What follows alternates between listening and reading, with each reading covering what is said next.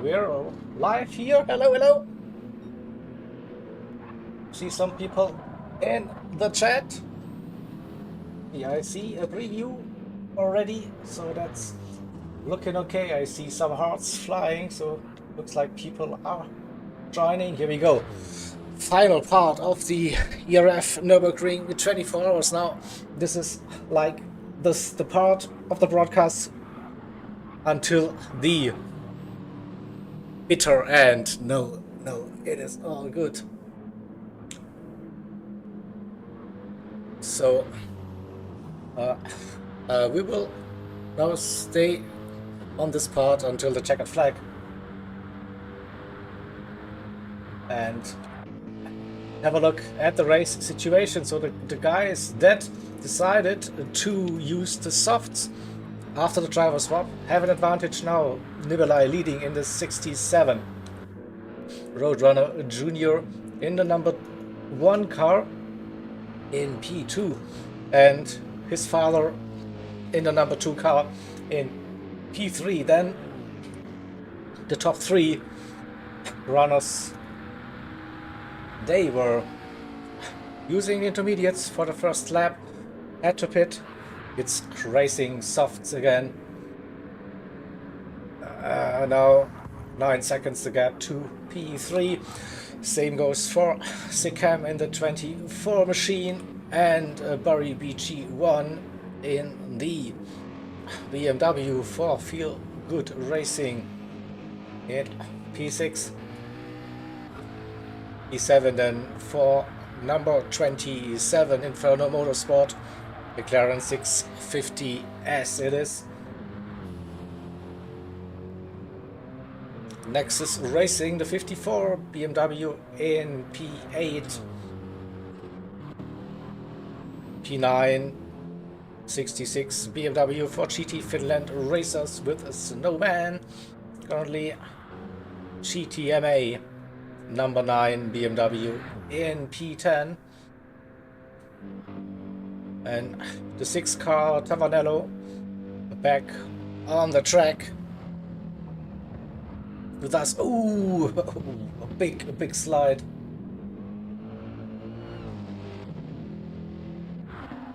Yeah, EZ Nukaria.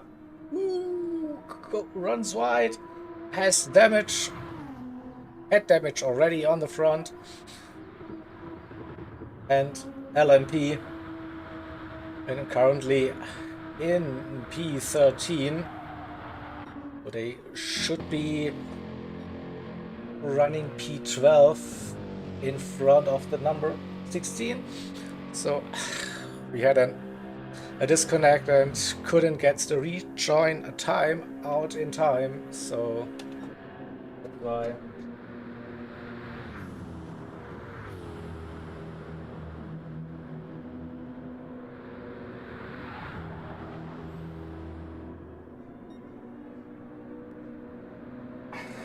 So then I'll use that little time for breathing room to update the live standings sheet.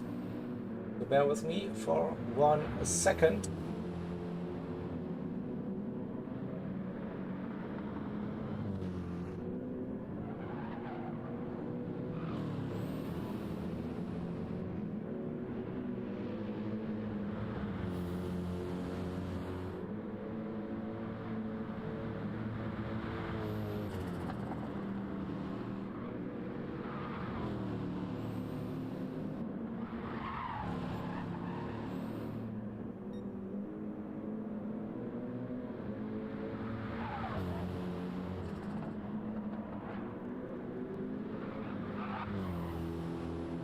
Come on.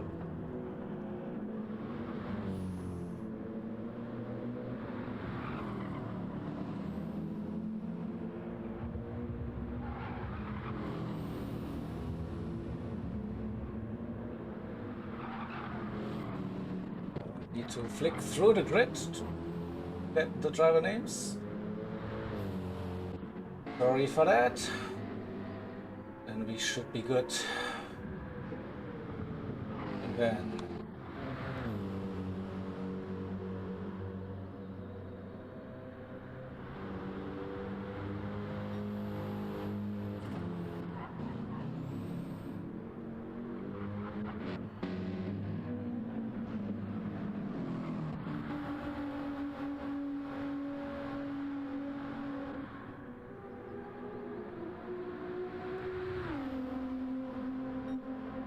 All right. And can show the current standings on that one as well. So let's get this thing sorted.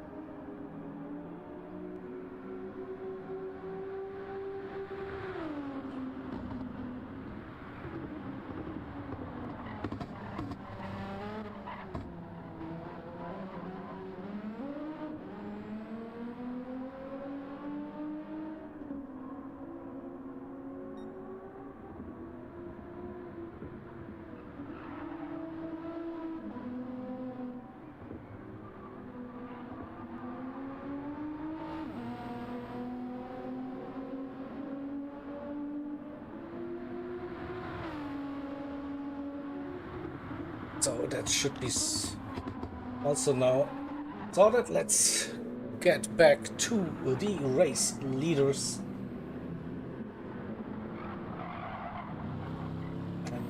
Bring up the stream chat as well. Hello everybody. Welcome back to part 3 of the Nürburgring 24-hour race presented by the Endurance Racing Federation.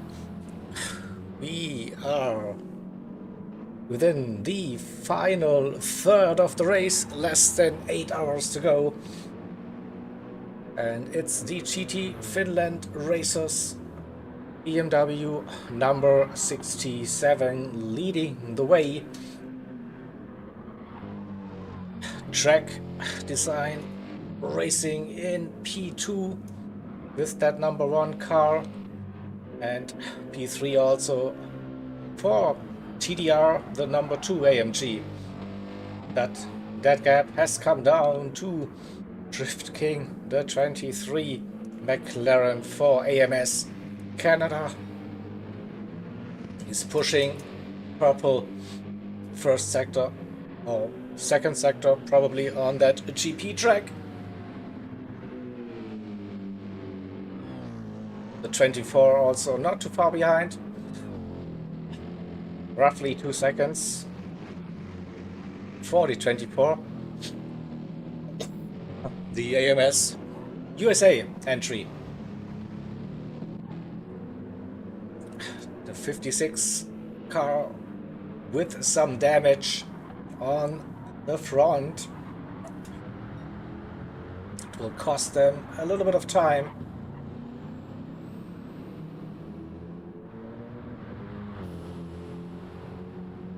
Now it's a bit early to pit again, and we go to that battle.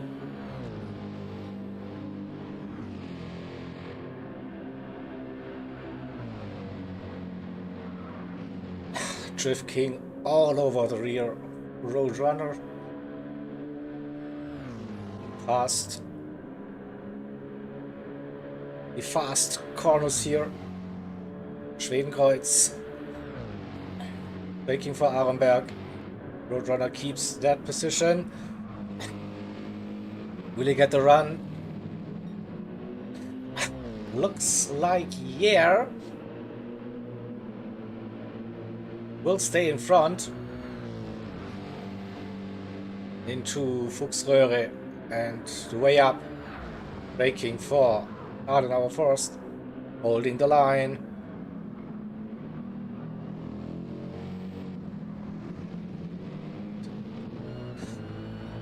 Okay, exit out of Adenauer first, so he will still keep that position for now.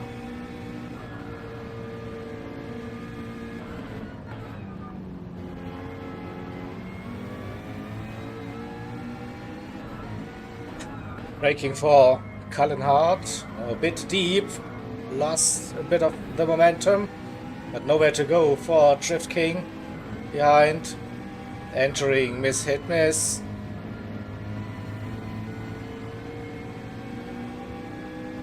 Oh, early on the brakes for Roadrunner. Out of their siphon.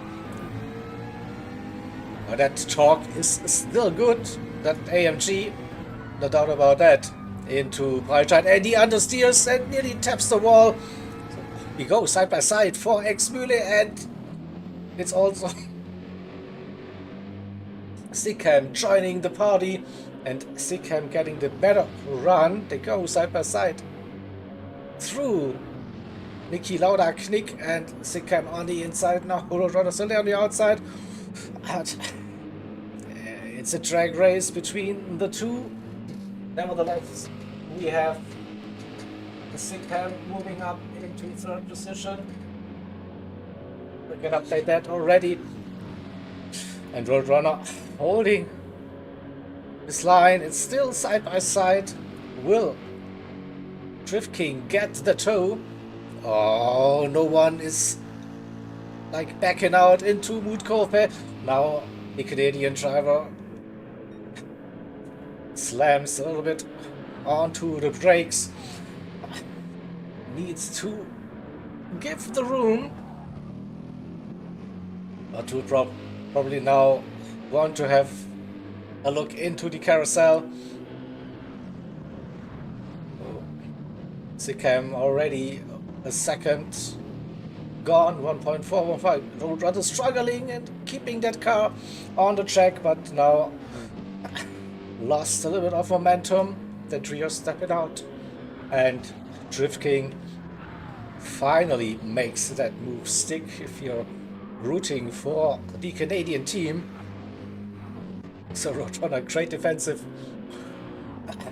drive, but in the end couldn't defend that position for any longer.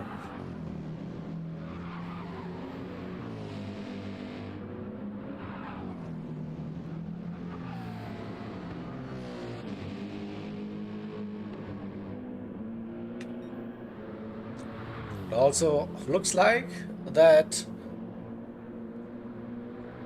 we have a Roadrunner Junior being on a mission under 5 seconds. A gap to Nibelai, or with a drift. The tires are looking already quite used after not even 3 laps of racing. So maybe those conditions now, they are not made for tire saving.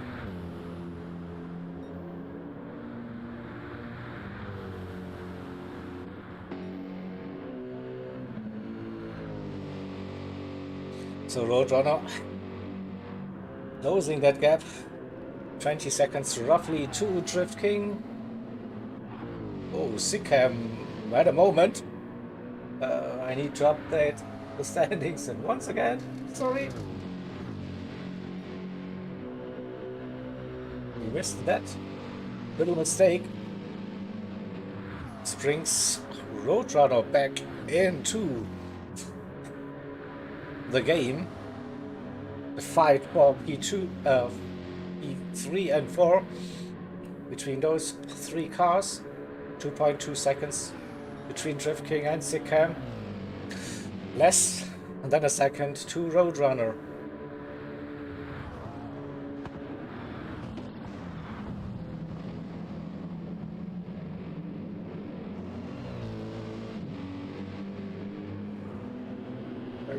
Great run out of the chicane for both of the AMS drivers, opening up that gap.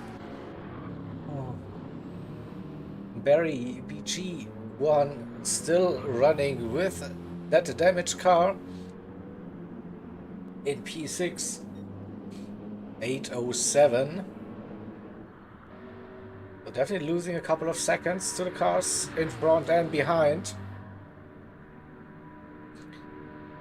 A Berger for Inferno Motorsport, and they close the gap.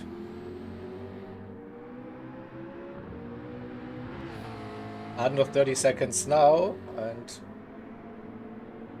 gained roughly 3 seconds on Feel Good Racing.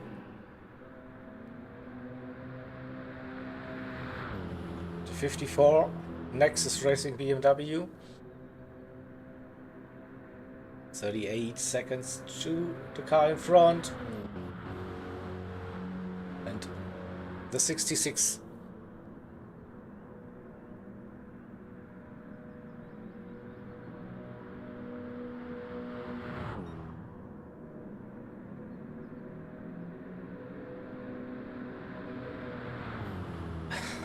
What is this lap time? Let's have a look at 53.803 as well. Nice lap time.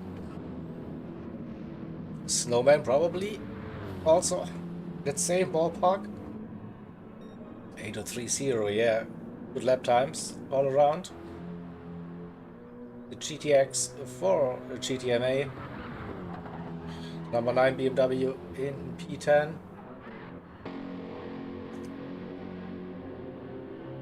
Fresh for Tavanello Racing, the number 6 machine. A minute the gap to P10, so top 10 might be even possible after having so many disconnects during that race. Oh, went off track a little bit, pushing very hard to close that gap. This number 16 also.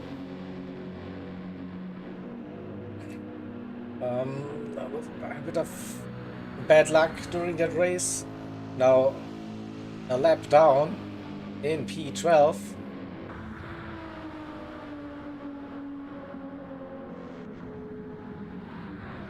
And chef for LMP.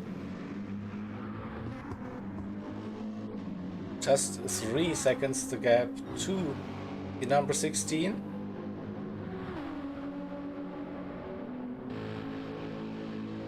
We could see a battle for position.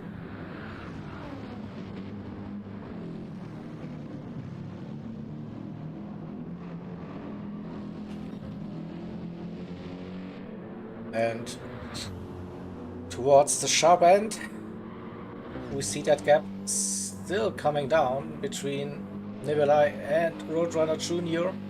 The 67 BMW versus the number 1 AMG. GT Finland Racers versus Track Design Racing. Roadrunner Junior is pushing 8-minute flat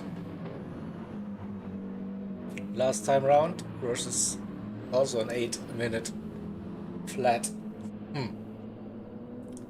But that gap is definitely like getting smaller. Under 3 seconds now. Question is, can they make those soft tires last for another lap?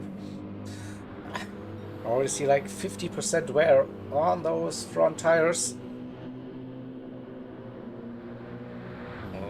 Would be a very difficult final lap on those softs then before the pit stop.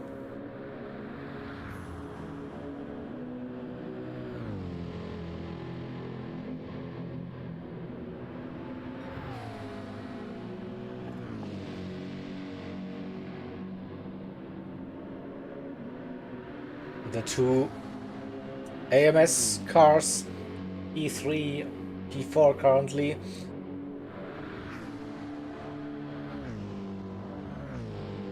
They're trying to bring that gap down to the leaders as well. 22 seconds currently. This is Roadrunner. And 16 a lap behind.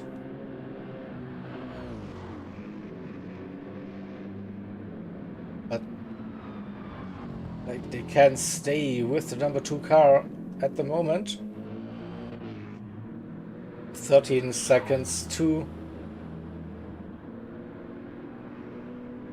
Feel Good Racing, the BMW with the 56 on the number board. What about Inferno Motorsport? McLaren number 27. Oh, also runs a bit too wide at the exit of Mutkurve. Avoids the damage. So it's all good.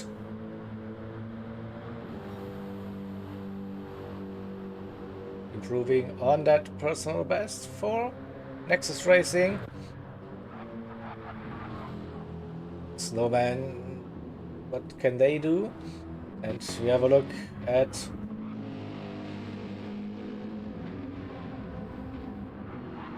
the number 16. They looks like they're a bit quicker. Need to get a clean and safe pass if they want to unlap themselves. Losing quite some time now.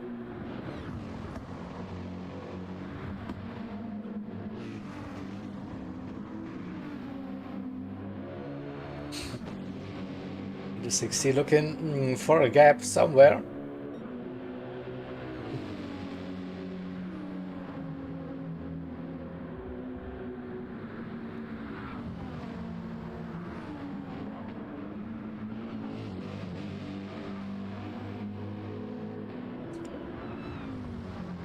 A second now between Lucadia and something happened at the front.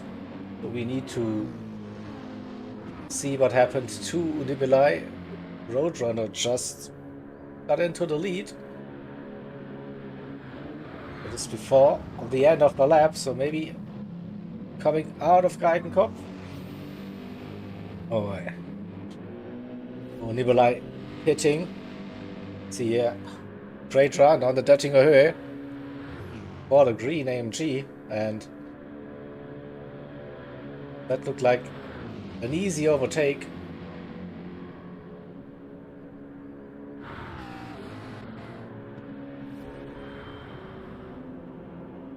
So the 67 in. Just tires for the car. We come out in P4 behind the two AMS cars.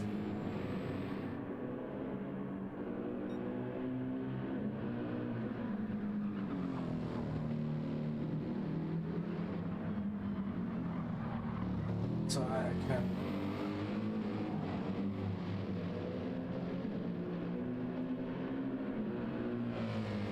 probably show that again.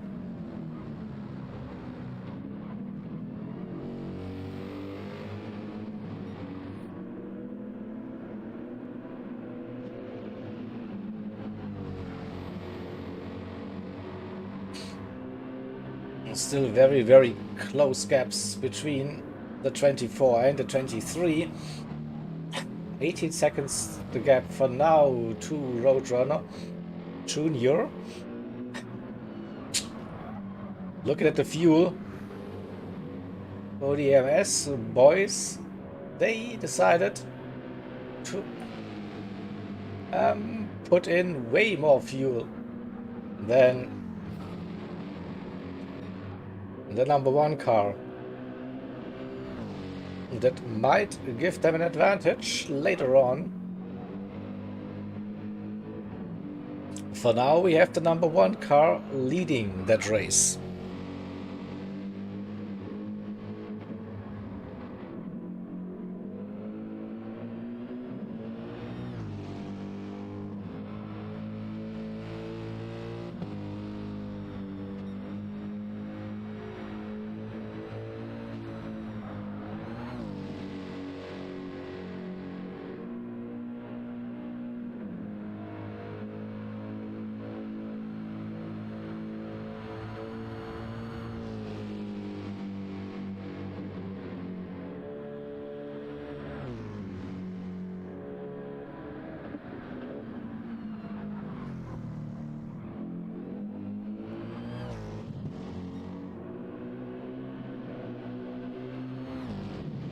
Roadrunner keeping that gap.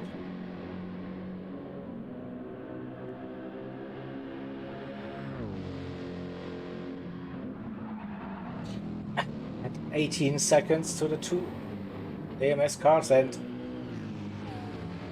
the BMW on fresh sub tires is catching. I think still that move coming out of the pits after the driver swap, using the soft tires compared to intermediates for the guys in front, would be a genius move. Again, a risky move, but 67 now caught up with the two AMS drivers, and we will probably see Roadrunner heading into the pits very soon.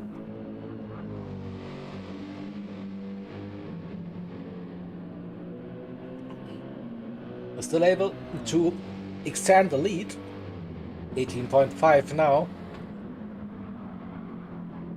even with 24 currently holding that fastest lap.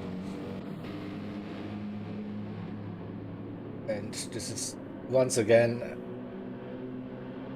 really close between three cars fighting for position.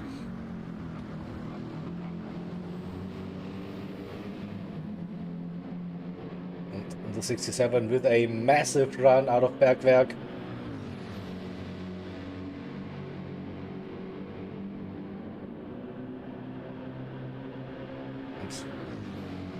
AMS doing the roadblock. Teamwork makes the dream work. So 24 keeping that P2. 23 P3 just a bit wide at Mudkurve. Oh, and a Drift King with a massive spin. Instant replay needed here. Did he touch the curb? He went wide. Again, dirty tires and lost the car. And whoa, that was big for Drift King, and quite some luck for Nikolai in the 67. But to avoid that spinning car.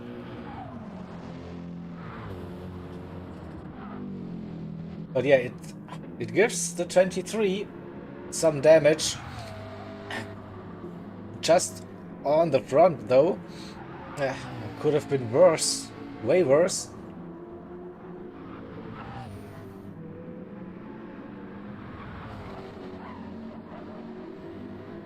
And this probably still okay now to pit for new tires and for the damage repair. The number 2 in P5, and it looks like the 56 is catching both, probably or with their in lap now. 27 also low on fuel, so we will see a couple of pit stops happening this lap. I will put the camera on this one, and I will be back with you. Just a little toilet break, sorry.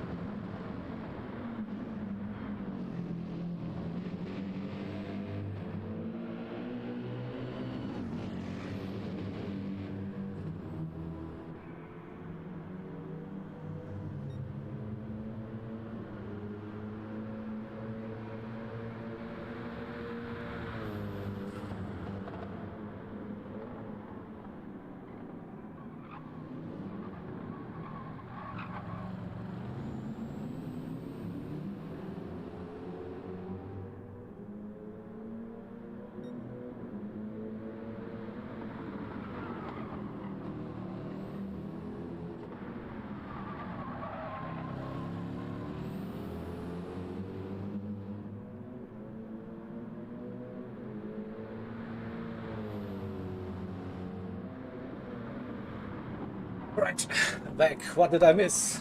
2 cars pitting, Roadrunner and Barry BG1 in the pits.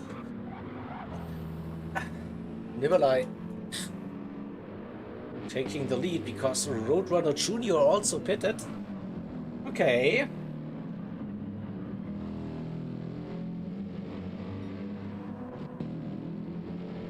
Outlap for the 24 and the 23 as well. So again, one of the winners, the driver swap sequence, is the 67 car now, leading 19 seconds. Roadrunner Jr. up to P2, so jumped those 2 AMS cars with P3 and P4.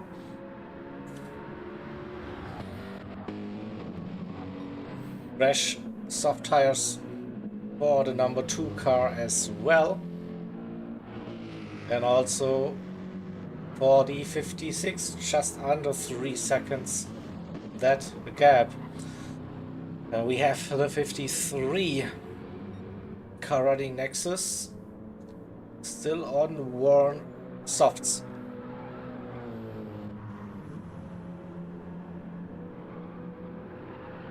Fresh racing softs for the 27 it is. So effectively running P7 at the moment, because 53 will have to pit probably at the end of this lap.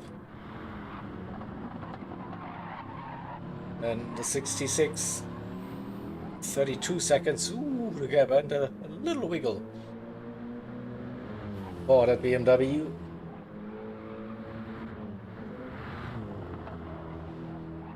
GTX for GTMA on worn softs as well. Looks to be like an in lap for the number 9 BMW.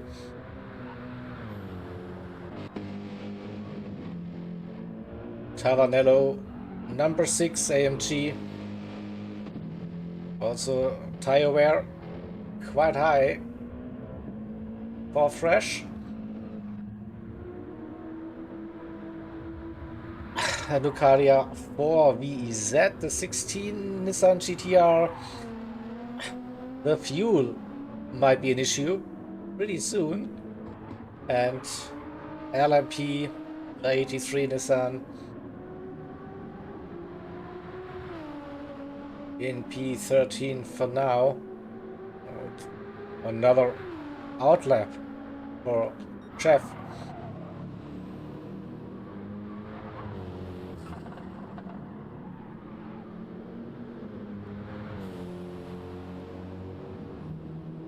That gap doesn't really change between P1 and P2.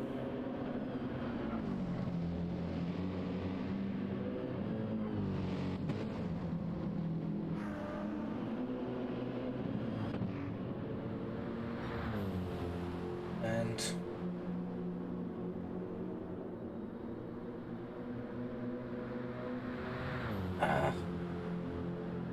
where is Nikolai currently? On track.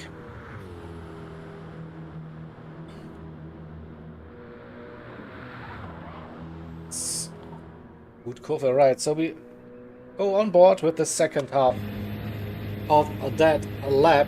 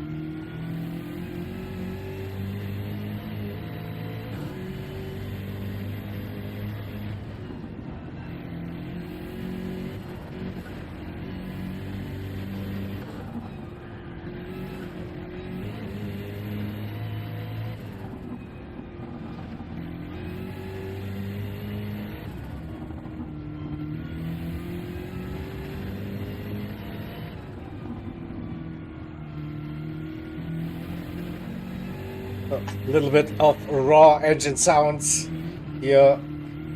Purple also quick, very quick.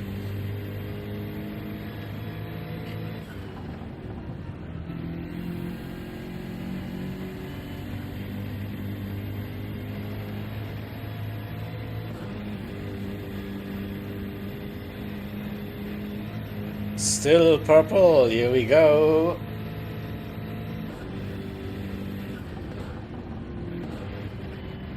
Oh, hit that curb. A bit funny on the entry, but car quite stable. Third gear. Interesting.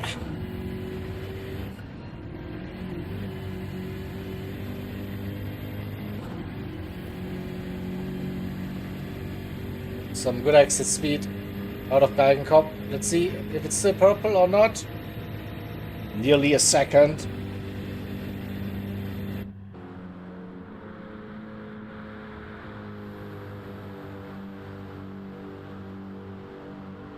So this should be an improvement then on the fastest lap of that stint.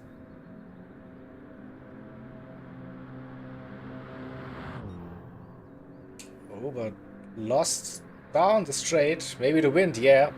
A massive headwind down die Döttinger Höhe. So that's why it might get pretty tight with that fastest lap. I missed out on it. Still an improvement on the personal best. But that headwind not really helpful if you don't have any slipstream partner. So nearly 20 seconds to gap to Roadrunner Junior. Lost a little bit of time. So Sikam under 2 seconds now. What about a Drift King? We saw that moment with the mistake and the damage. It's 17 seconds roughly now.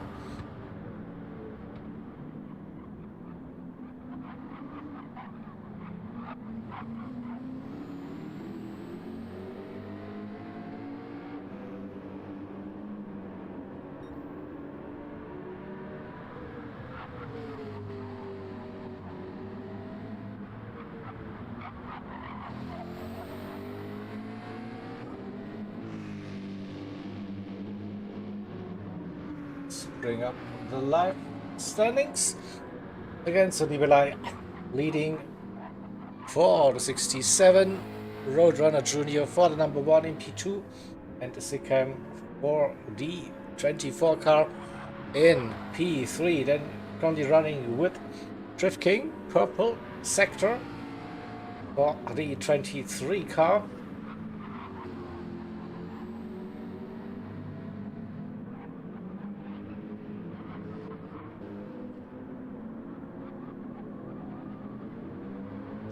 (56, 41 seconds. Oh, that's a bigger gap now.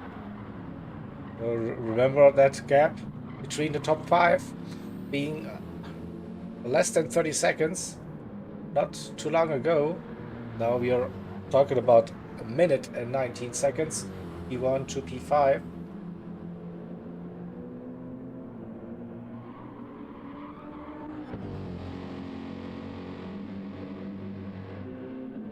In P6, the number 2.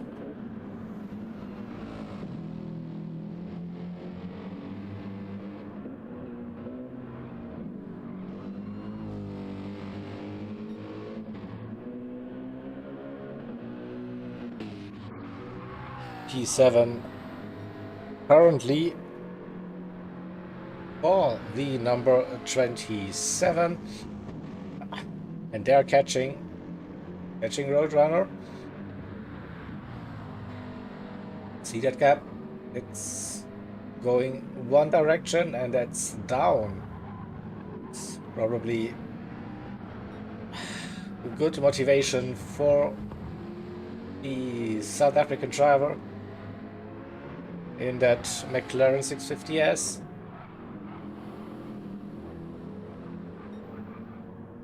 Everyone now with a good lap on the GP layout. Purple sector times incoming for drivers. Track conditions might be improving once again. It's quite sunny currently. Don't know about the track temperatures.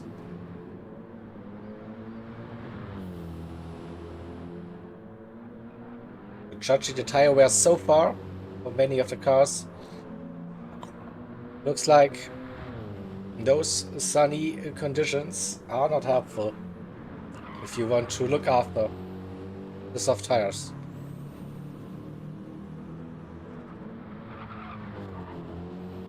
That gap to GTMA is also just going one direction for the 53, and maybe there's a possibility for Tamanello Racing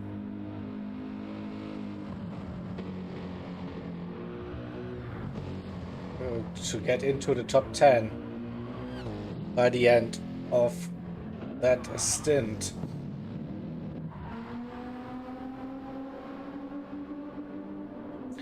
Lucaria very low on fuel, so in lap definitely now.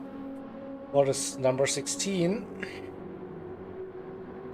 will bring that gap closer. 45 at the moment. 30, 35 seconds maybe for the pit stop, depending on the fuel. And that's... And maybe a battle for the next upcoming 30 minutes between the two drivers.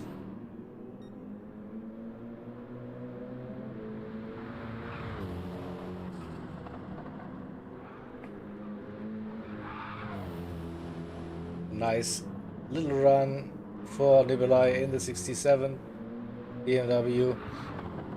We saw a couple of turns on board not too long ago, and it still looks very tidy.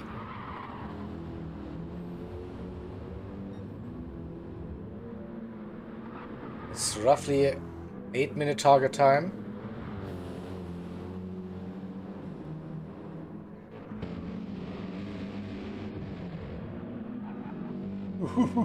Sikam slipstream now.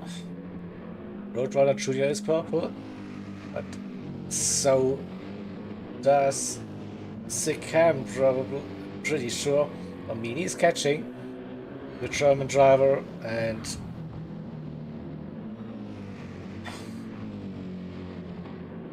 should be able to improve on his own personal best and the fastest lap. Yeah, it's purple. 1.3 might even get a little bit of a toe down the Dirtinger. Would be some extra kph or miles per hour, whatever you are using. 1.1 committed run, and he's got that toe, and with that tailwind, that will definitely help Sikam maybe even to go past the number 2. Yeah, already gained 4 or 5 tenths on that straight. Oh, what a move!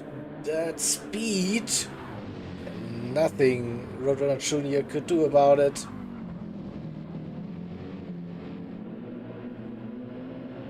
was very late, but he had a good run.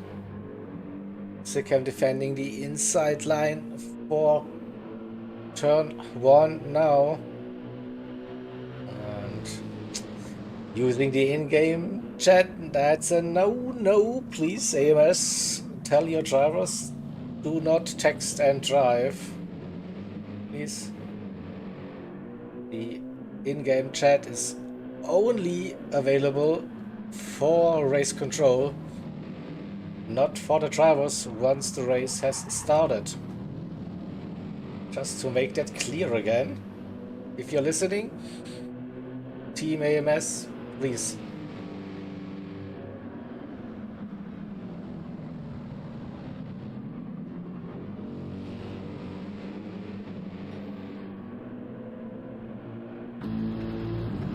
So the battle between the two AMGs, P2, P3.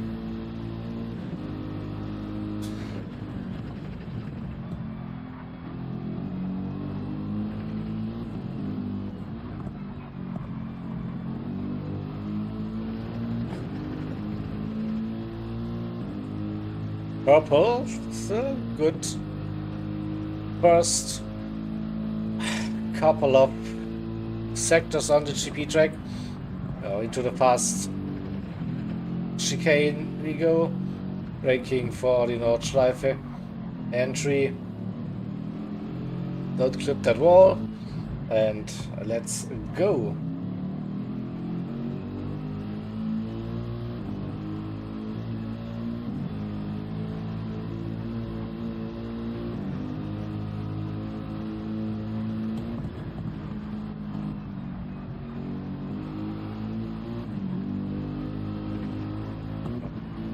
Not letting Sikkim run away. You know, keeping it at half a second. In P4 Drift King unable to go that pace at the moment. 18-19 seconds the gap.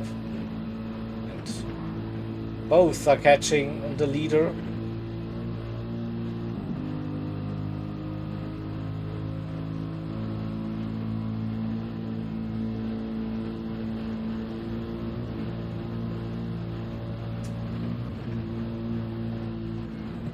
Nico in the chat with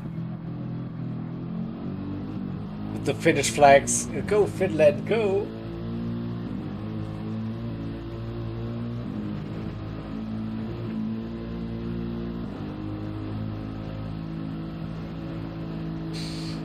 We will stay, of course, with this one.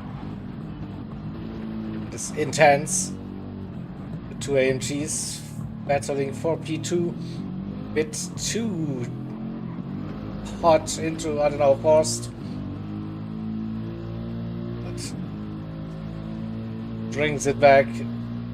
The gap stays roughly at that half-second mark.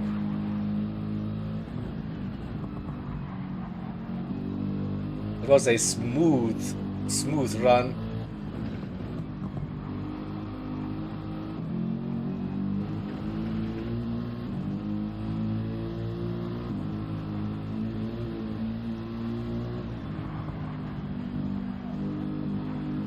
Oh, don't go to the grass. That was a catch and a half. Wow. On the limit, the very limit of the car. And a big moment and a big save. So we need to watch it on a replay. That was a massive moment for the number one. Oh, let's watch it. Hits the grass and then oof, left, right, boom. And then just continues like, no.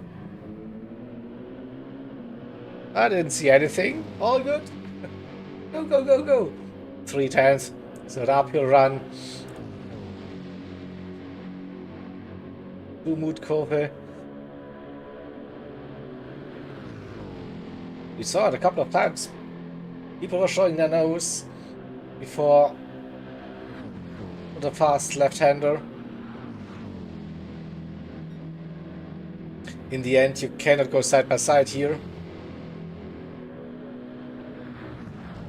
Still like making that car in front of you a bit more nervous. And another good run into the carousel.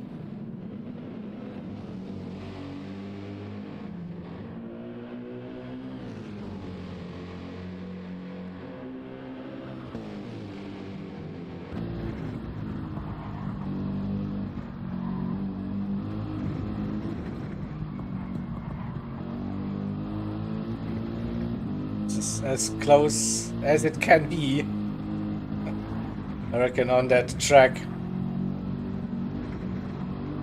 Out of Wipperman, and it's still under 3/10, coming into Eschbach, down towards Brünchen. Half a second still. Uphill, YouTuber's corner. Still 3/10. Smooth run over the crest of Eiskurve, entering Pflanzgarten section. The first part, the big jump hill. Whee!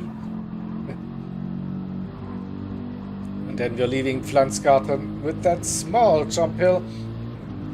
Just the fronts probably will get some airtime. And the green AMG is flying. Oh, show his nose there for a moment. Flash the lights as well. Definitely says hello. Watch me. Oh, a moment. The forcing cam coming out of. Oops, that's the wrong camera. So Roadrunner Junior up a position. That is P2 and P3, so swapping those positions again. And that entry out of an exit out of Kleine Karussell and touched the grass and lost momentum, but gets maybe a massive toe on the dirty go. And back in front, can Roadrunner go for the revenge? No, it doesn't look like so. And we switch positions once again, because why not? It is fun. And they actually are gaining on the leader under 14 seconds. So Roadrunner with the toe, heading into turn number 1. Looks down the inside. Can they go side by side? It's inside line 40, 24. No, Roadrunner again with a great move. So I update the standings once again. Now half a second. What's the tire looking like? Very even between the two cars.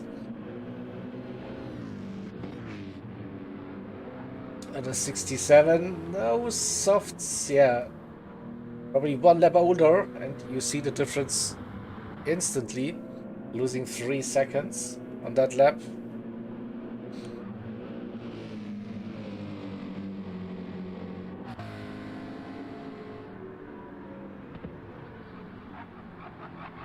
'23, touching the lap times. 58s, twice in a row. So yeah, good recovery. Keeping it at 18.5 seconds, so 18, 19 seconds roughly. That gap. 56 in P5. Over 27 up to P6. Not past the number 2 AMG. It's P7 now. 9 seconds to Berger in the 27 machine. Snowman versus Ferrari Pro. 66 versus the 53. Different pit stop strategy though. The Finnish driver with more tire wear at the moment might have to do this lap and then do another 5 to the end of his stint. Looks like he's struggling a little bit now.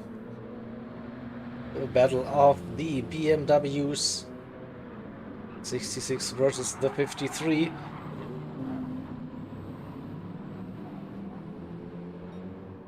It's not too good for your tires.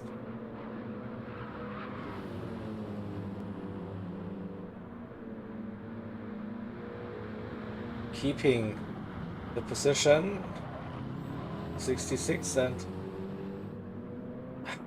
the 54 trying to find a way past that car. The gap between the number 9 and the number 6 also went down, like 120 seconds now. And after the pit stop, LMP got past the VZ Nissan. Alright, looking at the top runners, we have Nibelai with low fuel and very, very worn tires.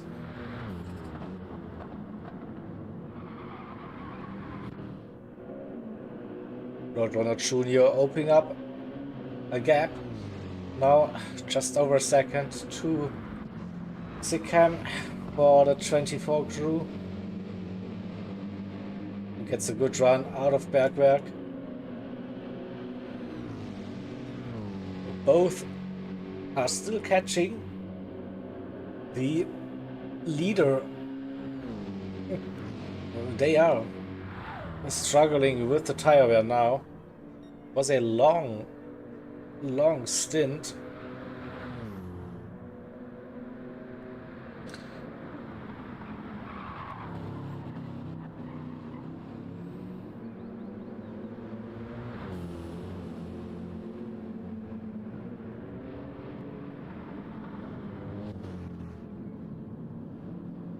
Keeping still the power down.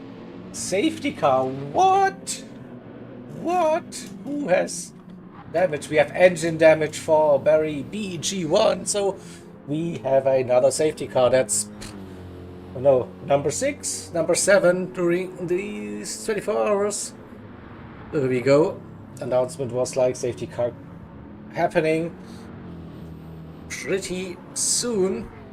So we have a race neutralization happening because of a heavy damage. And just before that safety car call, 27 got that move. So it's still green at the moment. Now we will see that safety car out message. Safety car now. Right, here we go. Let's bring up the overlay. So no more overtaking. The leader has to slow down just before the pit stop. So lost all of that advantage now.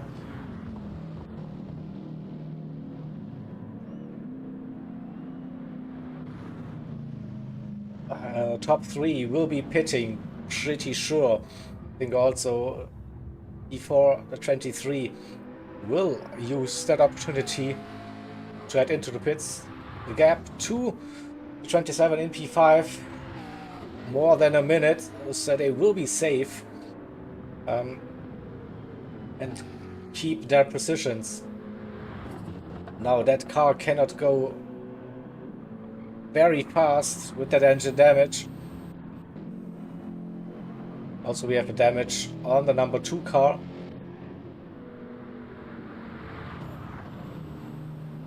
Snowman and Ferrari Pro. Close. The GTMA car will also gain more than 5 minutes behind that safety car. Fresh, the number 6, is on that lead lap as well, so basically no gap when we go for the restart. The number 16 is 1 lap down, so they will get the wave by, and it's the same for the 83 car. So with that safety car now, we had a little moment during the driver swap. I think that we can call it even, and so we don't have to do some crazy math now to sort the gaps out. All right. Yeah. Why not running slow once again?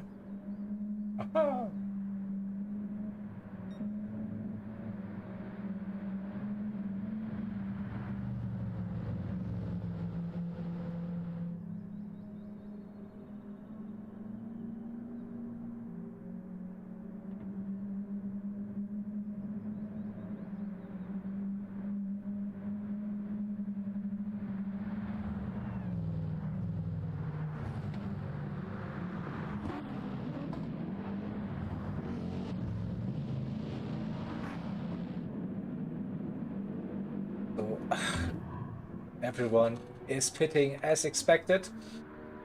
Pretty sure the 27 will do the same. Use that opportunity, grab some fresh tires, get some fuel, and run till the end. Yep, in they go.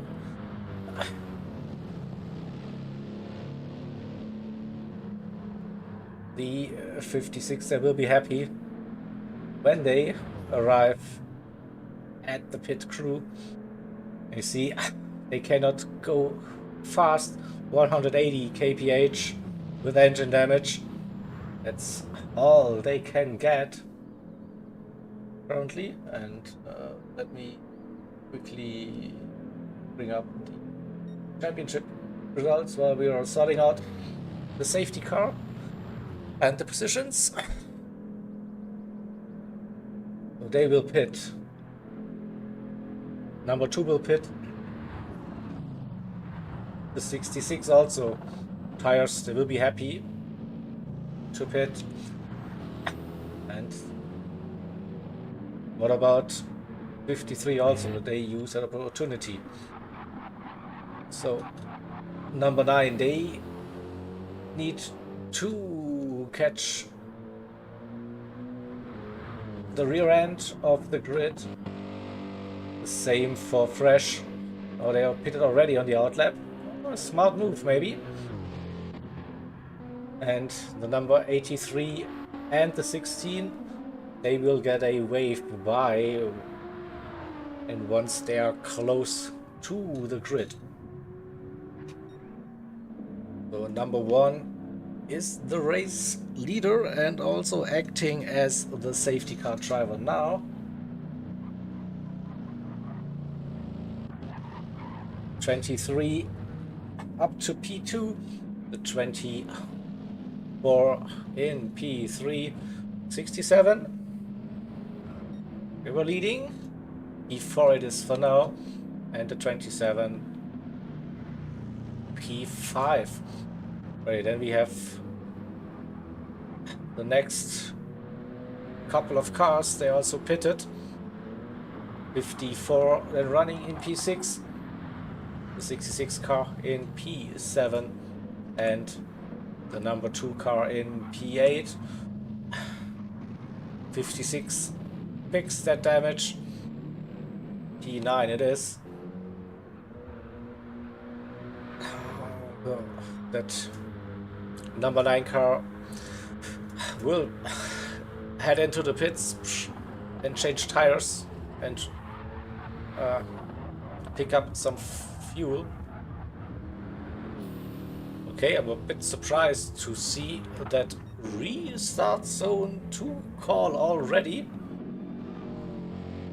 I think procedure should be to let 83 and 16 get that wave by. At least this was the procedure last time. Was restart zone 2 would be very, very early. But race control decides that's the way to go.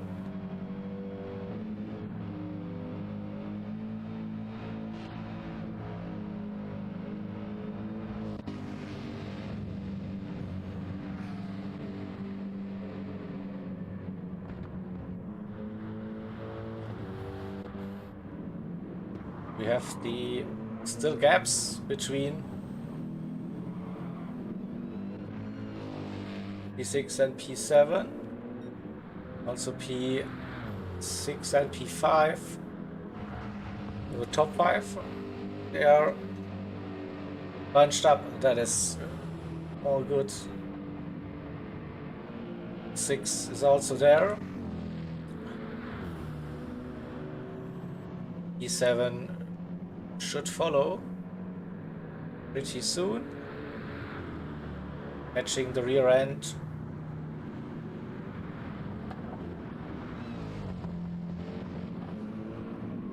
The number 2 as well. 56 also now back with the group.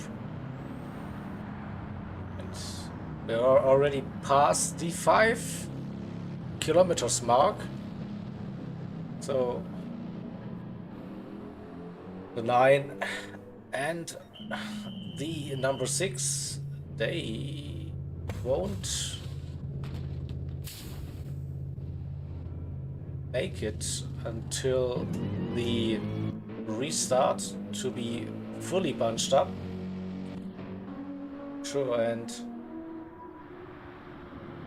the 2 cars with a lap down.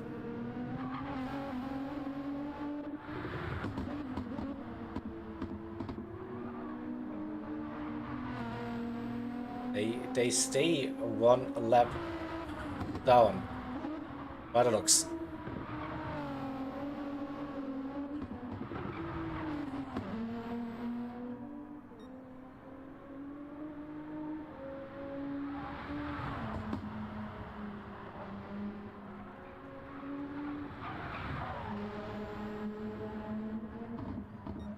Keep an eye on that gap.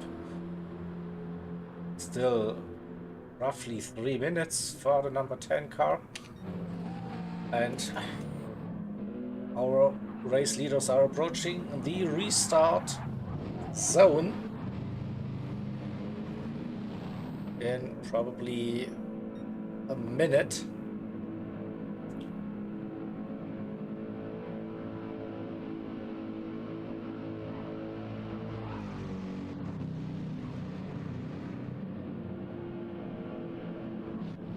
So we have 9 cars in that queue. 9 and the number 6 still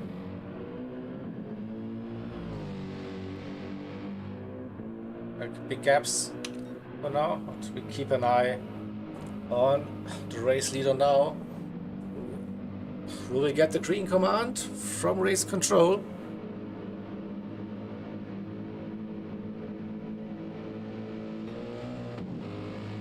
It looks like it's green. Accelerating. Here we go. We got the green command, so we continue with the race.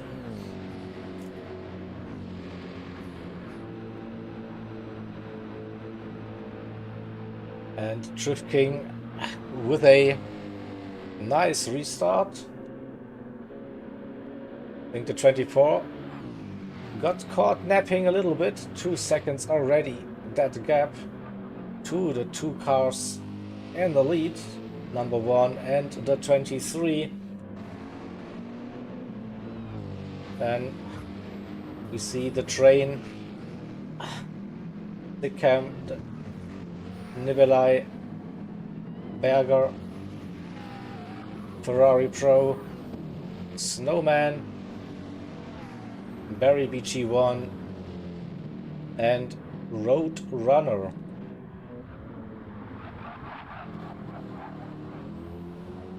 GTMA with GTX. 2 minutes 32 the gap. Crash another 22 seconds behind, less than 3 seconds behind the leaders. 16 Nukaria, 4VZ in P12 and LMP with their pit stop. And another 15 seconds in the gap. 2 E12. Alright. Let's see Roadrunner. A great restart so far. That gap went up to 1.4 already. Can Drift King stay close? Now, I don't want to lose that toe now.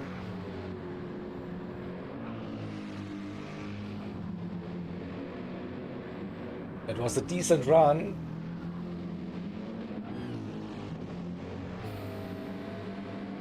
Struggled on the exit. 1.6 crucial moment for Roadrunner Junior and the number 1. 1.7, they had a good run on Podium Höhe. And they're outside of that slipstream range. So the gap is not coming down at all to Drift King. But we have that big slipstream train forming. We might see a massive slingshot here happening. Could be the BMW for Nexus Racing. Too far behind for now.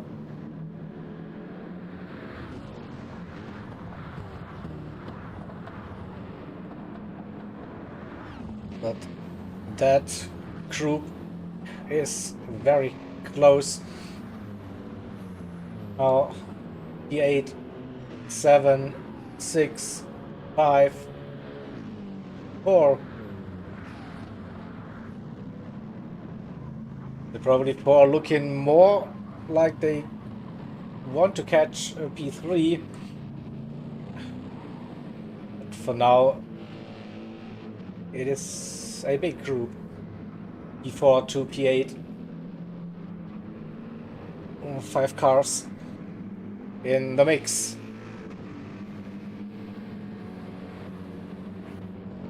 And the number 1 car 2.2 seconds now leading purple sector. That's the way if you want to make sure, hey guys, this is my stint now.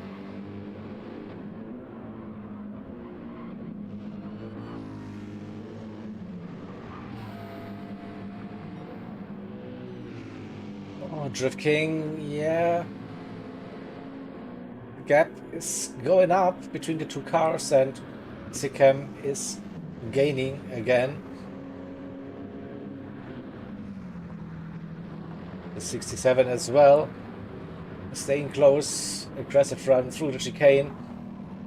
This opens up a little gap to the 27 and the 54. 66 is still close though.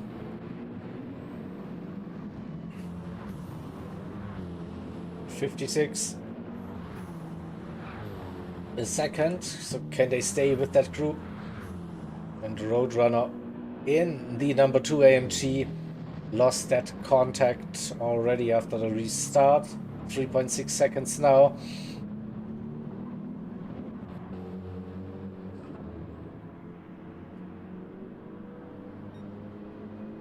GTX for GTMA number 9 versus Fresh Tavanello Racing 6. Wow, that was like 6-7 seconds gain on that lap for the number 6 car.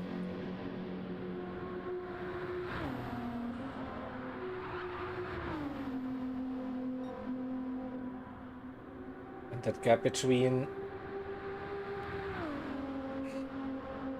the 16 and the 83 not close enough to see an instant battle, but this could get spicy once again. Oh, looks like the AMS McLaren up to speed again, keeps that gap at under 2 seconds now. AMG as well strong, and that BMW, so top 4 less than 6 seconds.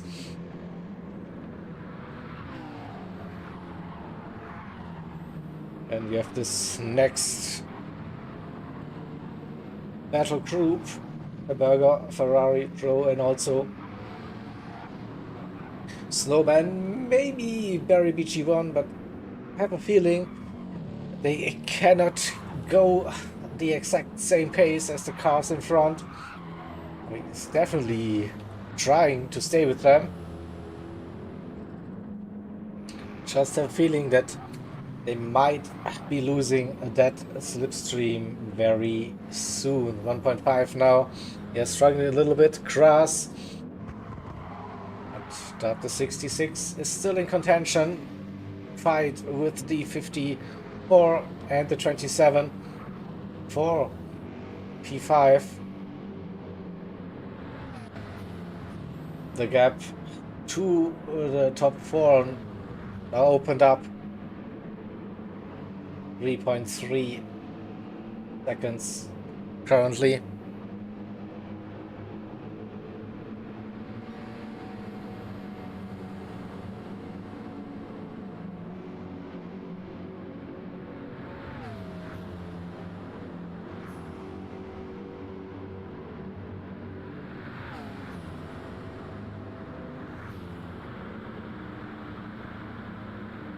Oh, side by side we go. Berger keeps that position, but oh, wow, that is close. Snowman right behind Ferrari Pro. There was no room to go around the outside, and the risk of touching the grass way too big. And so we stay line astern. Berger leading that group, and let's have a look at the race lead. 3 seconds between Roadrunner and Drift King, another 2.3 to Sikhem and Nibelai, so 6 seconds between P1 and P4. But this is already a bit closer.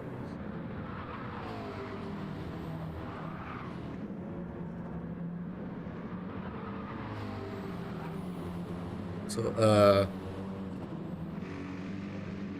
you shouldn't see that.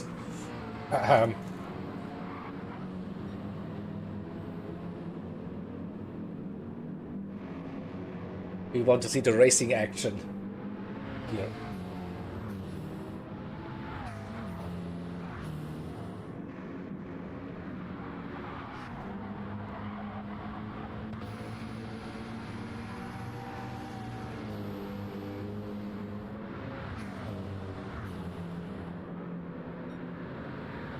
Again, a massive run for the BMW into Schwalbenschwanz. He's still close and he might get the run down the Döttinger Höhe.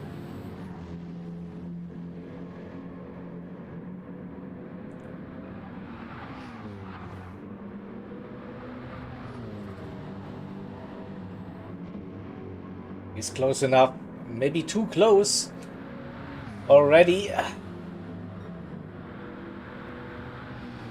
Might give the 27 the chance to tuck in behind.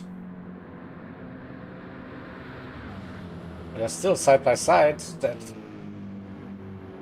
But that BMW got some legs, and the other BMW as well. They're inside. They go side by side under the Bilstein Bridge. It will be for a brief moment 3 wide. Give us the camera, please. And what a move. Snowman gets 2-4-1. So I'll clip that. We will have a look at it once the cars make it out of turn 1 and 2. This is still not over. The two BMWs fighting for position. It looks like Snowman has his nose. Can he stop it for turn 1? Yes, he can. So that should give him position, but a nice little cut-back move from the 27. And gets past the 53. All right, long replay time it is then. Coming down the Döttinger Höhe, we see that 66 BMW with the massive toe and the run, and then they go side by side coming out of Tiergarten, and the 66 gets in front. Nice move. Oh, it wasn't over yet, so we wait for it. We go on board with the 27. You see the 66 going defensive, the 54, and then a bit deep for the 54, and what a cutback move it is.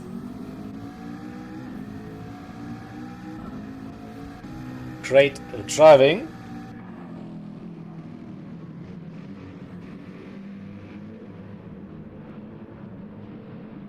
It's now opening up a little gap to the cars, and it looks a bit dizzy here at the Nordschleife again. Will we see a bit of rain again? You never know. Definitely more overcast now, and these are like, let's say, suspicious conditions here at the ring. If you ask me, we could see some rain now with the weather acting up like this. This would definitely throw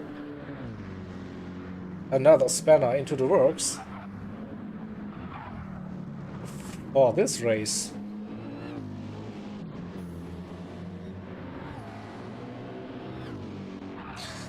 I don't have access to a weather radar by the looks.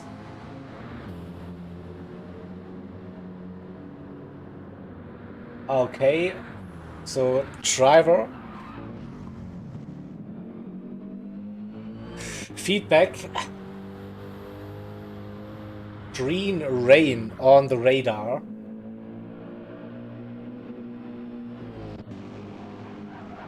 Oh, but I don't have access here. No one has it for me.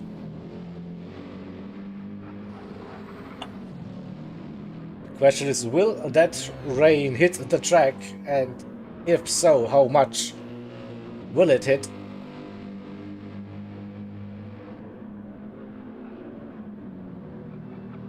But if it's like a big cloud and looking over the mountains, the forest, that looked very suspicious in my eyes. So that dizzy, foggy looking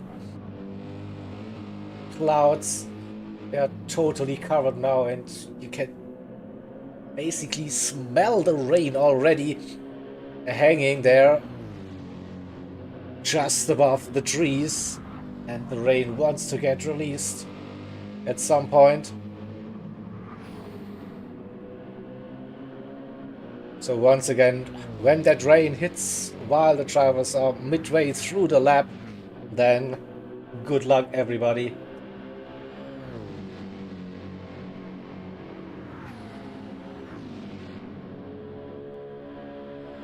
Okay, light rain at the northern part of the track. That should be still okay, I think.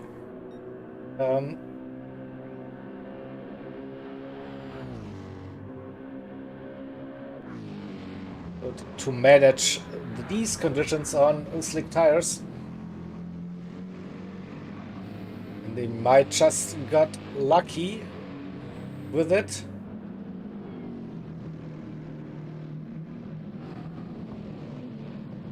Let's see if we see some rain here at Hohe 8. Hedwigshöhe. Now it's still dry, I don't see any raindrops on the cars. Oh, a big moment for Roadrunner, losing some momentum. Very overcast now from the visuals. Under 3 seconds again, another four-wheel drift. It's still dry. So I think they should be safe on this lap. Let's go back a little further and see if we can catch anything. So this is like the northern part of the track. Here it's still dry, but it's dark out there. Oh, and the 16 head to pit again. So it looks like no immediate threat there from the skies.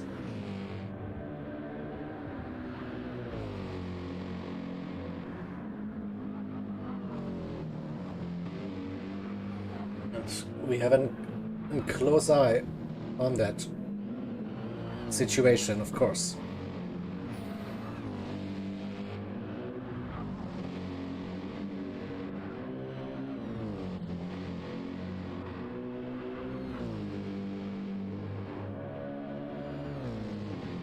So ideally, the drivers want to finish their stint on the current tire compound.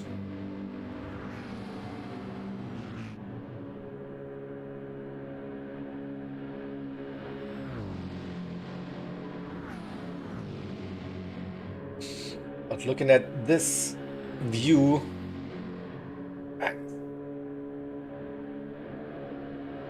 we might get some rain on the next lap. Whoa, the 23 with a massive moment. How did he catch that? Magic hands. Okay. So no damage for the 24. Are they going for a risky tire strat?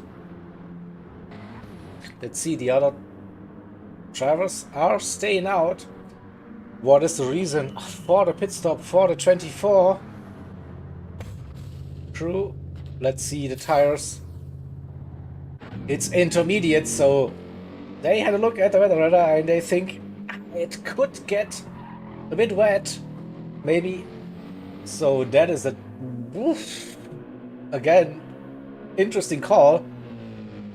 Well, the only car actually to go on to intermediates. It is bone dry still. You add the GP track, no sight of rain. It can happen any second though. So intermediates for Sikkim, was this like a split second decision, and plenty of Podium going, I don't know, racing softs for the rest of the grid.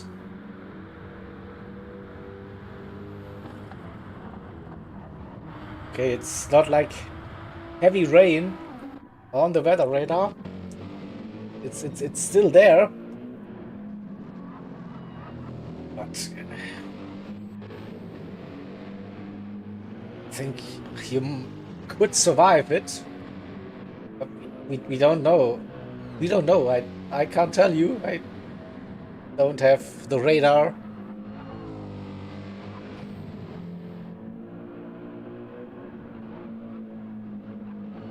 Oh, I got a screenshot here. Nice.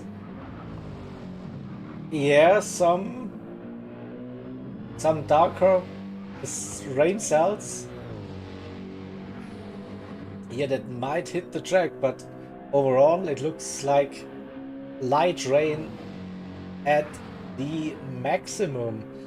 So thank you, Nico, for that inside information. My feeling, it's like staying out on softs was the better strategy option.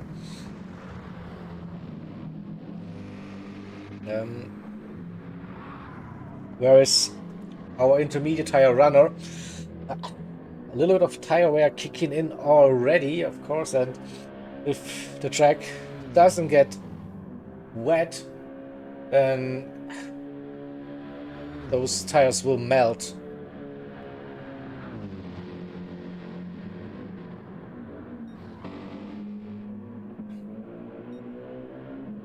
Oh, and feels like it looks brighter. Oh, here comes the first raindrops for the cars. Looks, yeah, rain is now here, but very, very light, just a couple of drops. Now it didn't affect the track. So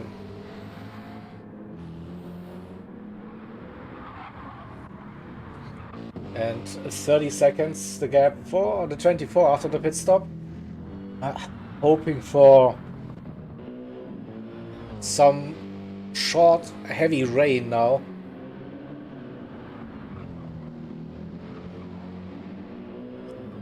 Is it gonna happen? I don't know.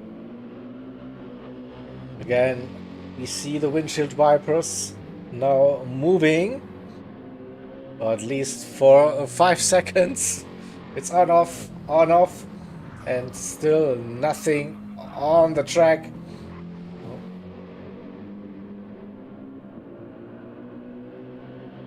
1.1 between P1 and P2.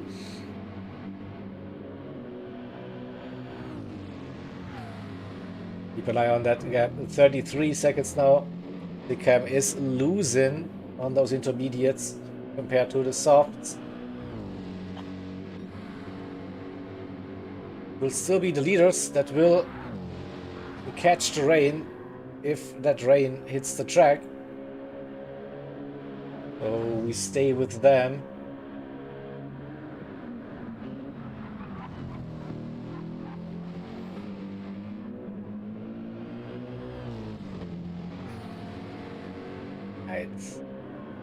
It's not enough again. A couple of raindrops. So let's do some onboard. Maybe we get an impression. Now I see barely on. So I see now maybe 5% on the wetness indicator. So that is easy manageable on slick tires. And if that's all, then the intermediates was the wrong decision for the 24.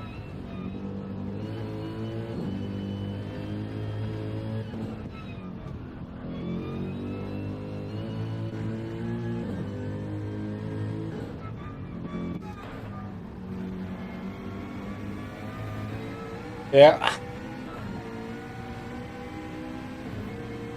It's bone dry on the track.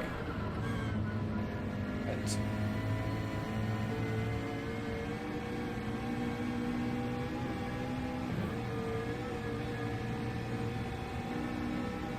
nothing more probably on that radar.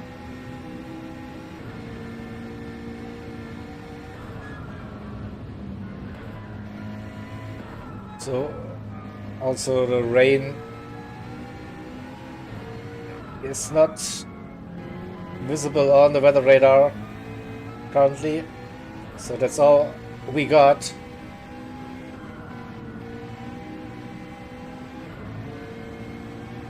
And we still have a battle, like for P1. 2 cars, less than a second on that penultimate lap for stint number.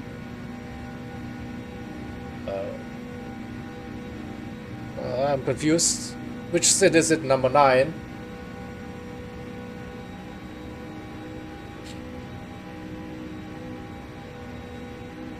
Pretty sure it is.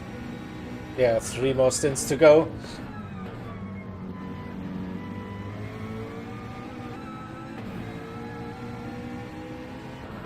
And we're on the final lap. It's the in lap for the driver swap. Number 1 leading 23 in P2 and the 67 in P3. Then the 66 P4, 27 in P5, 54 in P6, and the 24. Will they run just with the intermediates now? Probably, yeah. Don't have any other choice now. Lost quite some time with that pit stop. 40 seconds now, the gap. The number 2 in P8.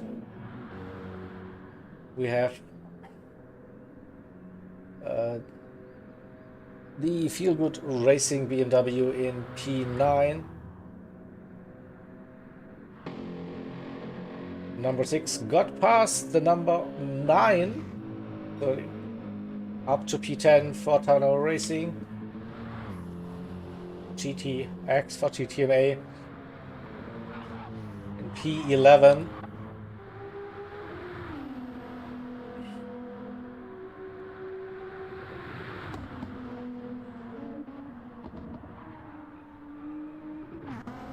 VZ and LMP at the back of that grid, still on the lead lap though.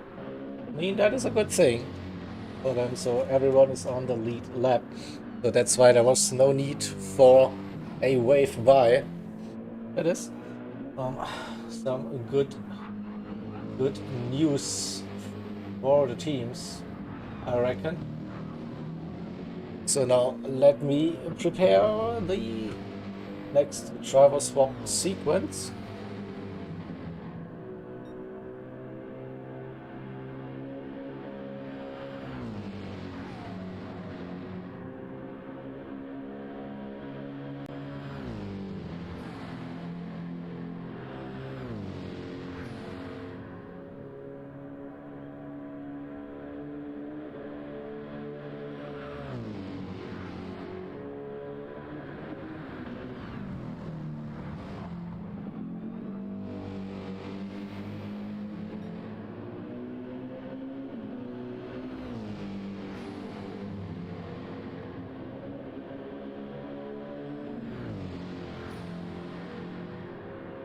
right.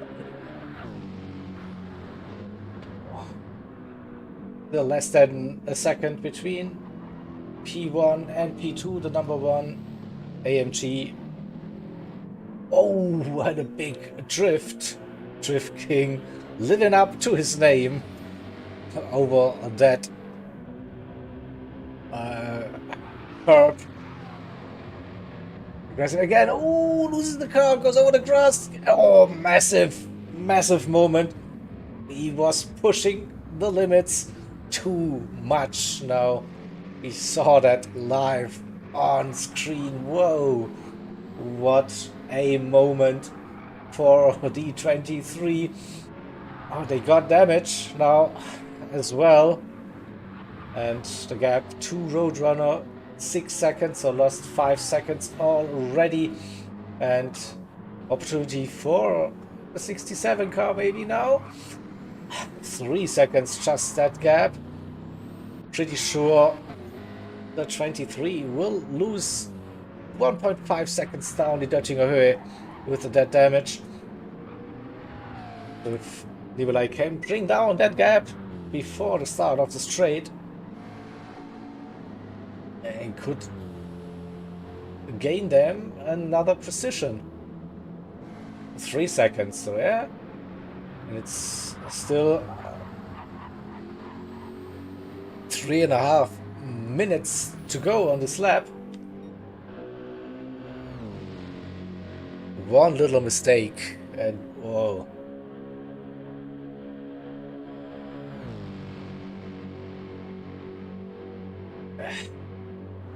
I wouldn't call it massive, but that impact was quite big.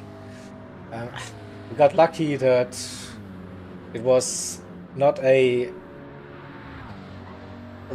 hit that area with the front end. It was a bit more sideways, so that, but still, he's losing so much time already, under a second, and the 67, they will have no problem at all and getting past the 23 before the travel swap. It's also probably a mental thing now. If you crash on that final lap, you were pushing so hard, you have to regroup, refocus. Now it usually takes a while. It's nearly off track again. So living really on the edge. 10 seconds the gap to Roadrunner.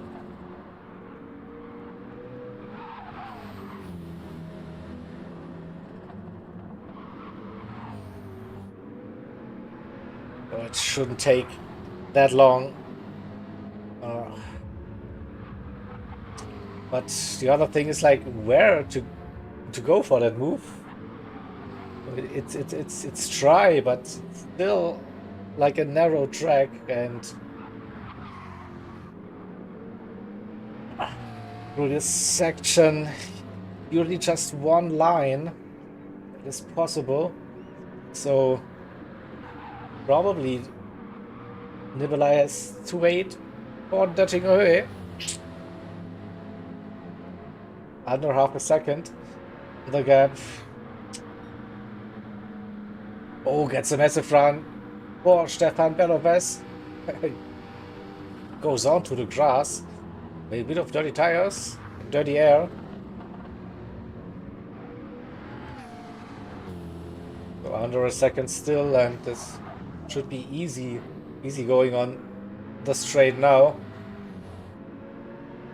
But then again, another mistake for the 67 car, now gaining again, bringing that gap back to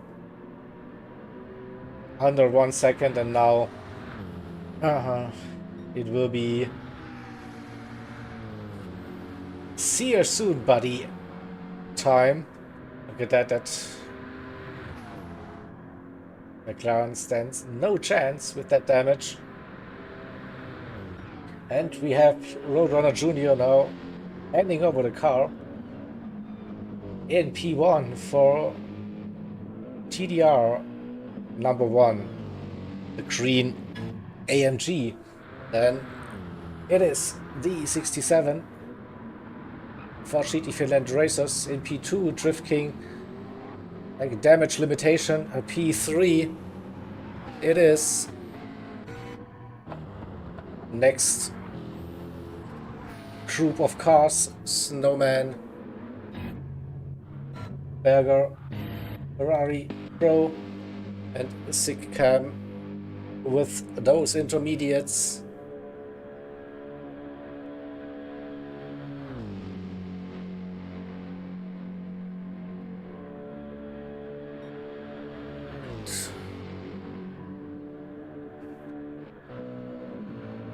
We see the racing action continue in the small window. We will go full screen very soon. And for stint number 10, Sikam is in. Here comes Road Runner for the number 2 AMG. And Barry BG1 for Feel Good Racing. E9, and after that we will go full screen.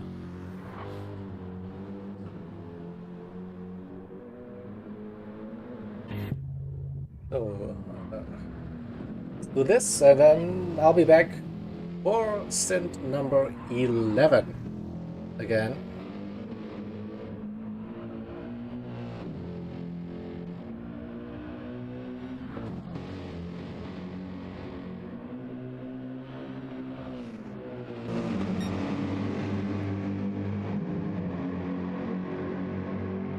Here we go now for stint number 10. This is hour 18 of the ERF Nürburgring 24-hour race of 2025.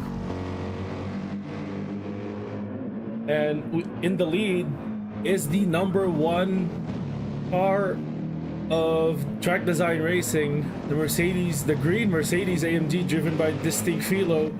In second place is the 67 GT Finland Racers BMW M6 with FGR Erzux behind the wheel. In third is the AMS McLaren 650S GT3 driven by AMS Rodriguez. In fourth place we have the 66, the sister car of the GT Finland Racers, also in a BMW M6 with Max Out Finn behind the wheel. In P5 and leading the AM class currently is Inferno Motorsports McLaren 650S with Kevin C behind the wheel. And in P6, their race-long rival for the AM class, it's the number 54 Nexus Racing BMW M6 with Awesome Gumball 14 behind the wheel. In P7 is AMS Windfire for the second car of Apex Motorsports, the number 24 AMG. This car ended up back here because of a failed gamble to go on intermediates at the end of the last stint for the rain that never really materialized into anything. They are 1 minute 13 seconds behind the race leader. That's a lot of time to make up with only 6 hours remaining in the race. In P8 is Luigi in the number 2 TDR Mercedes AMG. His car is 1 minute 24 seconds behind the race lead. Quite a lot of time for this car to make up as well. In P9 is FGR Matty in the number 56 BMW. This car has been a strong contender all race long. There's still 6 hours to go. We'll see if they can climb their way back up. 1 minute 35 off the lead. P10 Capraman in the number 6 AMG for Tavanello Racing. And this car is currently P3 in the AM class. Let's double check if that's correct. It is. And after 4 disconnects over the course of the race, they've done well to only be 2 minutes 45 behind the race lead. Safety cars helped there, but this team did not give up, and they're hanging on P3. In P11, it's GTMA's number 9 BMW M6 with Kareem behind the wheel. Only 17 seconds to the number 6 AMG in front, so this might still be a battle waiting to happen. In P12 and in P13 are the number 16 VEZ Nissan GTR and the Legend Motorsport Performance Nissan GTRs. Unfortunately, the GTR is bringing up the rear, but that doesn't really mean that the car is slow. Just circumstances happened with disconnects that saw these two cars bring up the rear of the grid. Obviously, the previous stint still hasn't ended, so these cars are still waiting for the go signal to get onto the racetrack here. But Philo right now in the lead, enjoying 12.6 seconds of an advantage over the second place GT Finland Racers car. And AMS Rodriguez in P3 had a little accident on the final lap of the last stint. Came into the pits with damage. It was right alongside, or right with, the number 1 AMG at that time.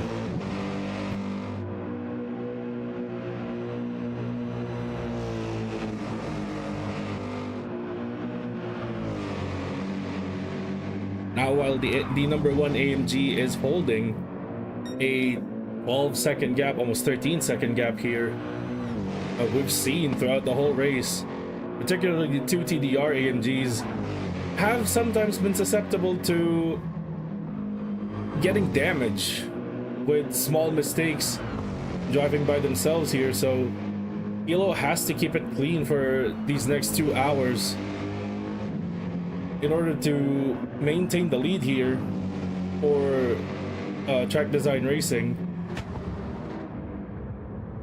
And GT Finland Racers, as well as the AMS number 23 car, have all the work to do to just catch up here. They can't really let off the gas per se, can't relax a bit, because the other GT Finland Racers car, the number 66, is chasing them down from P4. Now, an interesting battle here has been for the lead of the AM class. We've seen the Inferno McLaren lead for a sizable amount of the race, only for the Nexus racing car to come back and hunt them down just on pure pace. And at one point, the 54 car actually had the lead of the AM class, but a bad mistake at the end of stint 8 saw them nose to tail coming into the pits for the driver swap. But the battle's far from over between these two teams.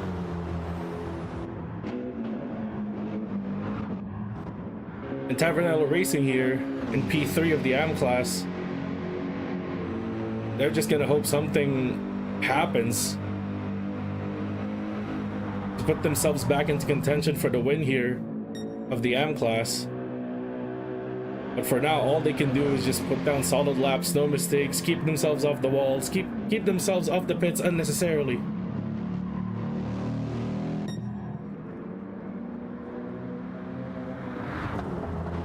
And the field's a bit spread apart right now, given how the last stint went off with, I don't think we had a safety car last stint, which explains how the field got so spread out as is. And I'm being told that during stint 8, Gumball, who was also driving the car during that time, had a wheel failure for a split second that led to the accident, which gave him the damage. It was quite a substantial amount of damage. Nothing severe like an engine damage, but if I recall, it was both front and rear aero and some suspension. Some corners of the car were also damaged. It had quite a lead over the Inferno car, but then by the end of the stint, it was literally nose to tail between the two of them. I feel like it's gonna come down to the wire here between these two teams. But either way, they have to watch out, because right now they're in 5th and 6th, But some really scary quick guys are in 7th, 8th, and 9th, hunting them down. These guys are trying to get back up there to the leading pack. And eventually they'll probably have to go through these two AM class contenders.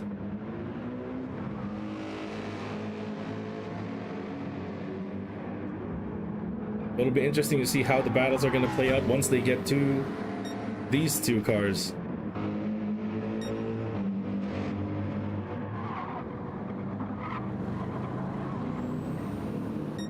Has to be said though, I don't think I've had a stint where the field actually got spread out like this.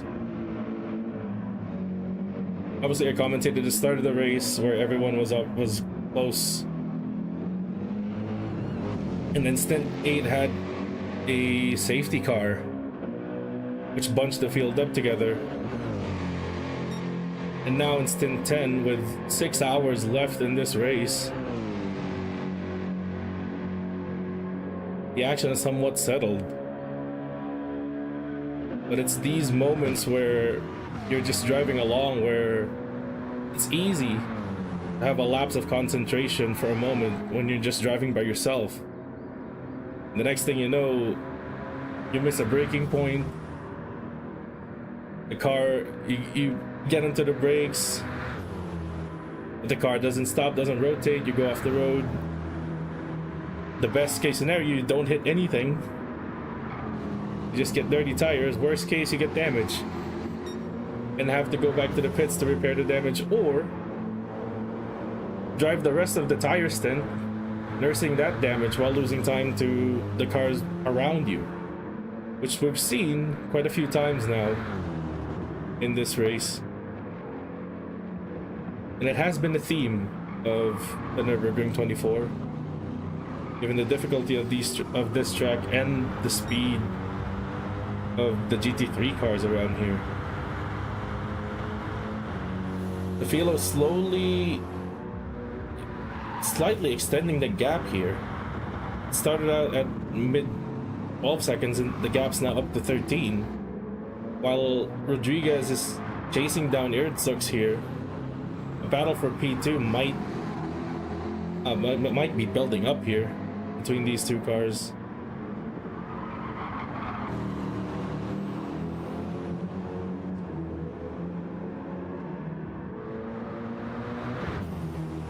It's fair to say that a lot of the pro teams have put in some of their faster drivers in this stint. We kind of want to start building up momentum for a final push. Normally it's within these last 6 hours where you start building up that momentum.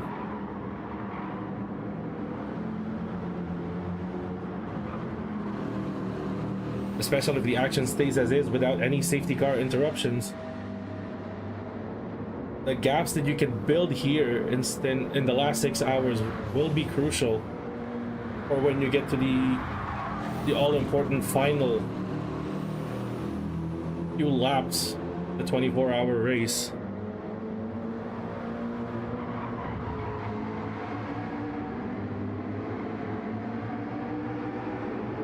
Shaping up to be a good battle here for the AM class. But the pace looks to be pretty equal between Inferno and Nexus Racing.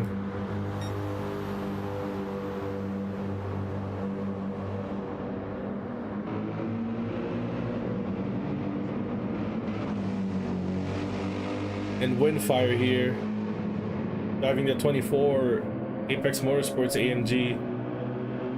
He's got a lot of work to do in this stint to recover all the time lost from that failed gamble in the last stint in the intermediates. Even in this stint, started out cloudy with a bit of rain actually on track. But the track surface meter never really got up enough to the point where you'd even consider running the intermediate tires, similar to how the previous stint ended, pretty much. Because the weather is set up random, the drivers, while out there, have to have one eye open on the radar. they have to judge for themselves.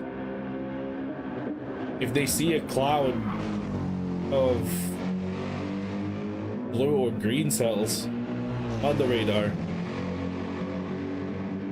they have to look if the trajectory is gonna hit the track or is it just gonna go around it. Sometimes you have to gamble on that, especially when you're on the Dottinger Strait and then you're seeing that little cloud coming down on the radar, but not really sure where it's still going. Now, if the rain actually hits the track and it gets wet enough for inters, and you pit on that lap for inters, then yeah, you probably score big there. Because missing the gamble on a track like this is gonna gain or lose you massive amounts of time.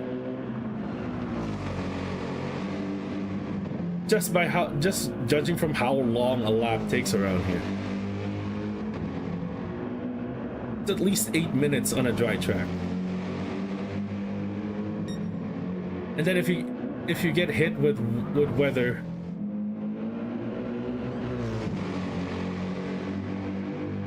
on slicks, you better hope you don't go off track. I'm getting word that, oh, the Inferno car, the number 27 McLaren, has heavy front damage here. Front aero and both front suspensions are damaged on Dottinger Strait. This is going to be a chance again for the Nexus Racing car to take the lead of the AM class and P5 overall.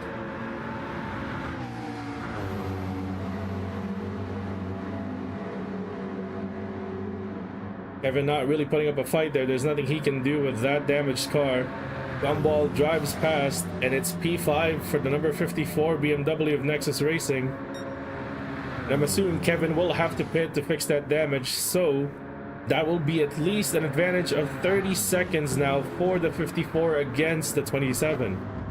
This is a bad timing to have that kind of off, given how it's still the start of the stint.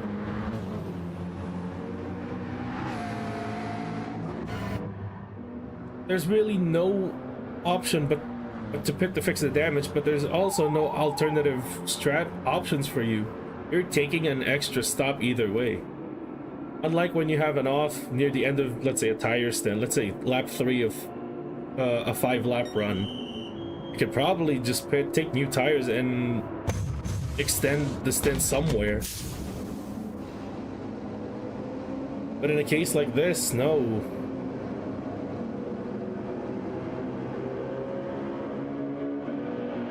This is, in terms of timing, this is probably the most painful to have one of those. And Kevin is out of the pits behind the 24 car of Windfire. And also now behind the number 2 AMG of Lugi. Which now puts him around about 38 seconds behind the 54. That's a lot of time for him to gain.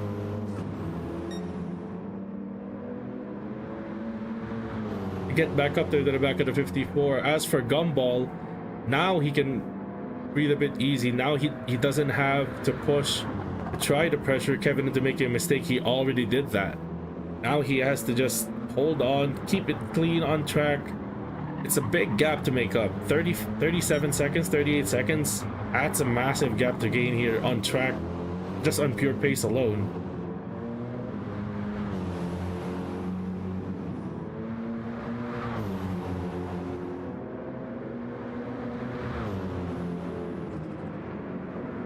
Like, it's a crude way of thinking about it, but the best way for Kevin to make up that gap is to hope that something happens to Gumball, or a safety car bunches up the field again.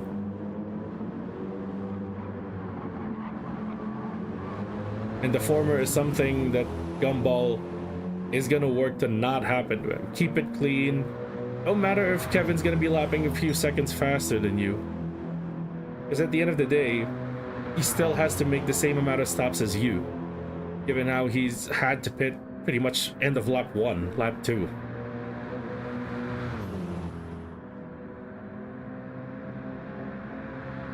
So it's not an undercut,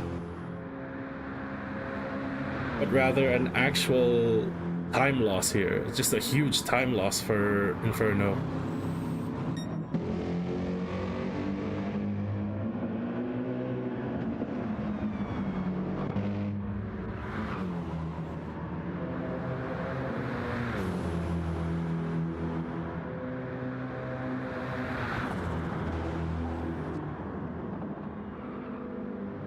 Oh, hold on. I'm being misinterpreted here. I'm saying he has to keep it clean. I'm not saying he has to crash. Whether he does that or not, well, that's out of my control. That's out of my hands.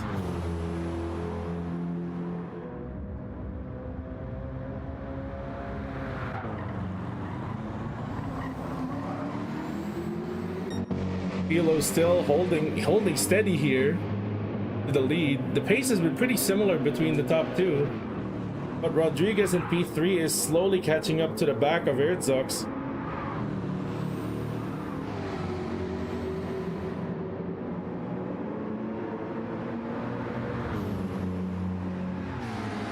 Current fastest lap is a 56.5 from Lugi in the number 2 AMG. This is a pattern we've seen before, where the number 2 car is just lighting up the track with fast laps.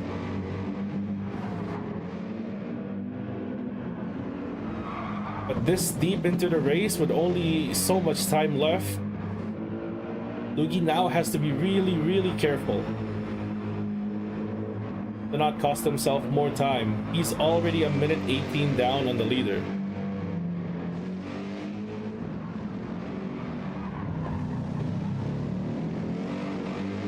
So he has to be really careful here.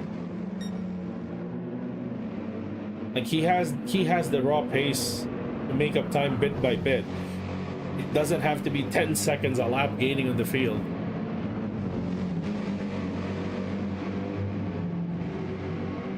Because right now he's looking at the gap in front of him, and it's Windfire's car, the 24 AMG. He's only 5 seconds to the next car.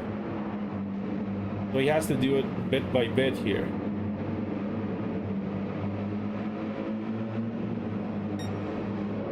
Windfire's last lap was a 58.9, so there's really not much in between the two of them. But that little pace advantage that Lugi has, if he can just keep it safe, it'll bring him closer to Windfire by the middle of this stint.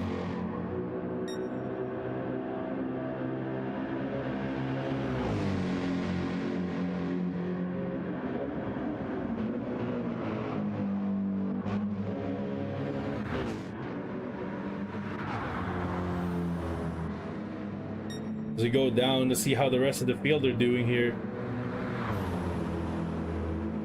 Matty is already catching up to Kevin.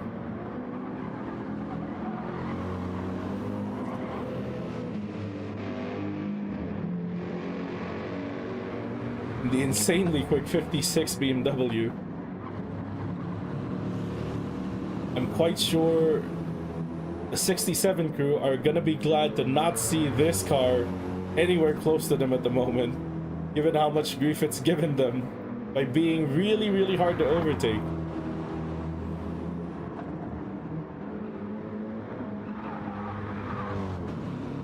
But this car is looking to make up ground, at least on the AM cars, throughout this stint.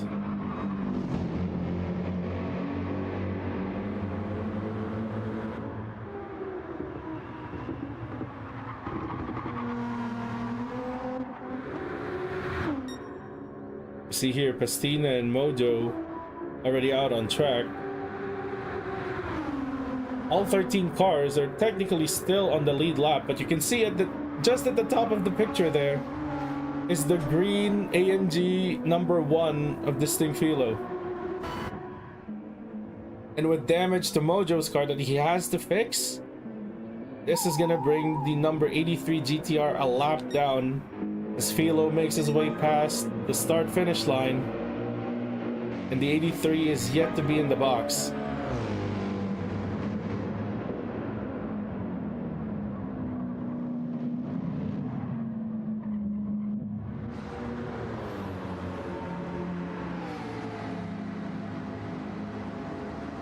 The 83 has fixed its damage, takes new tires and some fuel, and rejoins behind Rodriguez. But every car that's gonna pass them from here on he's gonna be shown the blue flag here. He's now behind P4. Because that smacks out Finn getting past him after the Mercedes arena. Not ideal for the 83 crew is an understatement. That mistake, they were already quite a few minutes behind the leader, and that mistake just put them a full lap down onto the leading pack.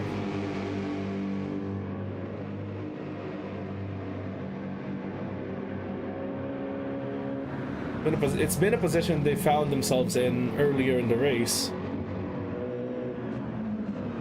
but they were able to get back into it because of a safety car, where they were able to unlap themselves as the field bunched up.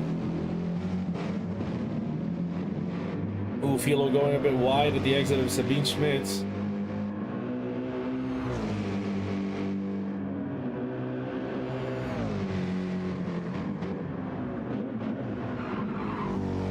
But still managing to keep the car going forward.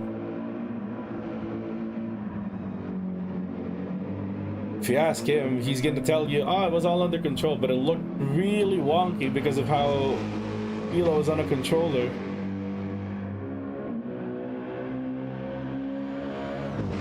And those, what would normally look like offs would be minor inconveniences. That didn't look like a really inconvenient off though. That front just washed out going through flood flats. But somehow he's actually still maintaining the gap to Earthzuck's behind him.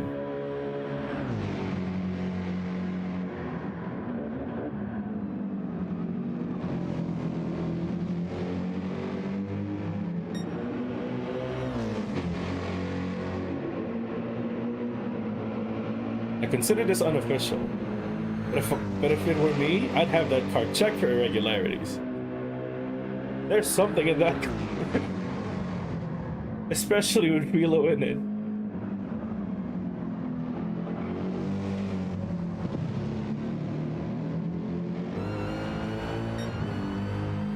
Nah, but seriously, every crew has done a great job getting their cars ready for this race.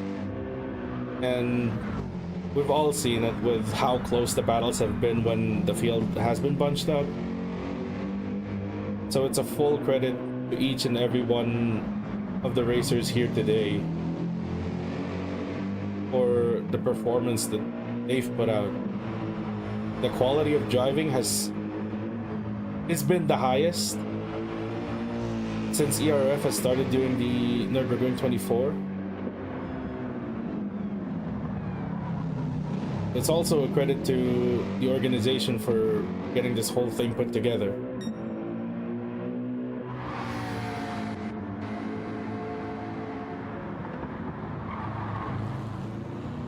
The battle for P2 looked like it was going to be cooking up a bit, but for the most part, at this lap, it looks like it has stabilized. The gap between Rodriguez and Earthzuck has stayed steady in the high 1 second range.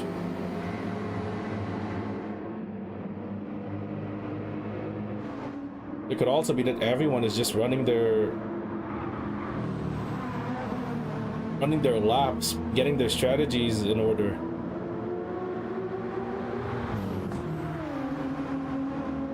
So why we haven't really seen much action in comparison to the last 8 hours in comparison.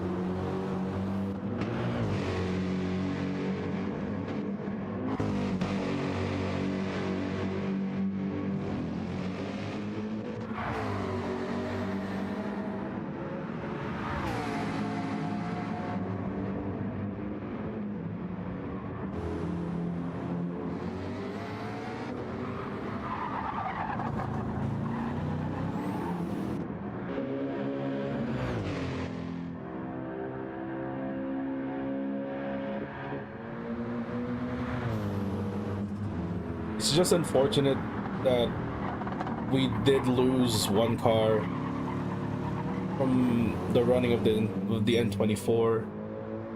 And that would have been the, I think it was the 49. Yeah, it was the 49 Spider GT Lexus RCF.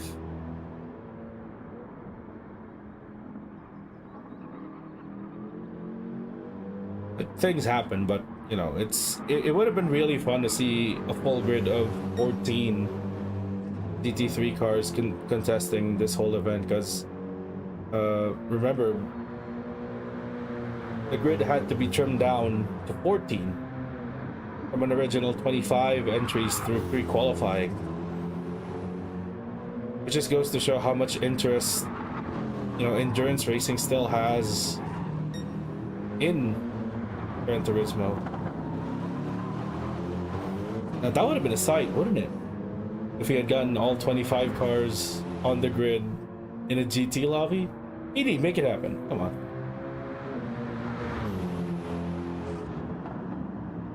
We know you can do it. We know you can give us that much.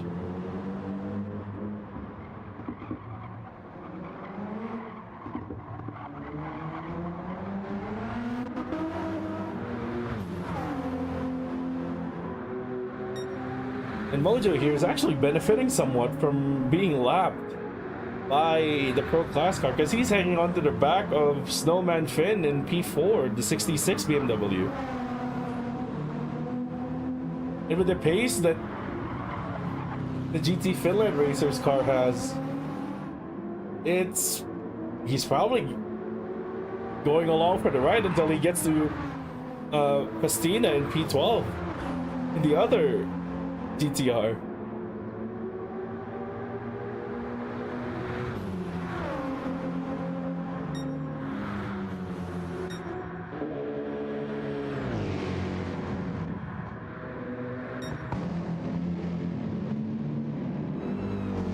The Philo's gap has gone down to 11.4 seconds here as he crosses the line to end the third lap of the stint.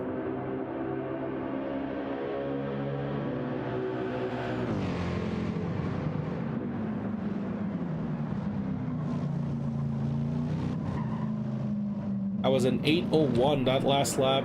Herzog's with an 8:0.1. It's a full second faster than the leading number 1 AMG. And Rodriguez also doing in 8 minutes 0.3. But both the second and third place cars are running faster than our race leader right now. It's only 1 second. It's only 1 second though, so it's not a massive chunk out of the advantage that Philo currently has.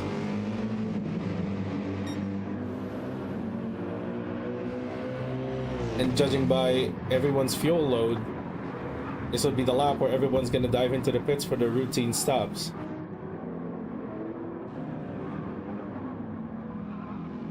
And looking at the 54 car, they've been playing a very unique strategy. Oh, Windfire's in the pits.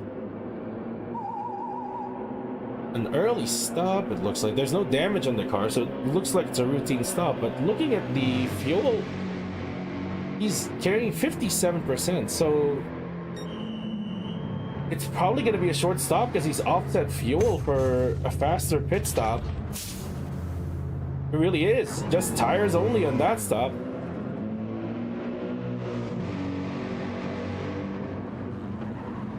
So he's done 3 laps.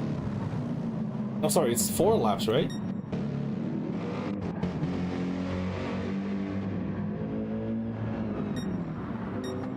Timing screen is bugged, but yeah, it was 4 laps. He did 4 laps on 1 set of tires, but he started heavy.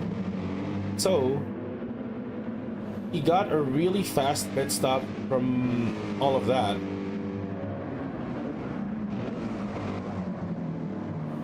Plus an undercut.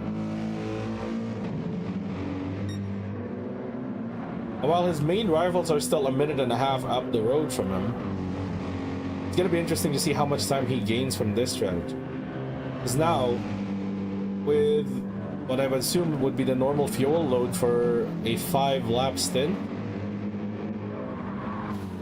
he's gonna be able to just go much faster than what he has. His current personal best is a 58.8, which is 2 seconds off Lugi's current fastest lap of the stint at a 56.5. I won't be surprised if we see Windfire's name on the purple lap within the next 2 laps here. But he has traffic to deal with.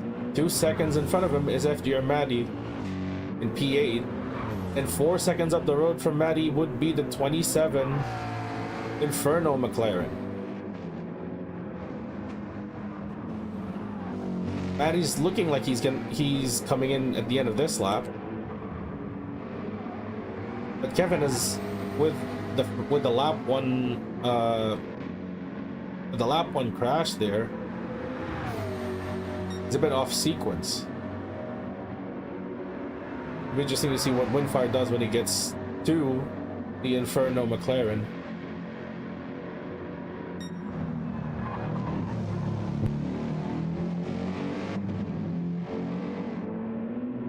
Hilo's still holding the lead at 11 seconds.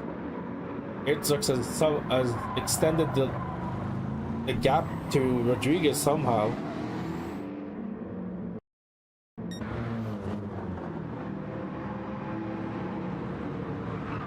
And Maxed Out Finn is actually losing time to top 3 cars ahead of him.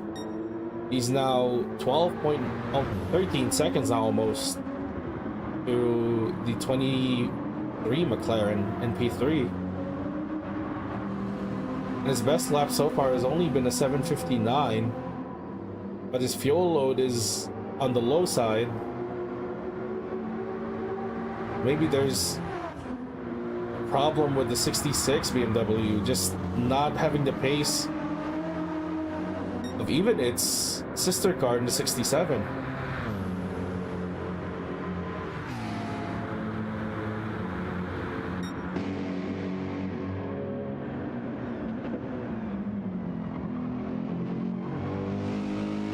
Herzog's definitely faster now in these later stages of the tire stint over Philo. Gap is down to under 11 seconds, 10.7 here going into the carousel.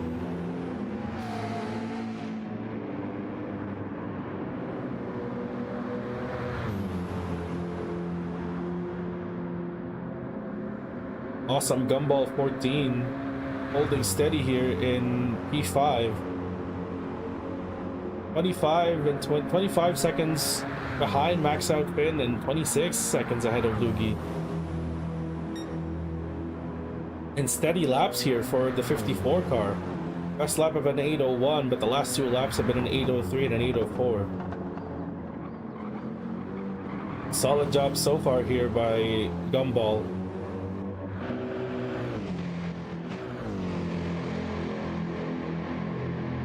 Lugi, meanwhile, has been flying. The best lap is the 56.572. The next lap after that was a 57.0. Probably a few mistakes in the last lap with an 8:01, or it could just be the tires, the tire wear finally taking effect here. Nonetheless, number 2 TDR AMG is still quick.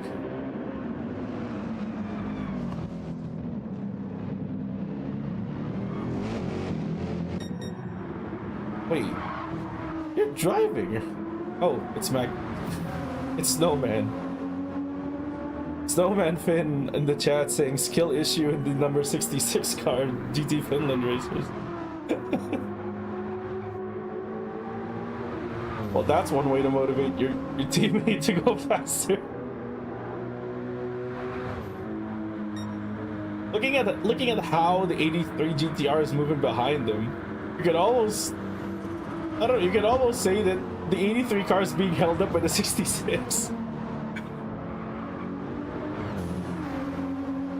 Well, obviously there is a tire difference here. If we look at the state of the tires of LMP Mojo, yeah, it's relatively new tires versus really old softs here on the 66 car. So not really a fair comparison here, but yeah, by the looks of it, Mojo could really appreciate Max out getting a move on here. And Philo, whoa, drifting out of the final corner there, heading into the pits for the routine stop with an 11-second lead over P2. Exactly 1% fuel left in that car. The calculations have been on point for the number one, with the exception of that one time where Tim Lore fueled 1 lap short in stint 8. But these things do happen sometimes. And it wasn't enough to keep them away from being in the lead of the N24 now, was it?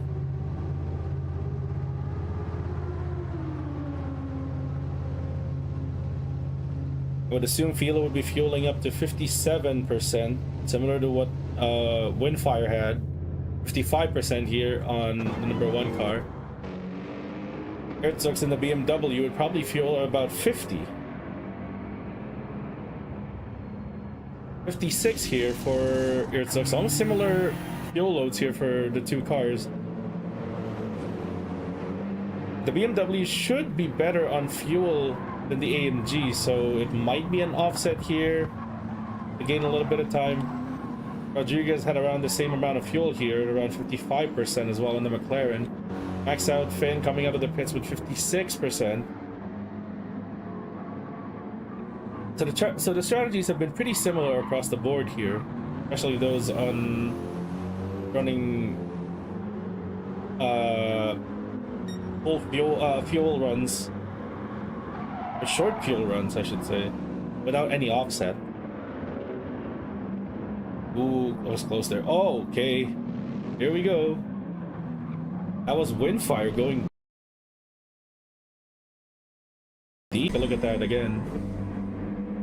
Windfire tried to make a move here, getting past the 27 McLaren, going into turn 1. A little bit of contact with the rear there. But the 54 was coming out of the pits and just goes deep under brakes there. But importantly, the 54 comes out ahead of the 27.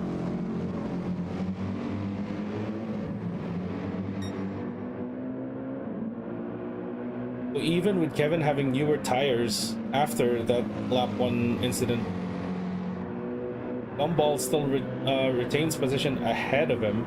So he now has new tires, so the tire advantage switches over to the BMW while also having track position. This is a good scenario if you're Nexus Racing, battling for the M-Class honors with Inferno right now. The Windfire behind him is not going to sit around too long behind him. Windfire basically did an undercut here over the leaders, and what we see now, it's gained them round about 30 seconds worth of lap time, or worth of track time, because if I remember right, the gap was around a minute 14:50 when he exited the pits. Now it's only 47 seconds to the leader. So that short stop strategy that AMS did at the start of the race, where they ran heavy fuel for the first stint, but only used enough, so they would only have to take tires for their first routine stop, has saved them a lot of time on track where they're already under a minute from the race leaders.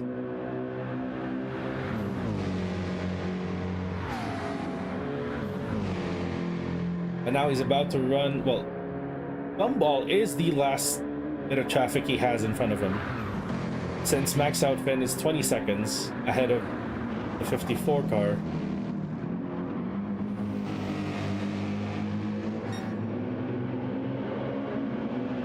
It'd be interesting to see how Windfire would find his way around the 54.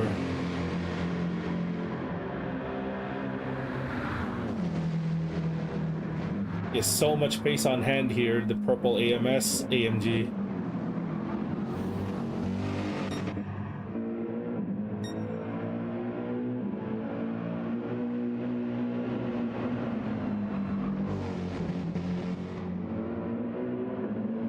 Hilo still leading the race in the number 1 EDR AMG with a 10.3 second gap to the 67 BMW.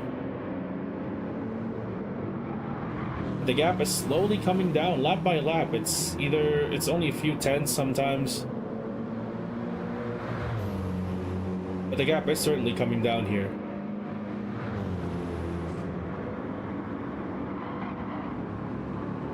And the gap to P3 has actually opened up a bit. It's now 4.5 seconds almost. Whereas the start of the race, or the start of this stint, that gap was less than 2 seconds. So the GT Finland Racer 67 car definitely finding a lot of pace here within the top 3.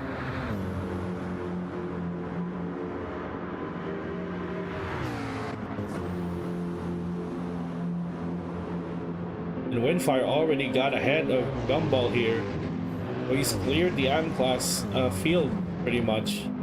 And he's looking ahead 20 seconds to the next car, which is the 66 BMW.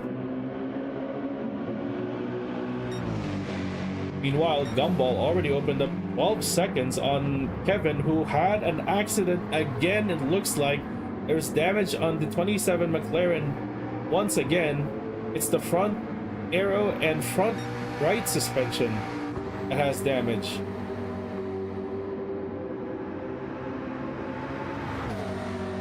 Another unfortunate accident, it looks like, on part of the Inferno car.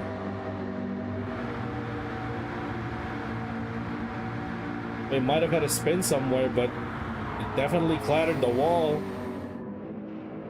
given how it suffered damage. Not ideal for the challenge here for Inferno Motorsport.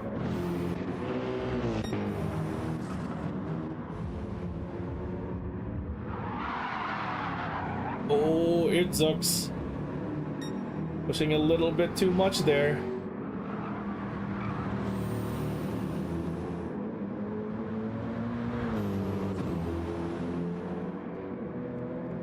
Lost the rear but saved it somehow, but lost 5 tenths to Philo in front.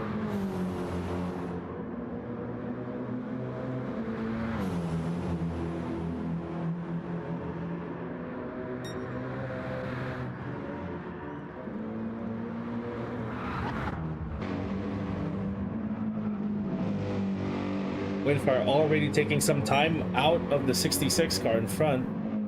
The gap was around 20.2 seconds when he got past Gumball. Now it's down to 19.5.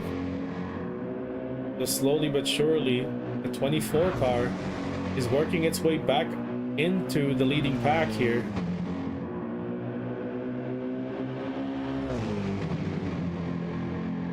Looking at the other car on its way back up, it's Luigi. 1 minute 12 seconds off the leader, but gaining on the stricken car of Kevin. We think we'll have to pit again for repairs at the end of this lap, but it's a much better timing compared to the last time, since this now offers him a chance for an alternate strat where he can just stretch the tires out on the next stint. It'll put him out of sequence, yes, but at least it won't cost him another extra stop on top of what he already had to do for the first time he got damaged. Okay, well, that evens out the front suspension.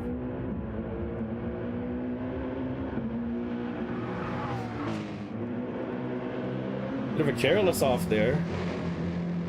Probably just rushing to get back to the pits, but you can't really drive aggressively on a limping car.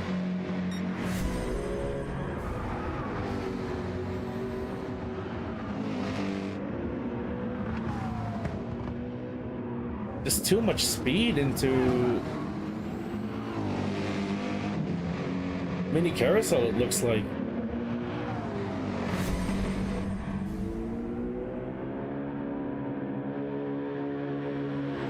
That's something you really don't want to do. You're already bleeding time from the damage running normally, and having another off on top of what you already had to get that damage in the first place, it's just time lost, really. Yeah, I can understand the feeling of wanting to be in the pits ASAP to get this thing fixed, but then you're risking extra repair time by putting more damage in spots that were fine.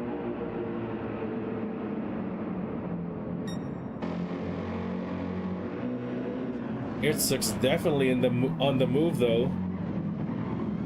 Gap is now just 9.3.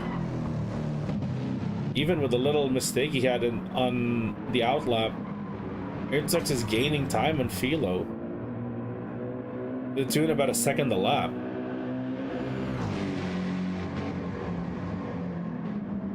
Now we're running to the end of 15 here, which means it's 8 laps to the end.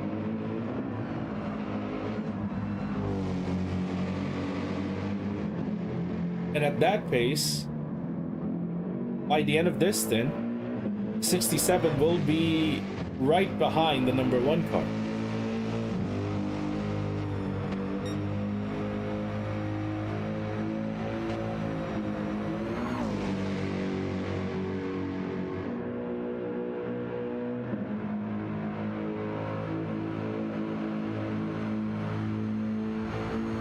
I don't think Philo is cruising. 10 seconds isn't exactly a gap we can cruise to.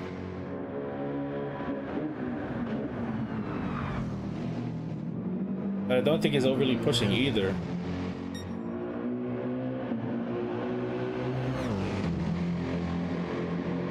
It's sort of like he's just going through the motions here of getting through a stint. Which is perfectly fine. That keeps you off of trouble. Then at some point you have to think about the guy behind you that's just trying to put pressure on you by going really, really fast. But Herzog's already opening the gap to Rodriguez to 6 seconds. He's gained an additional 2 seconds on top of what he had at the end of the first round of pit stops there. The 67 car is actually flying. And Windfire as well here. On the 24 AMG for AMS, the gap to max out fit in the 66 BMW is down to under 18 seconds. Last lap was a 57.6. While max out's last lap was, well, it was an out lap. It's not exactly accurate. But he was losing around about 2.5 seconds in that lap. Based on the previous, based on what the gap was the last time we looked at these two.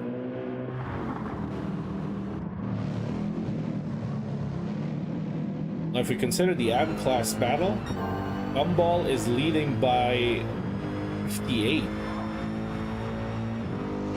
58 seconds. Almost a minute over Kevin in the 27 McLaren.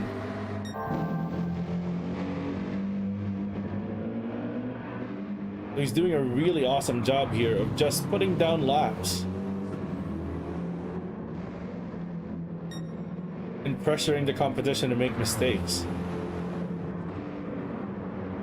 And he doesn't really have to look at behind him right now, because Luigi, the next pro car behind him, is still 19 seconds behind.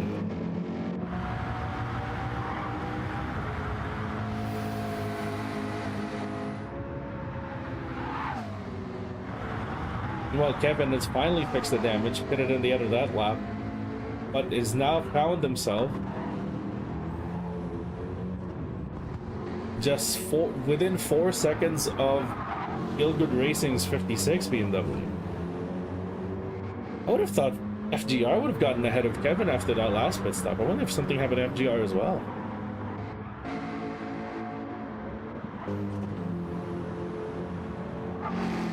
It didn't look like, yeah, it didn't look like it though. It looked like a routine stop.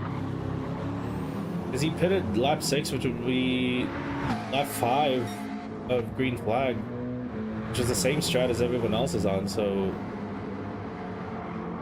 yeah, I guess he just closed up massively to Kevin here. After that unscheduled stop. Luigi though is flying almost 7 seconds off up on his personal best, which is the current fastest lap of the stint. If he keeps this up, it's gonna be a 55 second lap, a 7:55.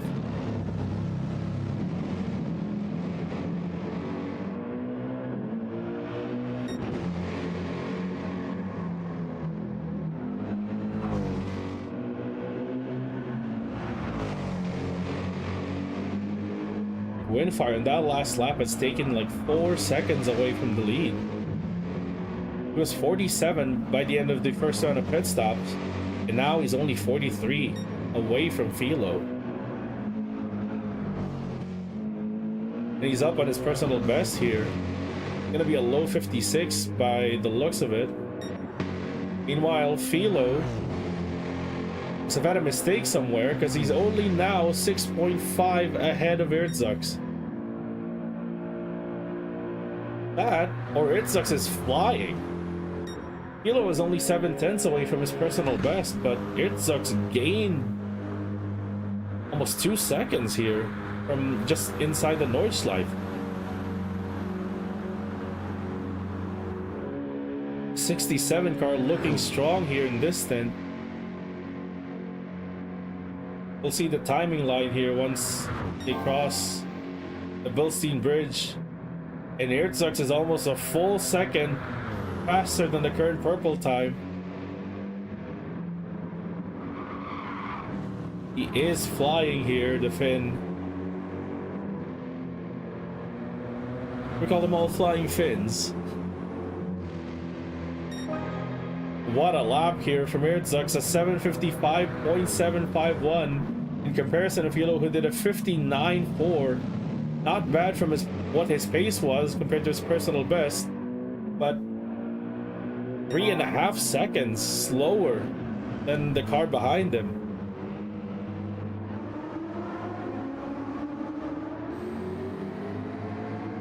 And even Rodriguez in P3 is running faster than Philo. He did a 57.7 on that lap. How about Windfire here? A 56.2, and the gap is down to under 43 seconds. Gumball with a 59.5 here. Really fast lap time here for a car in the AM class, holding on to P6 really well here. But how about Luigi? Can he retake purple? He does, and it's a full second faster than what Ertzux did. It's a 54.7.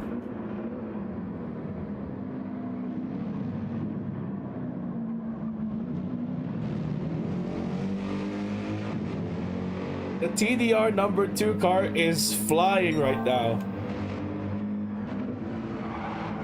What a lap from Luigi there.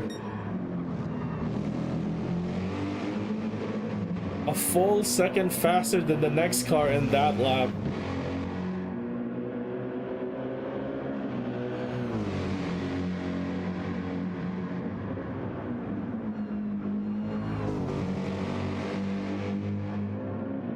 And Philo continuing to lose time to the 67 BMW right there. At the top of the screen, you can just see it for a split second. The 67 car, the red, yellow, and white BMW was right there at the top of the shot just now.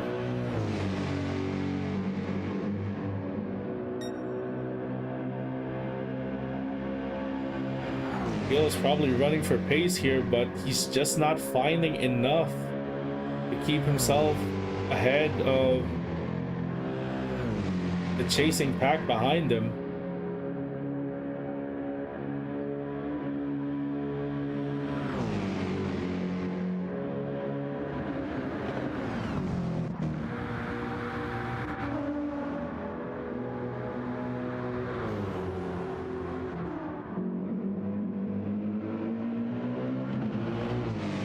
Windfire now 16, just 16.5 away from max out Finn ahead of him.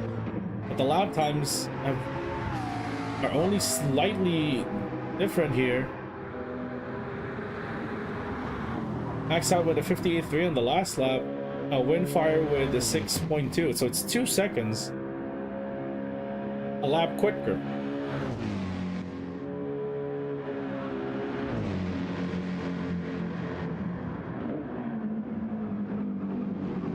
If he keeps this up, it should put him really close to the back of the 66 entering the next stint.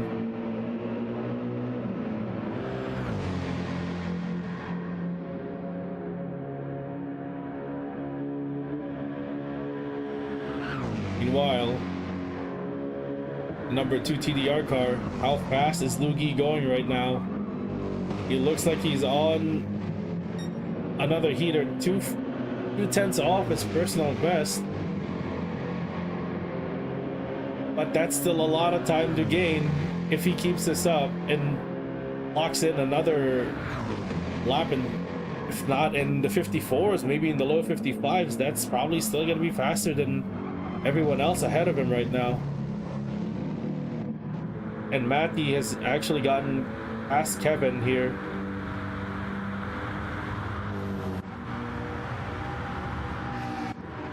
So the pro cars are continuing to make their way back up the grid here.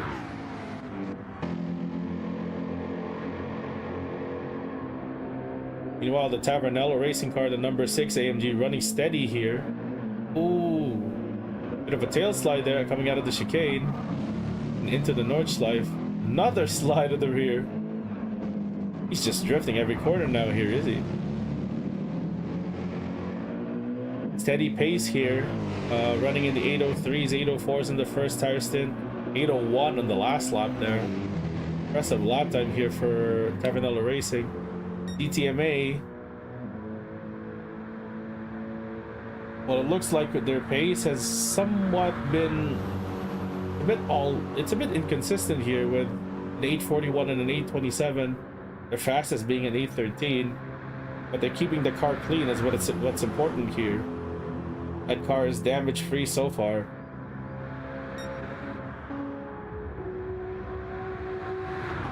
Look into the 2 GTRs at the back. Pastina in the 16 Vez GTR with a best lap of a 59.4. Running competitive lap times here, but the gap is quite sizable. 6 minutes 47 seconds to the 9 BMW in front. And we have Mojo, who's been finally freed from somewhat the back of the 66 car. I think he's still there, isn't he? He's still there. Max Outfit just decided to, like, finally put his foot down and put some distance between himself and the GTR behind him. But that last lap was an 8-minute 0.122 for LMP. Not a bad lap time, very competitive.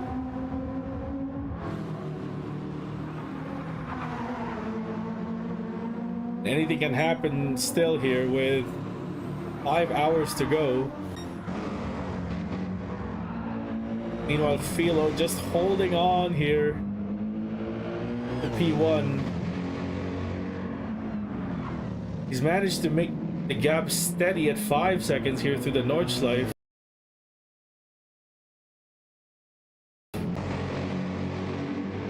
That's just over driving a bit there through mini carousel, going out wide there at the exit. And that's cost them already 0.6 of a second before he even gets to the gantry. Herzog's already in sight here. He's seeing that little green dot in the distance, and it's gonna get bigger and bigger as the stint goes on.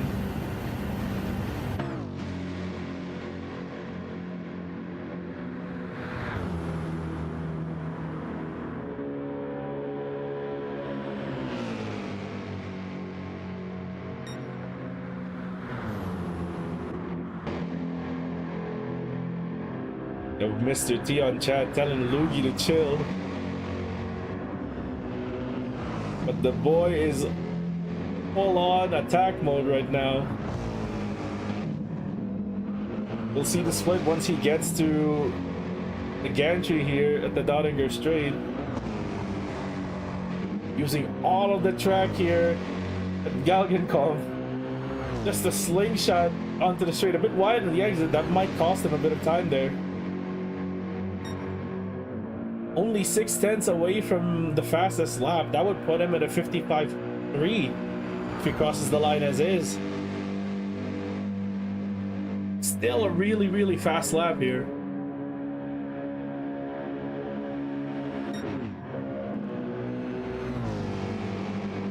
Velo just 3.7 now, the gap to Herzog's in second place. But we'll look at what Lugi's lap time is going to be at this stage.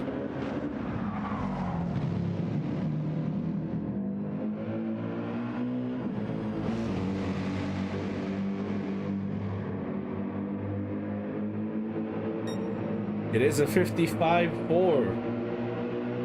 Comparison. Velo's last lap was a 59.4. Herzog's was a 57.1.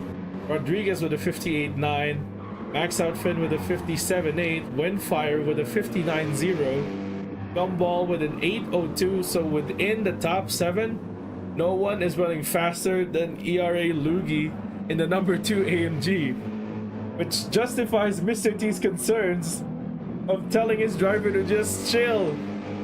He's going really, really fast right now. The margin of error is just gonna get smaller and smaller with the tires going worse here.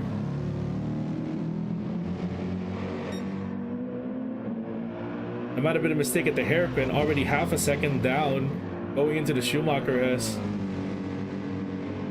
We'll keep an eye on what lap times the number 2 TDR car is doing. For now, the fight for the lead is heating up. Only 3.5 now, the gap between the number 1 car and the 67.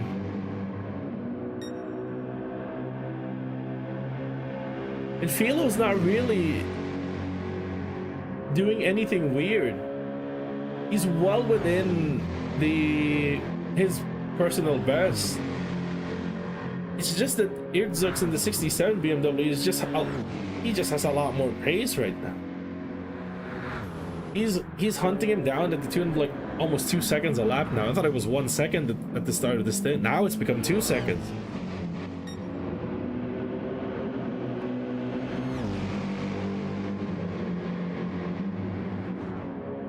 The pressure is now on to Filo to just keep himself from trouble here.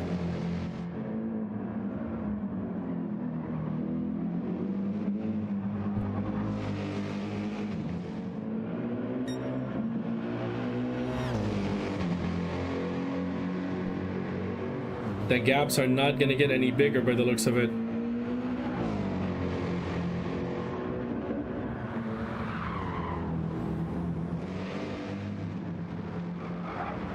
Because it doesn't look like Herzog is pushing the BMW very hard to the point where he's close to the limit.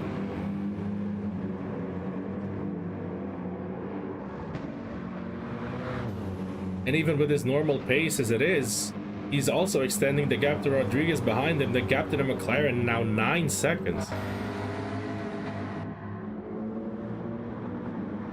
Conversely, Max Out Finn is actually holding station to Rodriguez, and the gap to Windfire has actually increased. That was a 57.8 on the last lap, but AMS Windfire only did a 59. So has Windfire overused his tires here? Remember, he did have a lap older tires than the top 4 here in the attempt to make ground with the undercut.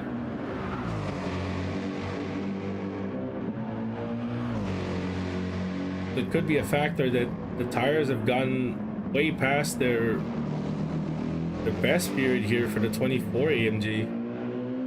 And it's just starting to see the effects of it with the time it's losing to the 66 car in front of him.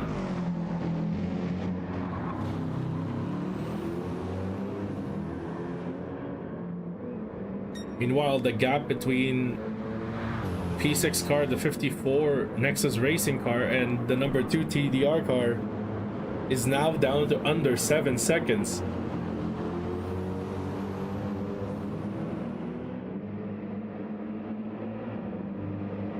So Gumball's about to see that really fast black AMG coming up behind him pretty soon.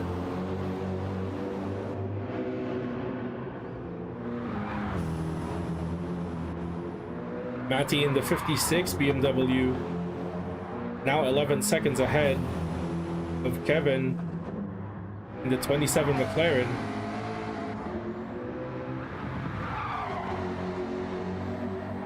And the gaps have been pretty stable here, or the pace advantage is pretty stable here for the pro cars. But it's Luigi who's really having the best pace right now in the entire field. And he's hounding down the last of the AM cars in front of him at a really high pace. But the tires are starting to give. He is now 2.2 seconds down on his personal best going into the carousel. This is the part of the stint where he has to start being careful now. The tires won't be their best anymore. You have to consider how much grip you have in each corner. You might want to just start backing it up a bit.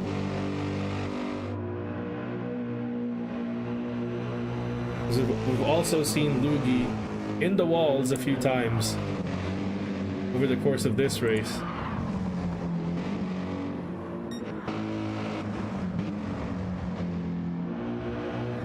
These cars will have one more stop to go.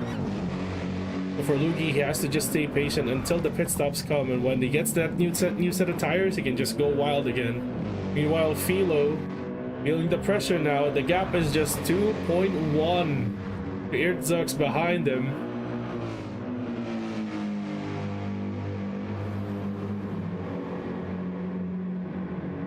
And it's getting closed down at a rate of knots here for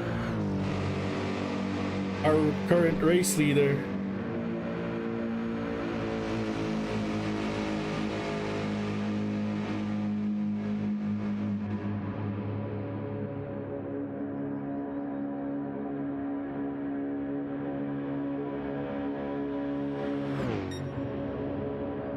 Both cars evenly matched through the Dottinger straight there. The gap really not moving at all.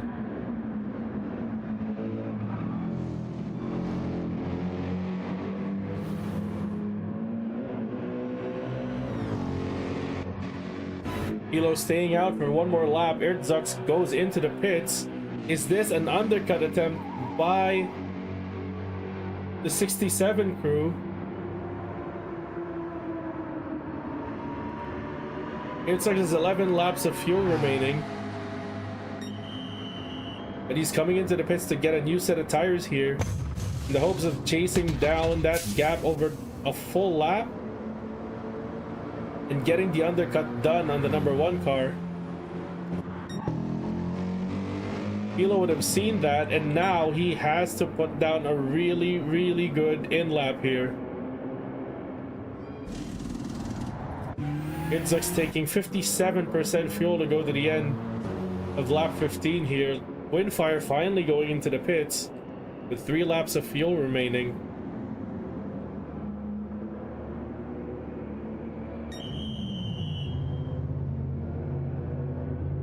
He'll be pitting to make 5 laps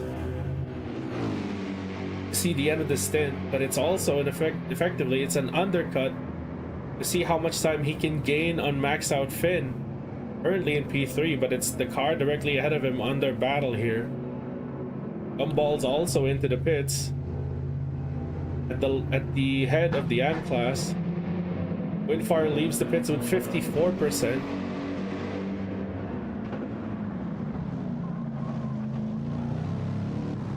And Gumball in the 54 BMW leaving the pits with 64. Oh, that's a lot of fuel. Someone wasn't paying attention, it looks like. That's way too much fuel to make 5 laps. But either way, the gap is safe. He comes out 3.4 ahead of FGR Matty in P8, and effectively 19 seconds still ahead of their AM class rival, the 27 McLaren.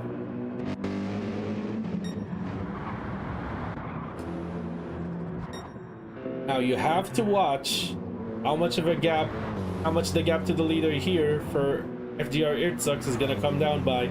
As we have another disconnect here, we lose yet again the 83 GTR of LMP Mojo. Unfortunate for them, they'll be given a rejoin time for the next stint, but it's more time lost for them, unfortunately.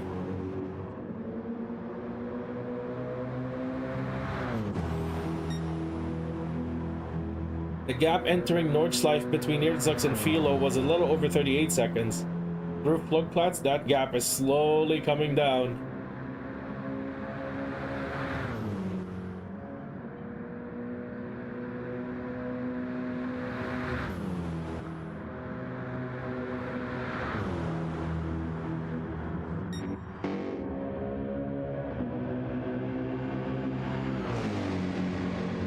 Meanwhile, Philo up in front is having to do the in-lap of his life here to have a chance to keep the lead versus the 67 BMW.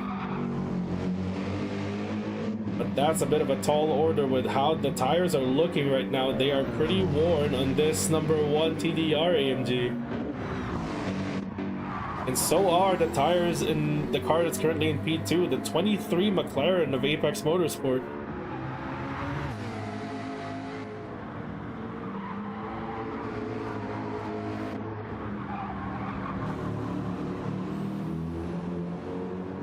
Obviously, the same goes for the 66 BMW with max out fin here, also with tires that have seen the best.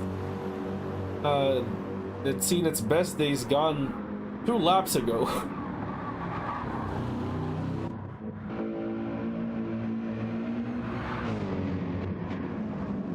It'll be interesting to see how much time Windfire can gain on max out fin here once the pit stops have rounded out.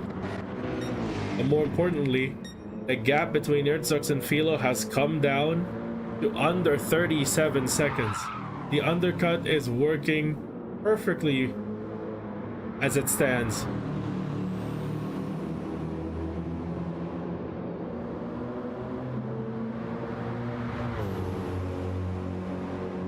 Yep, good point here. The undercut is good for just getting track position, but this is the BMW that's been notably tougher on its tires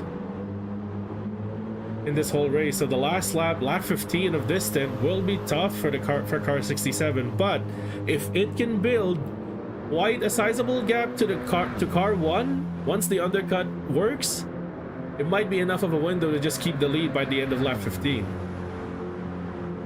And I think that's what they're going for. They have the raw pace over car 1 all stint, and now with fresher tires and car 1 running on really worn tires, they're about to see how much of a pace advantage they can get here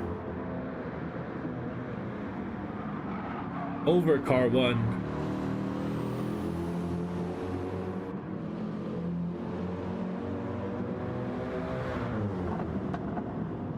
Oh, okay, almost.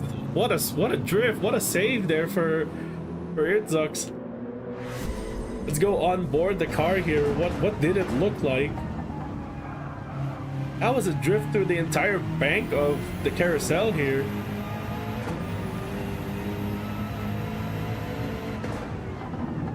It's the brakes, comes in at a bit too hard of an angle. Manages to recover in the middle of the carousel. Well done here by Irzux to recover that. But has it cost him in this chase for Philo? Not by the looks of it. The gap now under 36 seconds.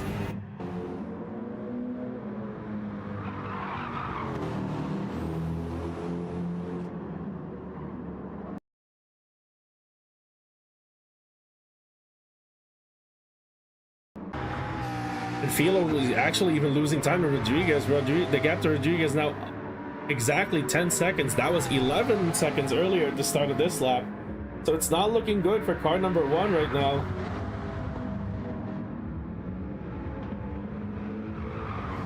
With regards to keeping the lead of the race after the pit stops, ETFR might have played that strategy to perfection here. But as mentioned, they will have to do an extra lap of the Nürburgring 24 track on those tires, on a car that's been notoriously tough on a set of softs here.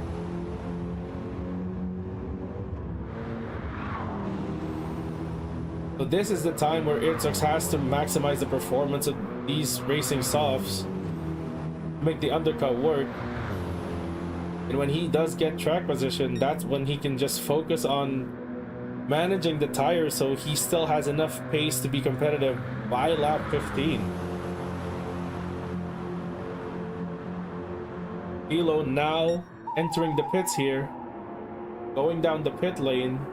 Where is the 67 car? Rodriguez in the 23 McLaren also in the pits now. Irzux just got past the Bilstein Bridge. Got past Tiergarten into Hohenrain here. Coming up the final corner, Elo is still filling up.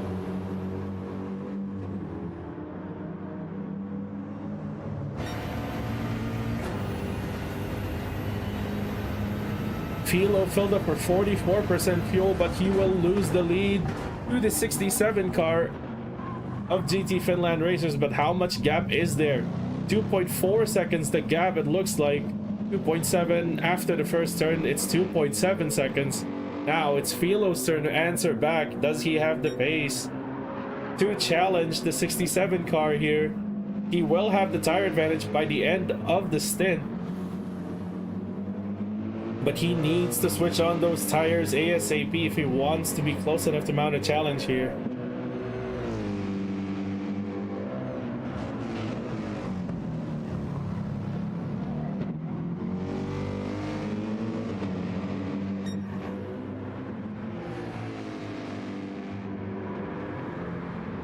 The in-lap was an 8-minute 0.3 for Rodriguez and 8-minute 1.3 for Philo.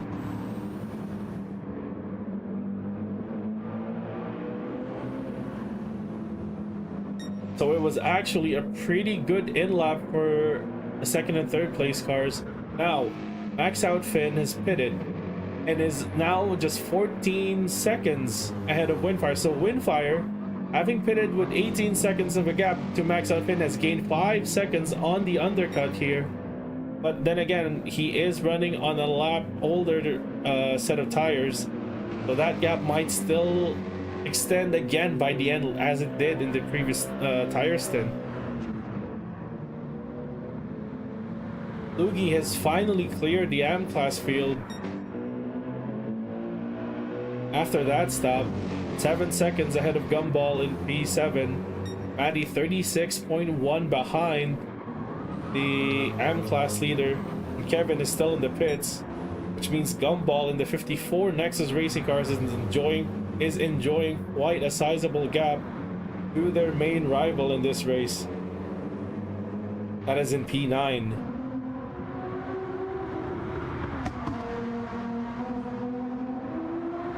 As we look at the back of the grid, Pestina in the 16 Vez GTR is actually putting down very competitive lap times, a 57.0, an 8.0, and a 0.2.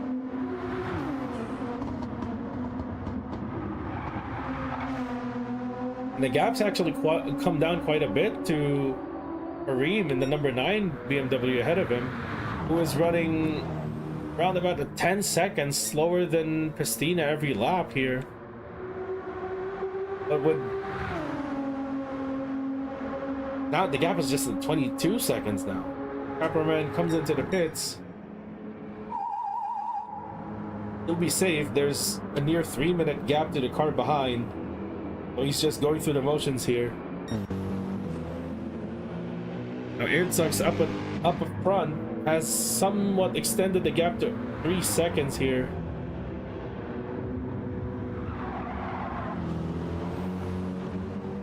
Again, this comes down to how much tires will he have left by the end of the stint, because those tires will lose performance, those tires will fall off, and if he can control the rate at which it falls off by managing the pace a little bit, managing those tires, he'll be in a good position to hand over the 67 car to their next driver in the lead going into stint 11 with 4 hours to go.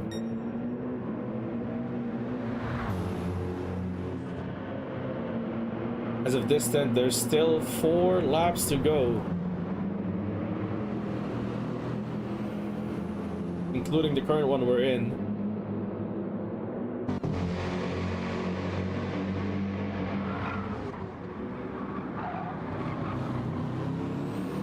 And Windfire just continuing to gain ground on Max Out Finn and P4. The gap now under 13 seconds. 41 to the leader. Lugi, after starting the stint a minute 30 something seconds off the leader, is now about to come within a minute of P1. It's been an amazing recovery drive here for Lugi so far. Hoping to put the TDR number 2 car in position for the challenge for a higher position, challenge the top 3 by the end of the race here.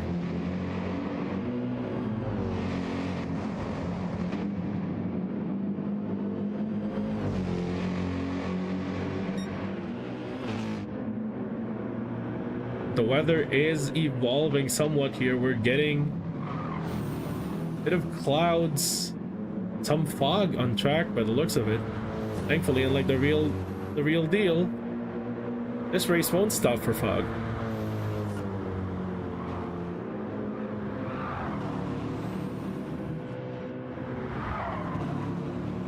Unless Mr. D has anything to say about it, will you throw out the red flag for fog in this race as well?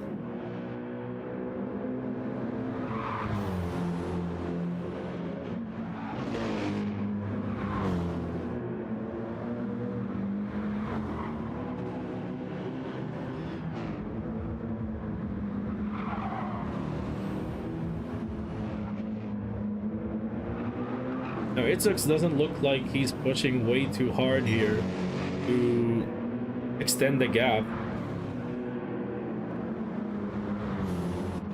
On the contrary, it might be Philo who's upping his pace a bit more here to gain ground on 67 BMW. The gap down to 2.6 now.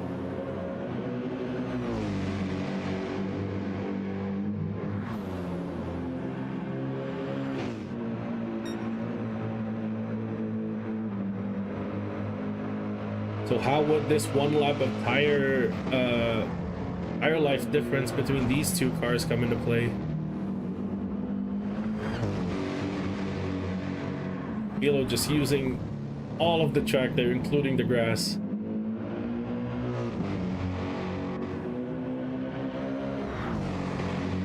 Not beneficial to the lap time, as he did lose almost 7/10 there.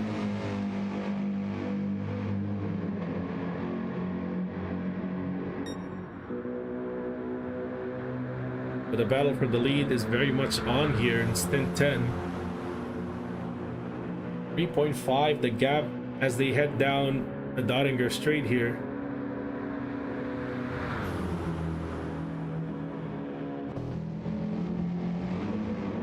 We look at the brewing battles down the field. Windfire has cut down the gap to the 66 to just 11 seconds here. And we have a yellow flag. Oh! Was that? That was Max Out Finn. It looked like Windfire made contact with a car that was stationary, but I wonder what happened there. Oh, he just... Oh, he's lucky not to get engine damage from that one. Back that up to the opposite side, and that's when we can see Windfire coming by to take P4 away from the 66 car. Unfortunate mistake to make there, but a really easy one to make if you think about it. And now the 66 car will have no choice but to pit for repairs here.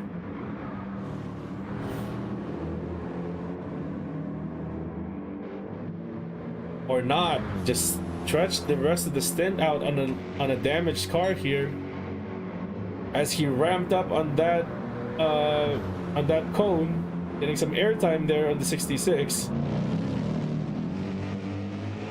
But it looked like he dropped one of the rear tires, the left rear tire, onto the grass going into Galgenkopf and just kicked the rear out. He saved it, but by that time the car was pointing straight towards the barriers and there was nothing he could do to save it.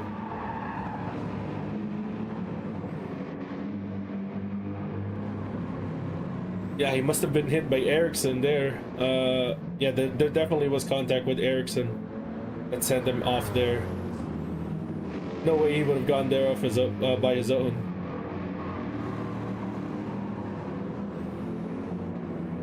But now, due to that accident, the gap to Windfire has now stretched up to 7.3 seconds now. And Lugi behind is slowly gaining on him as well, so he might actually lose P5 by the end of this stint if he's not careful. 11 seconds is still a lot of time though, but Lugi has had really good pace over this stint, and the tires are still relatively brand new, so he can still push and get more performance out of that number 2 AMG. While Max Outfit in the 66 car still has to just hold on to that car for the rest of the stint. He has 4 laps to go, no, 3 laps to go, sorry. 3 more laps to do, but that is still, 3 laps around here is still 24 minutes. That's a lot of time to hold on to a limping car.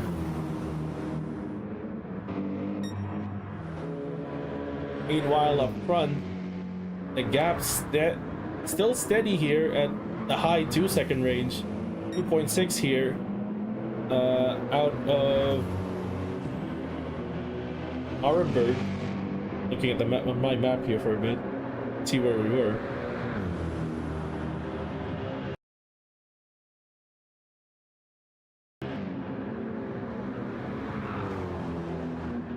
Windfire didn't have damage, but I think Windfire was able to avoid, on his screen at least, he was able to avoid the stationary 66, but the way it looked like on the stream is he clattered right into the back of him, but I'm guessing it's just lag.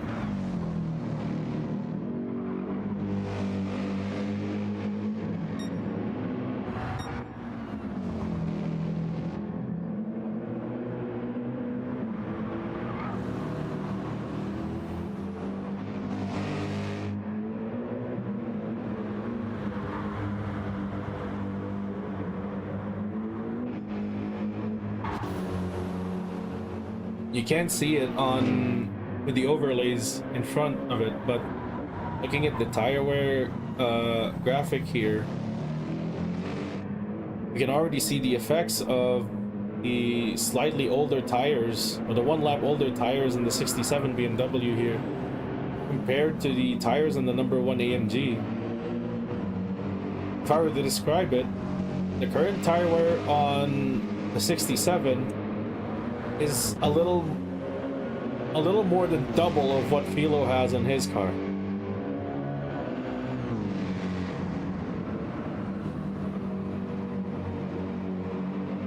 Which could become a big factor by the time we reach lap 15, maybe even 14.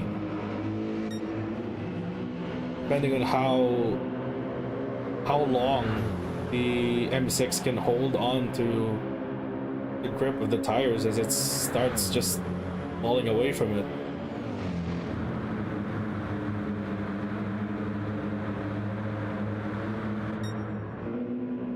As we look back here at Lugi chasing the damaged car of Max Outfin, the gap is now just 6 seconds.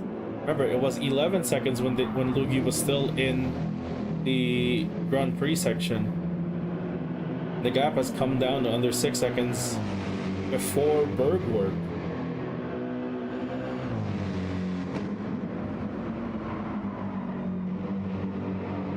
It could be safe to say that by the end of the Nordschleife, Lugi would have been right behind Max Out Finn.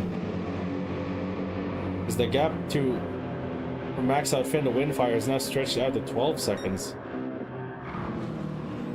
We'll keep an eye on that as it happens, but for now we will keep watching the top two.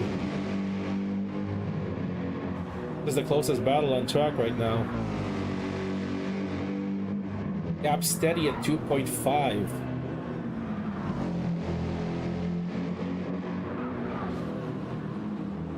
But the advantage just falls towards Philo more as the stint progresses.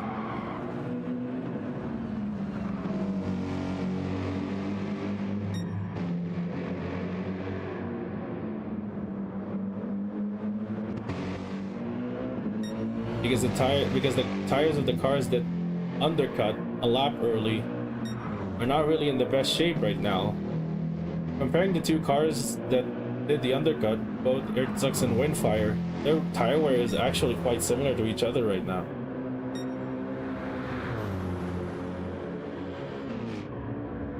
But in Windfire's case, because Max Outfit had that off and has damage, I don't think he has to worry about losing pace at the end of the stint, given that he's actually just gaining time on the 66 BMW, who did not pit to repair the damage and instead stayed out to just limp the car home with 5 laps remaining, or 4 laps remaining at that point.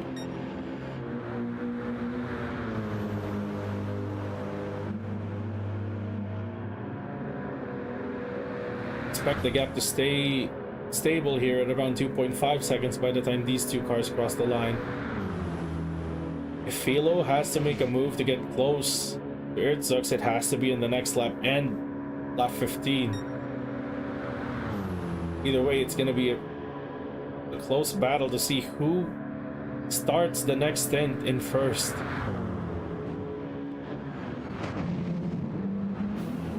And now Lugi within range of Max Out Finn.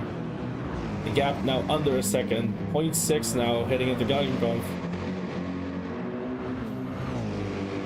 And I can only assume it'll be a smooth pass here down the Dottinger Straight for the 2 car to get into the top 5. And he could really appreciate the helping of the draft there, since he's also on track to set another fastest lap of the race.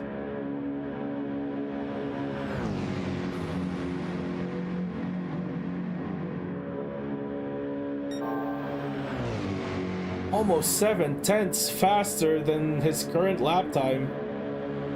If he keeps this up, he will finish with a lap in the 53s.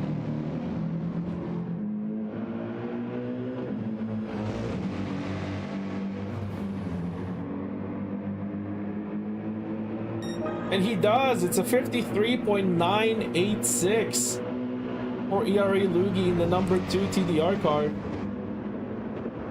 And just for comparison, the 67 cars set the pole lap for this race at a 7:53.693. Lugi on track right now. His fastest lap is only 0.3 under the pole lap set by the 67 BMW. That is a fast lap here by the number 2. Now we look back at the battle for the lead here. Still 2.5 as predicted.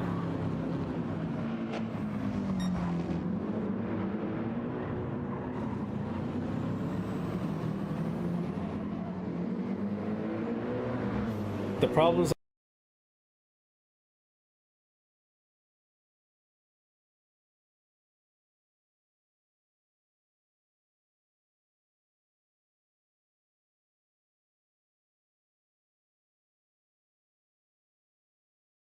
are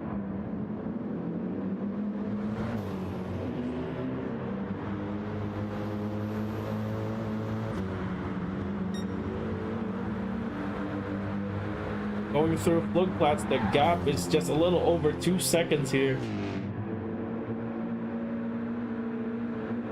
And it's still coming down.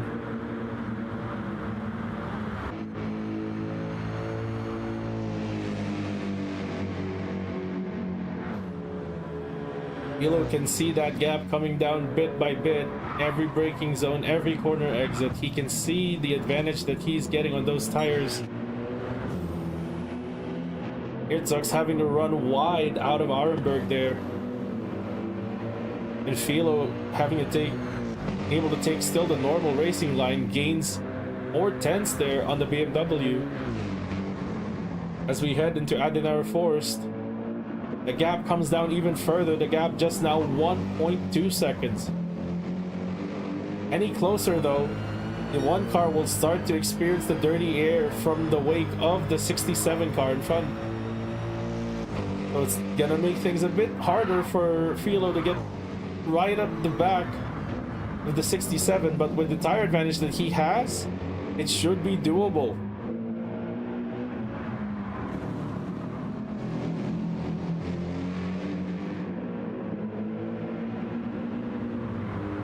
Gap now under 1 second. Philo really sensing the chance here to take the lead back from the 67.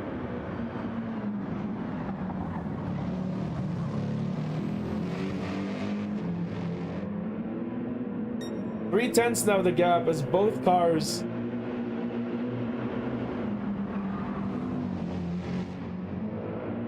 head into X-Mule. Herzog's just having to manage that throttle input on corner exits because the BMW would have traction problems now with the tires being the way they are. Into Bergwerk. Let's squirrely in the exit there. As we go on board the number 1 car, see what it is. A gap 0.4 of a second as they head towards Kesselchen.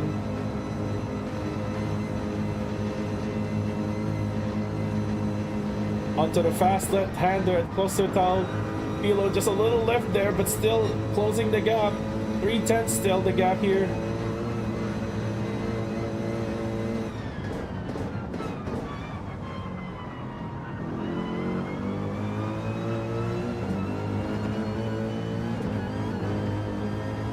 As they get onto the carousel, the 67 retains the lead, but goes wide, gets thrown off to the high side. Philo spins the car inside carousel and hits the wall and has damage. The one car has damage to the front aero and front left suspension. Philo, I think, tried to gun it out early out of the carousel, but ended up spinning the wheels. And at that point, you're just a passenger. You're heading straight into the wall. Unfortunate here for the car number 1.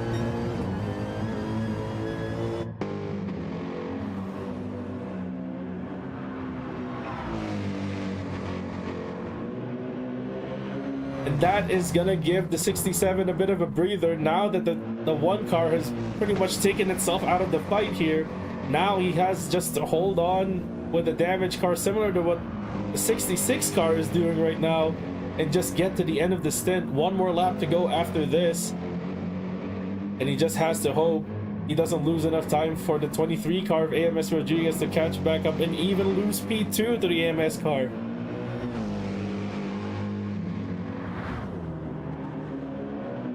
But it was an amazing job so far there.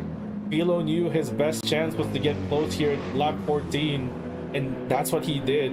He really pushed that car to ride literally the rear bumper of the 67.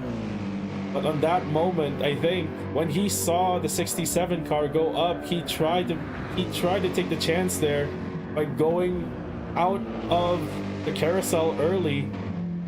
But he had more steering input than he would have liked, and it ended up spinning the rear wheels of the AMG inside while still on the banking, and with the wall right there next to the carousel, there was really nowhere to go for him. He could, even if he had regained control of the fronts, there was not enough space to save the car from getting into the wall. Unfortunate there for distinct Philo. But judging by the lap time and the remainder of the Nordschleife, it didn't look like he was going to lose a lot of time to Rodriguez behind him, so he might still be able to protect P2 at the very least here as we go into the final lap of the stint.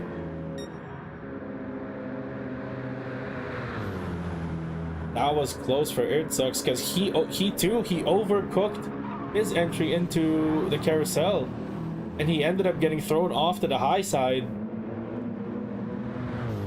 And if Philo had actually not done the throttle there in the inside of carousel, he might have actually lost the position there.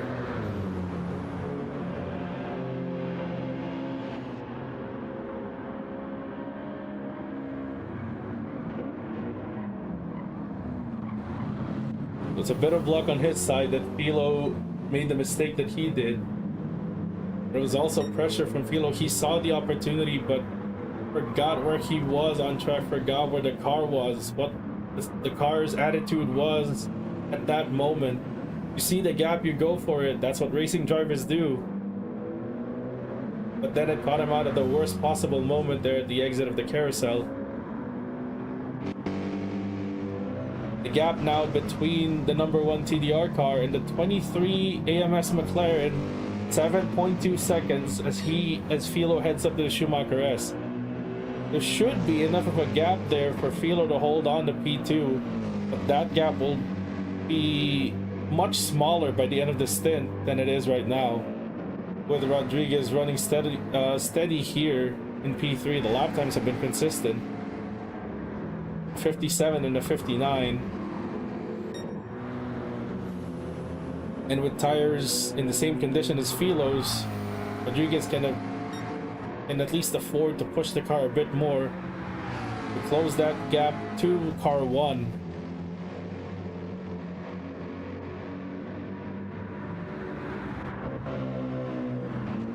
Meanwhile, Windfire, after having started the stint a minute off the lead after that failed gamble in the previous stint for intermediates, has closed the gap back down to 35 seconds from the leader.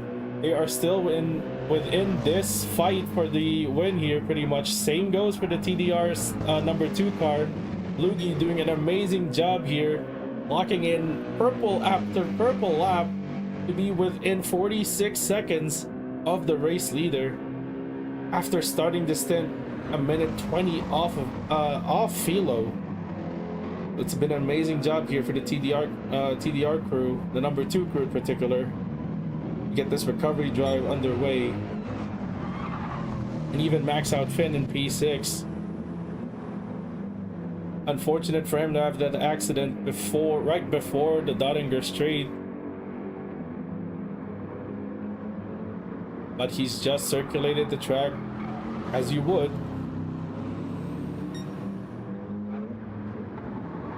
Without any further troubles to the 66. They're still within a shot of fighting for a podium place here in the Nürburgring 24. Anything can happen still with 4 hours left to go. Gumball has just solidified his lead here in the AM class, 12 seconds ahead of Maddie behind him, but importantly, a minute 30 seconds ahead of their closest AM class rival, Inferno's Kevin C, in 9th place here. And Capraman has actually gone within a minute of Kevin in the number 6 Tavernello Racing AMG, but is carrying damage here with a front aero and front left suspension damage here on the Tavernello Racing car.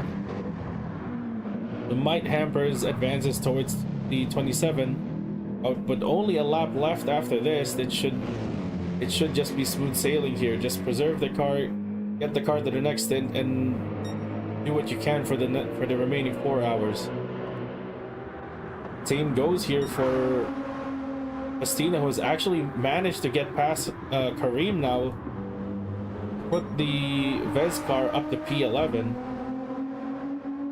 they're still within a shot of this, because a safety car would mean they would close the gaps back up to the rest of the field in front of him. As for Kareem, that would mean getting a lap back if he does end up a lap down, which he isn't right now. So it's all a matter of closing the gaps to the leaders here. Should the safety car come out within the next 4 hours. And Philo was actually hanging on pretty well to the 67 car, even with that damage. The gap hasn't gone over 3 seconds here. But Rodriguez is catching up behind them, the gap down to 6 seconds.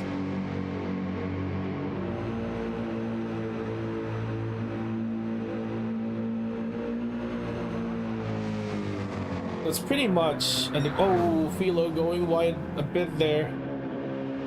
Managed to save it. That was a left-hand corner, and the damage is on the left-hand side of the car, so might have been some instability there, even though the loaded side would have been fine. Some instability from the damaged suspension to the left there. He just has to keep it safe. It's 5.3 seconds to the 23 car behind him.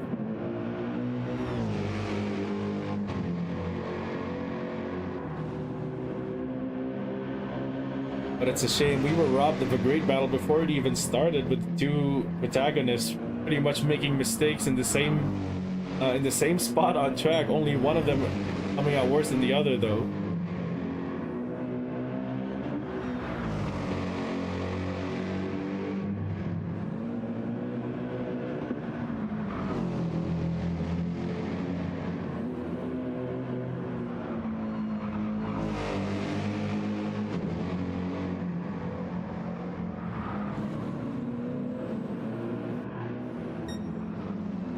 As both these cars navigate the remainder of the Nordschleife, the gaps are as follows. The 67 car, driven by FGR Itzux, with a 4.3 second gap over the number 1 TDR AMG driven by Distinct Philo, who is 4.6 seconds ahead of the number 23 McLaren 650S, driven by AMS Rodriguez. Bit of a sizable gap from there on, is 25.6 seconds from the 23 car to the sister AMS car, the 24 AMG driven by AMS Windfire. And Windfire is actually losing ground to ERA Lugi in 5th place in the number 2 TDR car. The gap now down to just 8.6 seconds here. So the number 2 is putting itself in a position to fight with the 24 at the start of the next stint here. It's going to be interesting to see how these gaps right now, these close gaps right now, would transform into actual on-track battles over the next 4 hours of the race, the remaining 4 hours here. As they get onto the Dottinger straight, the damage on the front aero of the number 1 should see it lose some time to both cars in front and behind it. 5.1 seconds now, the gap between the first and second place cars, while the 23 car in P3 has closed the gap to 3.5 seconds to the number 1 AMG. Now FGR Irzux, driving for GT Finland racers, will hand over the car Stint 11 in P1. Distinct Philo, after having started the stint in P1, will hand over the car to the next driver in P2. AMS Rodriguez hands over the 23 McLaren in P3. AMS Windfire looking to hand over the car in P4. ERA Lugi, with a really impressive recovery drive here, puts the TDR number 2 car back in the top 5. And Max Outfin, after that unfortunate crash, will hand over the car in P6. Gumball, continuing the impressive run here for Nexus Racing, will be handing over the car in P7, while FGR Matty in the FGR Feel Good Racing number 56 BMW, handing over the car in P8. Inferno's Kevin C still driving along the Nordschleife, but once he gets clear and gets onto the Dottinger straight, He's home free to hand the car over in P9. Cameraman also going through the carousel, looks to hand over the car in P10. Estina still just past Flugplatz here with the 7-second gap to the leader, almost a full lap here, but still effectively on the lead lap. The number 16 Vez Nissan GTR with a healthy lead over the next car, with almost a minute lead over the next car. We'll hand over the car in P11, and GTMA Kareem bringing up the rear here in P12. And that's where he'll hand over the car to the next stint. We did have a disconnect, which was the 83 Nissan GTR of Legendary Motorsport Performance. It was driven by LMP Mojo, but that car will start the next stint in P13. And then pretty soon I think we're going to hand over the stream to the current stream in stint 11 for the final 4 hours of the 2025 Nürburgring 24.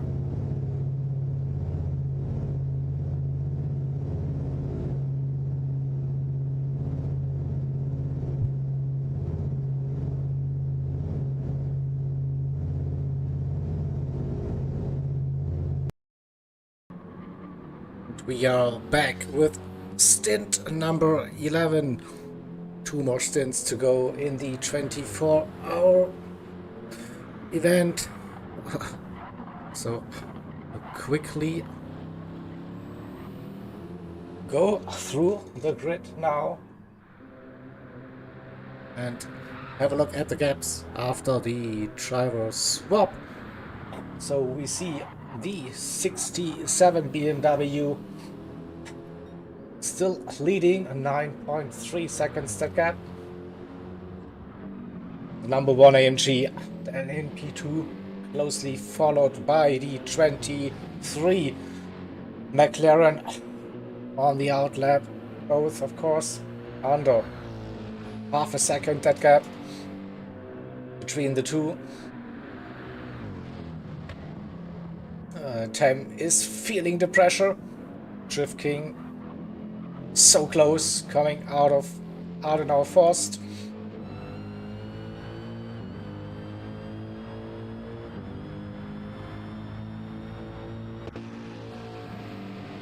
Then next up will be the 24 Sikhem. Again, we need to stay with this battle at least until Bergwerk, I reckon. We'll see if the Drift King gets the run.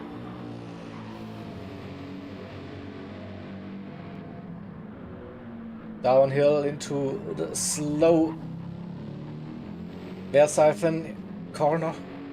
Not possible usually.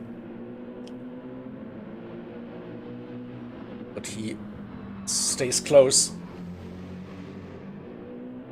Will he get a run out of Exmühle? Yes. Staying within half a second. So the next braking zone and acceleration, very important. And Tim with a good run out of Bergwerk, keeping the gap at half second. So we get the chance to have a look at the other cars and drivers. So we have an Sikhem for the 24, as mentioned, Speed Hunter for the number 2, TDR AMG in P5, roughly 10 seconds that gap. And the 66 Crew, the Shadow, in that BMW for GT Finland racers, 32 seconds. P7 Good Racing 56 Beamer, very BG number 1.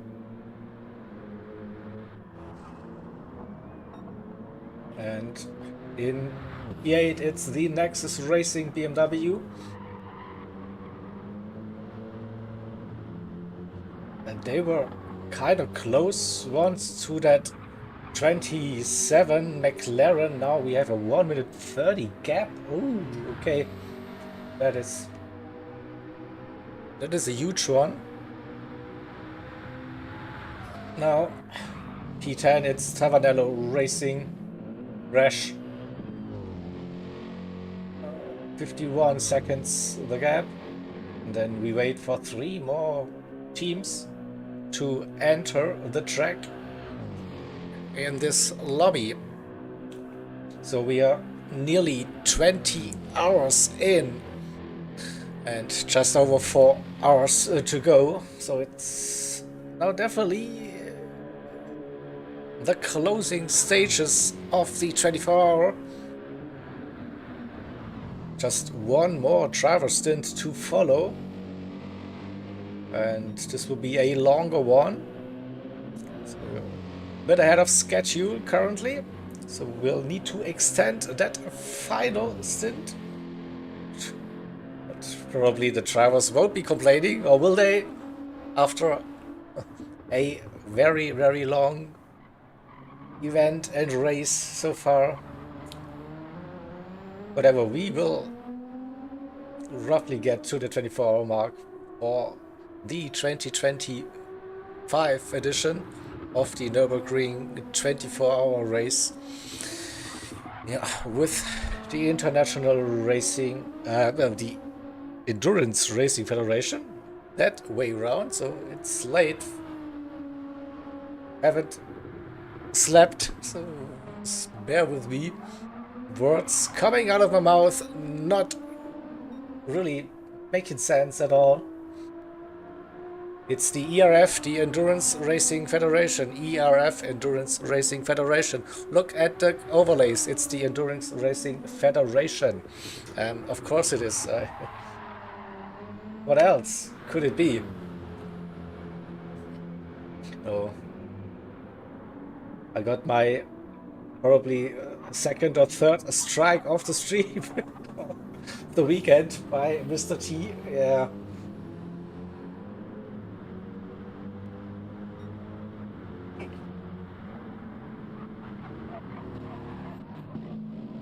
We still have this close battle brewing between the number 1 and 23 car currently. So let me quickly update my spreadsheet for the live standings while we have a look at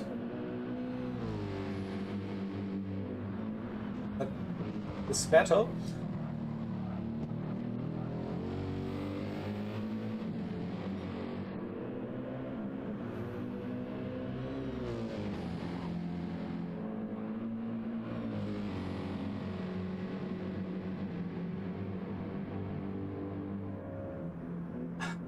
Is close already. I dare to update it that early. Yeah, we should be fine.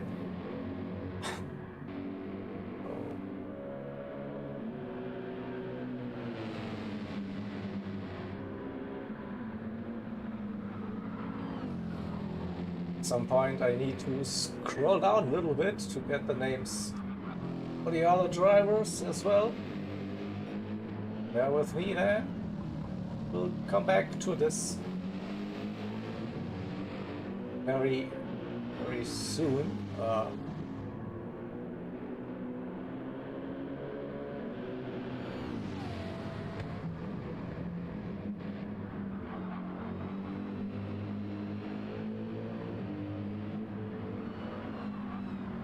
Right. But the top 8 at least in my spreadsheet. That's nice, so we can see the race standings on the screen. So I'm pleased with that. And can Drift King get the run?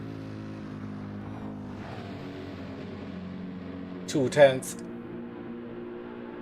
Massive run.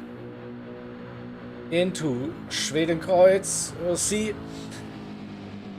Will he hang it around the outside? It's a risky move. Woo! They go side by side. Camera, please show us the action. Drinking for Arenberg, and what a move it is for Drift King. Hell yeah.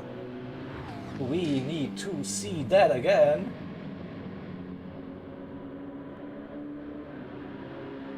First, he needs to defend that position.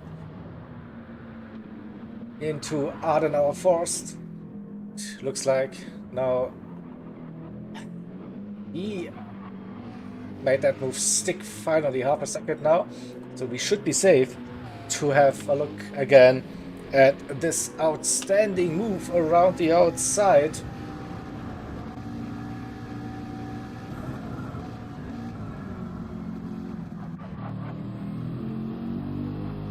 You don't see that very often. Oh, great display.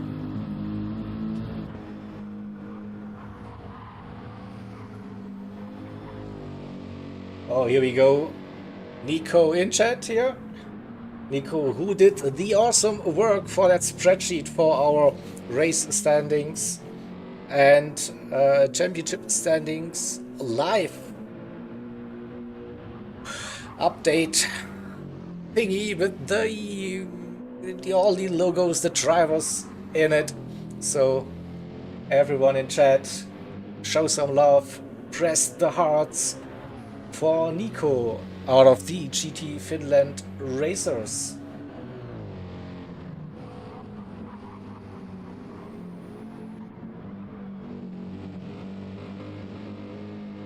Here we go, I see some hearts in the chat.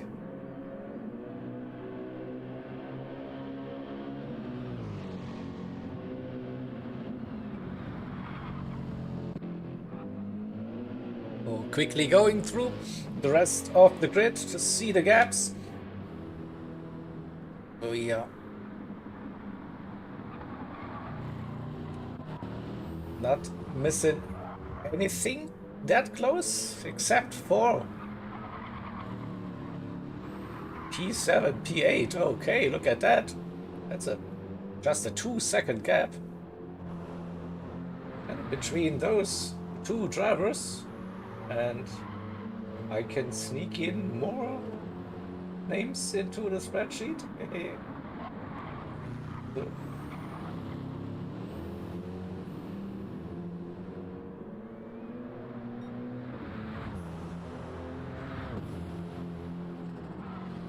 It looks like that gap is coming down. Ferrari drove for the Nexus Racing 54 BMW, closing that gap to the Feel Good Racing BMW in P7.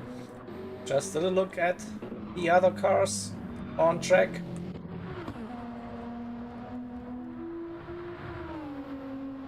Get me updated.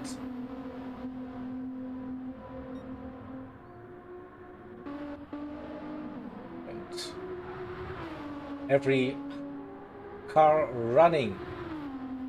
So let's get back to this one, the Battle of the Beamers.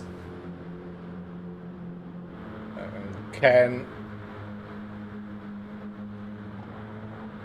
Ferrari Pro for Nexus Racing go for a move? 1.6. Now it was already a little bit closer. Gets a decent run up towards the carousel. I think we can go on board. Oh, Barry VG not with the best run out of the carousel, losing some time, some momentum, and under 1 second now. That gap approaching Hohe Acht, right-hander over the crest.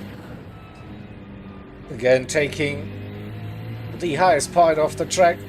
Now Hedwigshöhe into Wippermann, left, right, brake, drop a gear, accelerate, Brake for Eschbach, downhill left. We go further down, brake for Brünnchen. Onto the power again. Uphill right, aka YouTuber's corner. Good run for both of the drivers. Braking for the uphill. Left, right, ice curve. Straight line. Dead car over the curb. Entering Pflanzgarten, section number 1. The big jump hill, boom. Chuck it in, right-hander. Stay on the throttle. Don't touch that inside curb though. Keep it planted. Exit of Pflanzgarten side, that little jump hill into Stefan Bellow S flat out section. Again, little braking zone needed for the Schwalbenschwanz section, and it's into Kleine Karussell, the exit of Schwalbenschwanz, and just 4/10. This could be the run. Entering Galgenkopf, the double right-hander before the Detting Höhe, and it's 4/10. And now, will we see different setups on those BMWs? I think that Feel Good Racing BMW was really hard to pass. Is a monster in a straight line, and he's showing that gaining 2/10. That Nexus Racing BMW doesn't have the legs on the straight. Look at that, it's crazy to see the top end difference. So open tuning in the ERF GT Challenge Series, where the N24 is a part of the calendar, and custom BOP, but that's just based on brake horsepower or power for other regions and weight. So you can have access to all of the tuning options, except for aftermarket turbochargers, superchargers, but you can adjust everything else, like the suspension, the differential, the downforce settings, the gearbox ratio, and yeah, that's what leads to different setups for that same base model, that BMW M6 Endurance model. It looks like the Nexus crew went for a bit more of a downforce approach compared to Feel Good Racing with more straight line speed.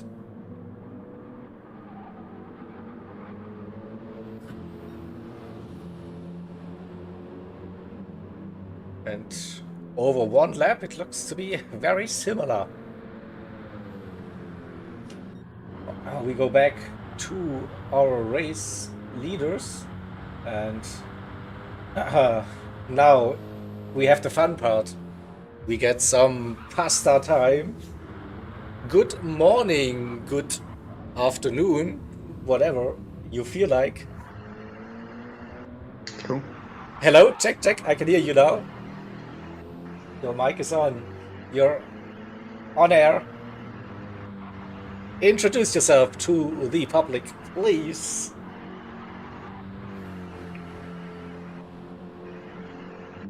Silence. Yeah, come on. Nice. I could hear you for a little while. So maybe check your mic settings. So I hear some click noises. That's a good sign usually. Just say something. It will be fine. Don't be shy. Does it work? Technical difficulties once again during a live stream. We're working on it. Pretty sure. We will get it sorted.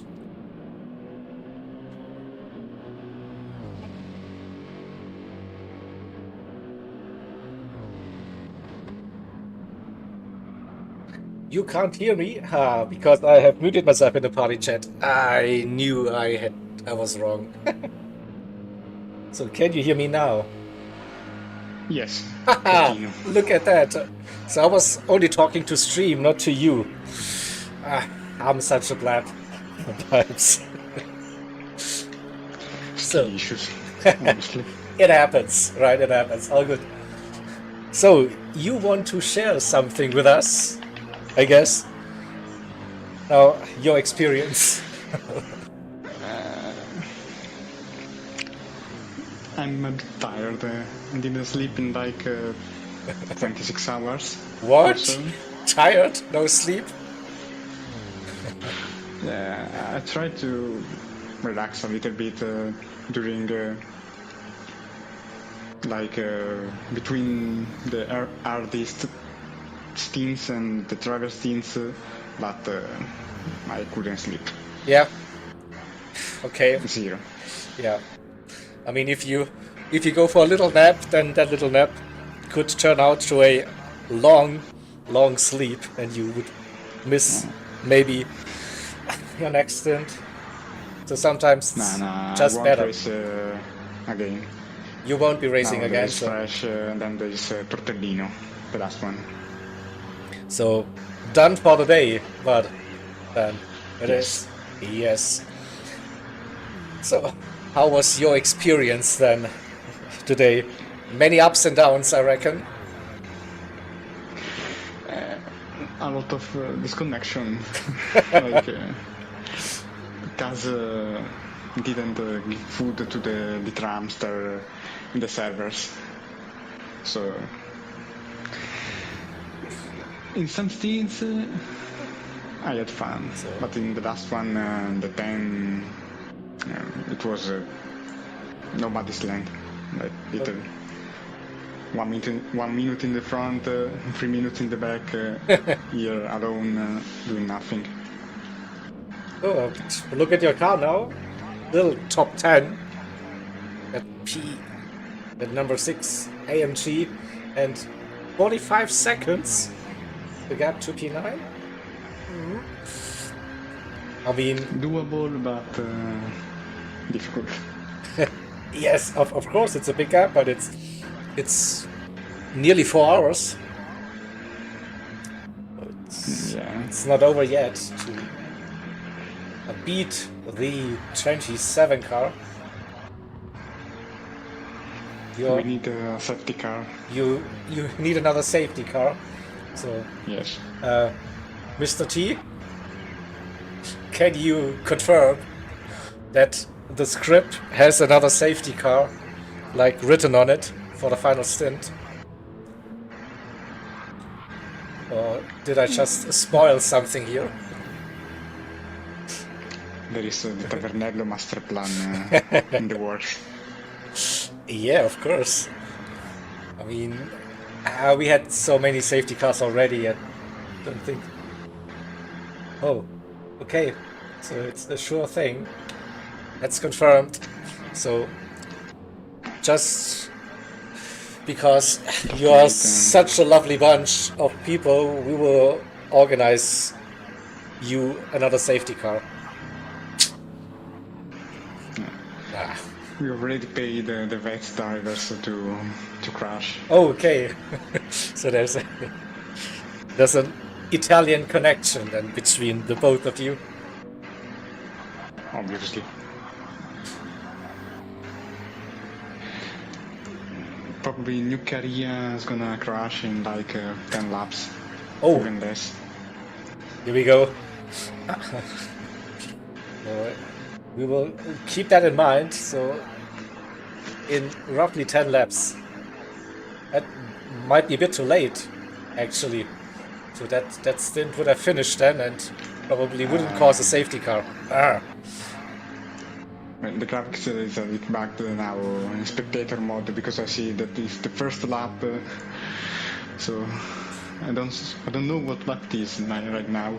Because you joined a little bit too late, so they're on lap number 5, currently the leaders. Okay.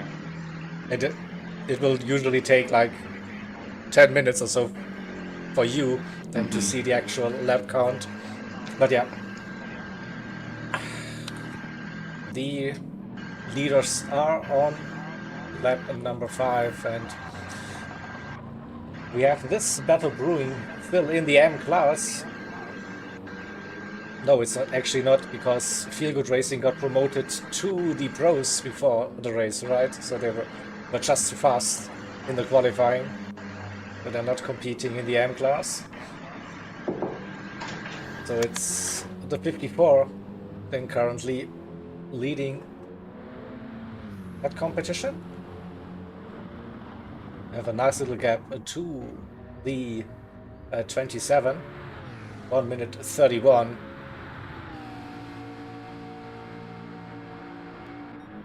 And we talked about that number 6 car, and on track gaining last time 45, now 43 seconds. Oh, and Fresh, definitely a very fast driver. Yeah, it is. It's the fastest of the bunch. And he, with the Tavernellos.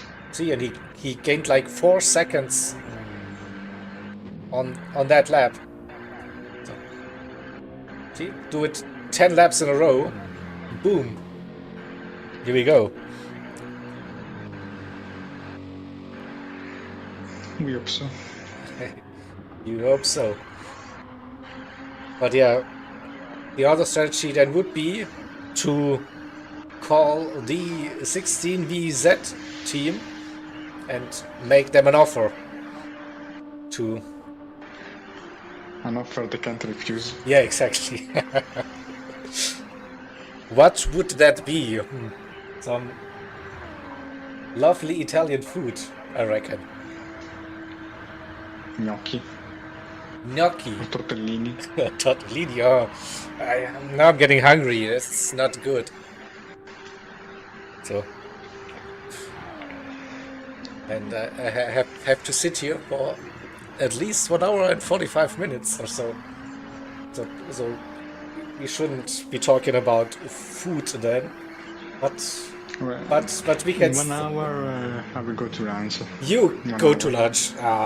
Yes. So what about me? Who orders me some lunch? Here. That's not good. Diet. Diet. Okay. Maybe that's not the worst idea. So your number 6 car. So Tavernello. What is the origin behind that? I heard some stories already. That is based on a actual brand in Italy. So yeah, it's a wine, a really cheap and shitty wine. Cheap and shitty, but popular still. Very popular. Very popular. And so where do you get it? In the supermarkets or in restaurants or everywhere? Everywhere. Also, if you go out for dinner, you can order that. Or is it maybe in restaurants? No. Yeah, okay. But in the supermarket, yes. Supermarket, yeah. Okay. So it's the wine for like your you take it home with you, and then you just drink it. Throw it away. And don't. And is it like a thing that you are proud of drinking that, or you just like you cannot really tell it, but it's... I never tasted it. So. Oh, really? It could be like something like a guilty pleasure, like everyone knows it's not good, but everyone still does it. Just one thing. It's in the card box, like what like in milk. the card box? It's not quality. in a glass bottle. Here we go. I think there is also the glass bottle for Tavernello, but usually you will find in a brick. Nice. And who came up with that idea of naming a Gran Turismo racing team after a cheap and shitty wine? Mine, technically. Probably. Fresh asked me for a name and I said Tavernel. And that's how legends are born, by the way. So we go that. We will always remember that name. By the way, Speed Hunter has damage. Gear damage. What? I just noticed it. Who is damage? Speed Hunter. Speed Hunter. Ah, where's Speed Hunter? In P5.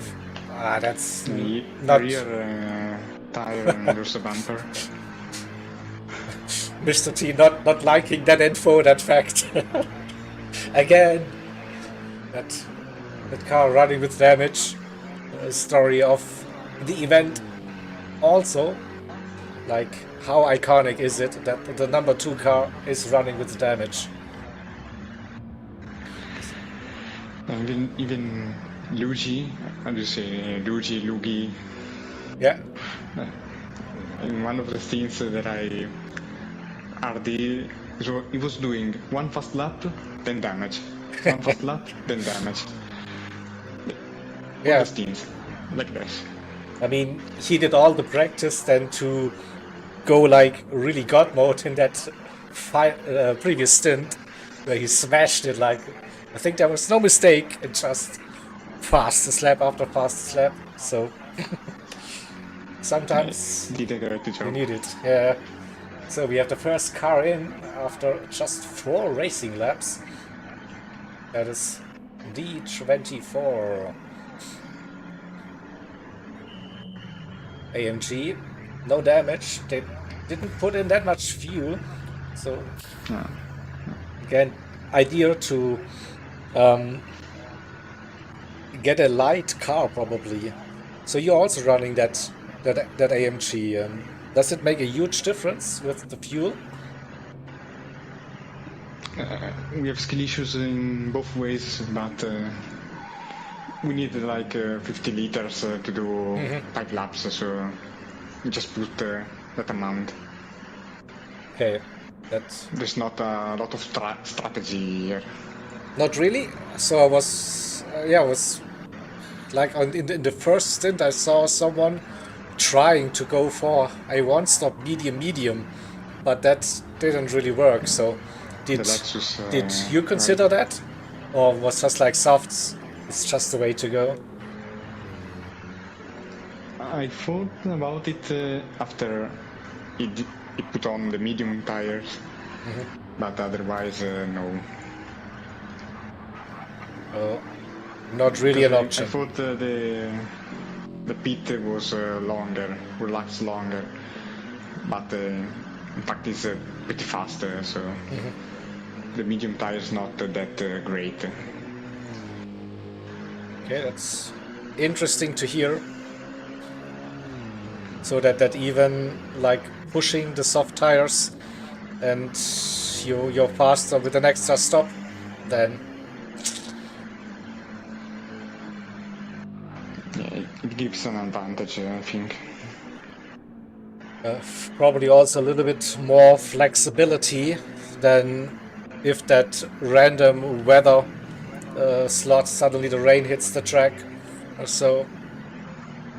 If you're on Yeah. better tires, but yeah, it's difficult. So did you experience some of the rain during that event, or During Stint 4, I think, when I disconnected. The start of the stint was a little wet with intermediates. yeah, I can vaguely remember, probably because I did comps back then as well. I was in third place with the FGR car in front, then I misjudged a corner and spanding. Spinalla. Yes. So I waited for him and we lost some positions. Skill issues. Nothing more. Okay. Could have been much more that stint. Yeah, If it wasn't both for that crash and the disconnection.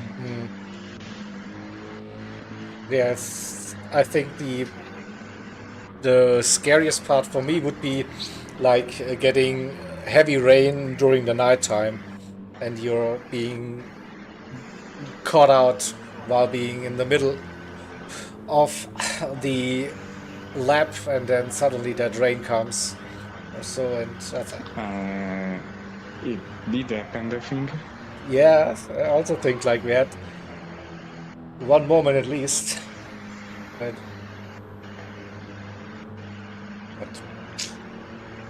oh, your car is pitting. Look at that. Yeah. That gap stayed roughly the same to the 27, though there is still running. So undercut approach.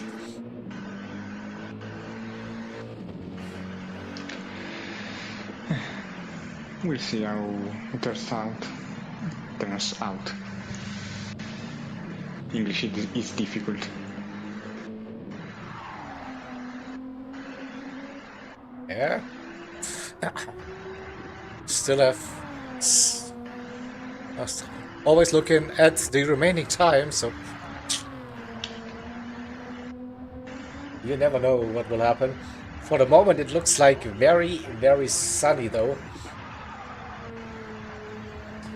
Not a single cloud I can spot on the track, so it is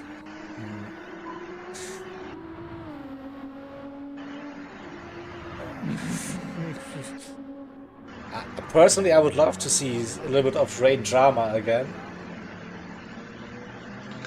Yeah, but maybe without our cars in that involved. There are always winners and losers when the weather comes into play. And we go back to the racing action where we have the leader low on fuel. Rookies 18 seconds that gap. The O2 P2 who are also low on fuel, so a similar strategy for the top two runners. Also Team Lure on low fuel. Yep, just spotted that. We have P4 with the undercut. We saw that earlier pit stop for the 24. 35 seconds that gap though. Let's see. Tim needs to put in like half a tank. And 35 seconds might be just about what you lose with that pit stop.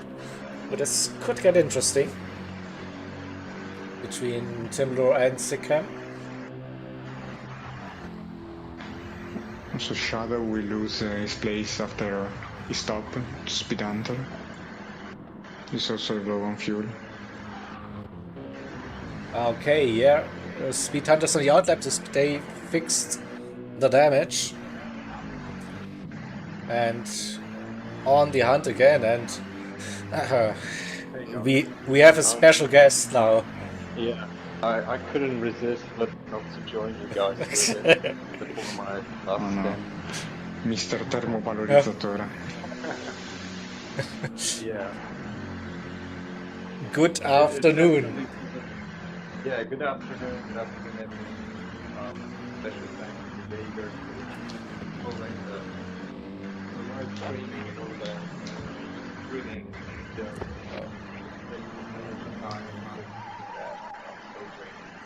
Your mic is really shitty, I have to say. I barely understand you. He's on PS Up, I think. Speak louder. Yeah, I'm on PSF. Oh, that was so much better now. Yeah, look at that. Bring that closer to your mouth. Yeah. Yeah, of course. So repeat. Yeah, I just wanted to express my appreciation for Jaeger and what he does with the streaming and broadcasting, because that takes a lot of effort and a big commitment as well. thank you, So thank you, Jaeger. good sir. Yeah. So much. So we are now thanking each other probably a couple of times. And yeah, I mean, for those who don't know, this is like the final rodeo for ERF for the foreseeable future. So we go out with a bang with the N24, and that's why it's sad on one hand. On the other hand, real life always like it takes their priority, all of us, and if we cannot give 100%, and it's not good enough for everyone. Yeah, definitely. And it's not only that. I mean, there are some aspects in the game that I don't really fancy. For example, the amount of lobby slots that we have, that we need to do pre-qualifying. Also, the lag, the servers, the connection. It's just too complicated to run a good event and actually feel good about it. For example, this event, everything went smoothly, apart from all the disconnections, and all that stuff actually kills your motivation. Yeah, we're in the same boat. I mean, we did this for together 2 years now at least. You started without me a little bit earlier with it, so I joined a bit later then. But yeah, It's 2.5 years, basically. Yeah, Basically, exactly yeah. 2 years. Yeah. yeah, and like with the extra amount of effort you have to put in to organizing those things because of all those shortcomings in the game. This is what you were saying basically, like, so it's just like you have so many limitations, and we try to do our best to make it somehow happen and like enjoyable for everyone, but it takes out so much energy. Yeah, And- yeah. The main issue is that we do all these damage limitations and the risk assessment and management and whatever. Try to do that you're speaking about, and then it always fails somehow because the game has its own personality. It always finds a way to just crush your hopes and dreams for a good event. Yeah, well, I mean, it looks so pretty, and we're just looking at the number 2 car. So again, you do such amazing artwork there with the car liveries and stuff. So there's so much potential in that game, right? Yeah, exactly. We cannot unlock it. Like, Yeah, it's a real shame. But it is what it is. I mean, I hope probably in the future, maybe the next Gran Turismo game or whatever, if we make a proper comeback, it'll probably be on a different platform or on a new Gran Turismo game that will actually suit us more and have more opportunity. Just be better for sim racing and online racing. This one's pretty bad. Even compared to Gran Turismo Sport and Gran Turismo 6, it just lacks. But anyways, let's talk about positives. yeah, Well, I was going to talk about Havernello's race, but that's not very positive, isn't it? As well. No. It definitely doesn't resonate the pace you guys had, because in my book you were the guys that would win the AM Cup race. You had great pace, great qualifying pace as well. It's such a shame. Yeah, for the disconnection in a row is not really great. yeah, that really sucks. I mean, I've been in that boat when I was trying to compete in the ERF and had 2 disconnections in a row on my stints here at the Nürburgring 24. I was like, Oh, yeah, I remember that with the white green Mercedes. Yeah, that I was pretty really like, frustrating. I felt like I was letting my team down, like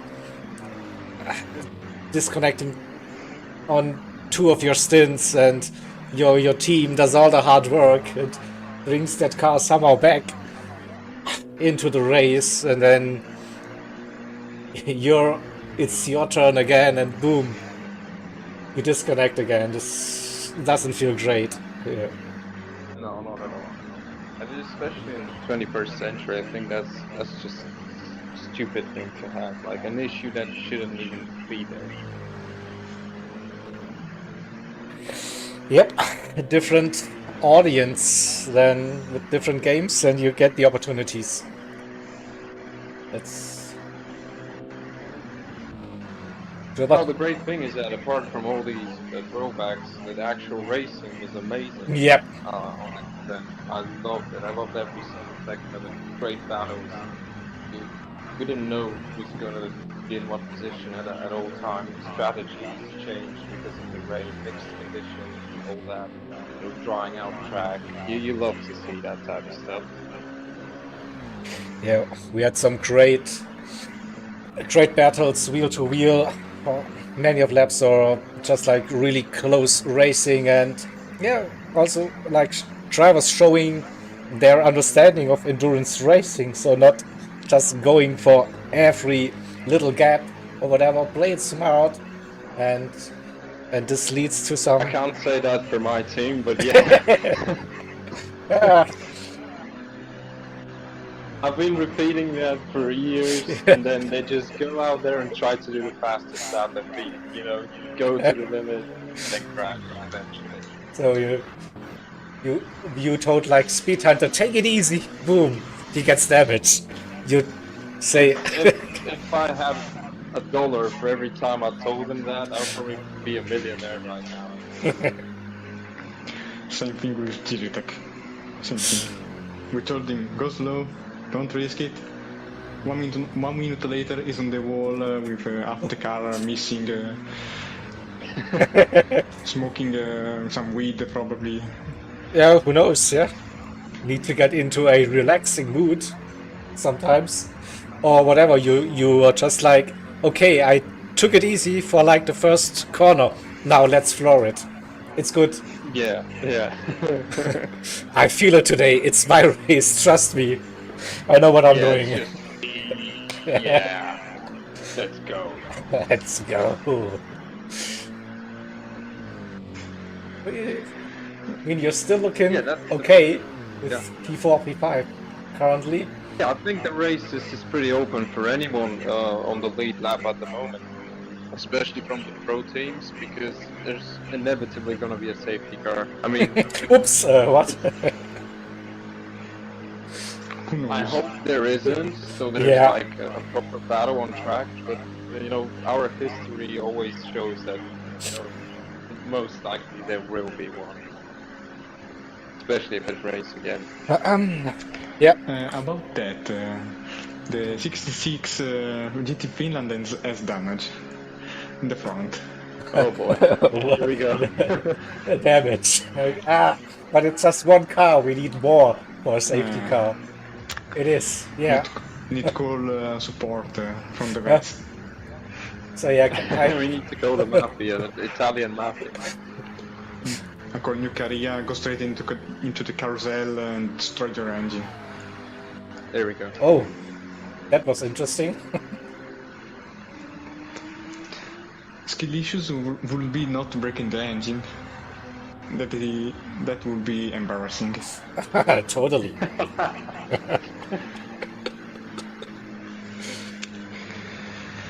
Yeah. Yeah, it's pretty much what Philo did at Le Mans. He spun, and then he thought if he doesn't reverse now, he wouldn't get engine damage. So he floored it on reverse, so he can get engine damage. So it's a joke, but yeah, it was a bizarre incident, and unfortunately, it ruined his race. And our race. Yeah, that was probably the best opportunity you had to win a 24-hour race at the ERF. You guys did a brilliant job. You drove amazing. So, who's to blame then for that Le Mans race? Well, they weren't fast enough. Okay. Sure. You were running in that silver Sauber, right?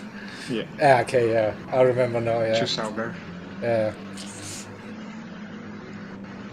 Yeah, they run the red mirror on the 61, and then the Clockwork Motorsport run the yellow one.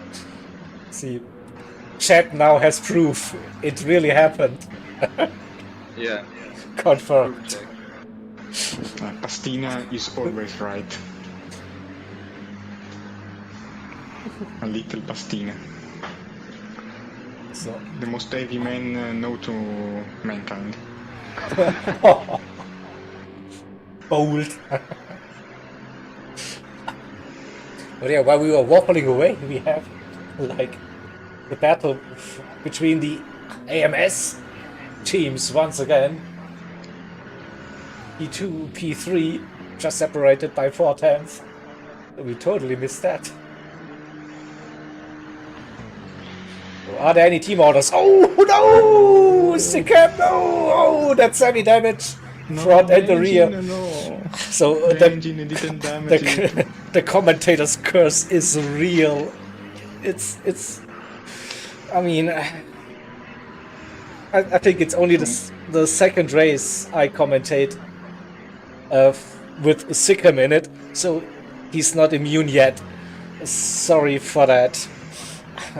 I did commentate some races for like private championships for my team, for a team I was in, and I was known for being a little calling some bad things. Yeah. Yep. I was known as the Guffatore, like a guy who calls things. Like, that guy will crash, and he's gonna crash. Stop. Nothing's gonna happen. See, there's one quote I think out of Spider-Man: with great power comes great responsibility. So just be aware if you're doing comms. Don't tell like people are doing great or whatever. I mean, Sikam literally just did the fastest lap of the stint, and then I look at him and say, "Oh, what a great battle!" Boom, he destroys the car.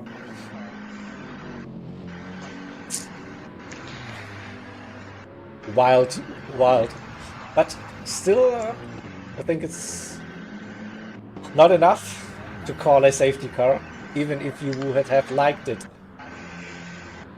to happen. Needed an engine damage, but didn't came. Yeah, it had potential still, like that angle could have maybe gotten them engine damage, but no, isn't it? It's the only car with damage at the moment, so Just hope that drifting with will spin at the carousel. I say just order the heavy rain now. This will be fun. So the last two slots and the first two slots of this and the next stint are R1, which is like Nothing. light drizzle thing. Yeah. Okay. But then it could not rain. You know, it's random. Just Oh, clouds, okay. and you might get light drizzle and just clouds. We'll see. We'll see. But we have like still like with the rest of the final stint being totally random. So anything can happen, right? Anything can happen, yeah. I mean, last year we didn't have one. I think we had only one stint of all the 24-hour races that had a bit of rain, and it was the Nürburgring. Spa was absolutely dry. Yeah. All stints at the Nürburgring were absolutely dry. I remember very well the Nürburgring last year with that Lamborghini. At some point you were doing great in that race, I remember. I think you disconnected and that's what actually got you at the end. Again. The biggest problem was that we were running 137 kilograms of ballast. and that wasn't so great Oh, on the right. curbs. Yeah, the BOP was totally different. Yeah. Yeah, and that was like 517 horsepower. Also the PP Yeah. limit. Yeah. And it was a bit. But still, we qualified. EJ, The only Lamborghini to ever that's not qualify. pasta. That's that is not pasta jaded yet. That's Il Capero, man. Still, Danny Kiat. Here we go. The Italian.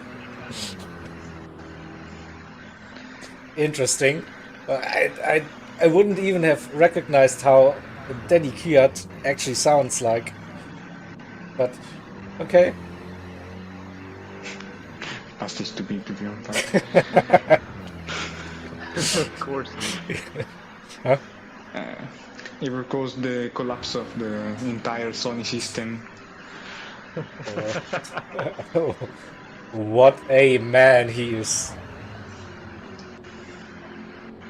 Just to fit him in the car, we had to do some pretty hard works.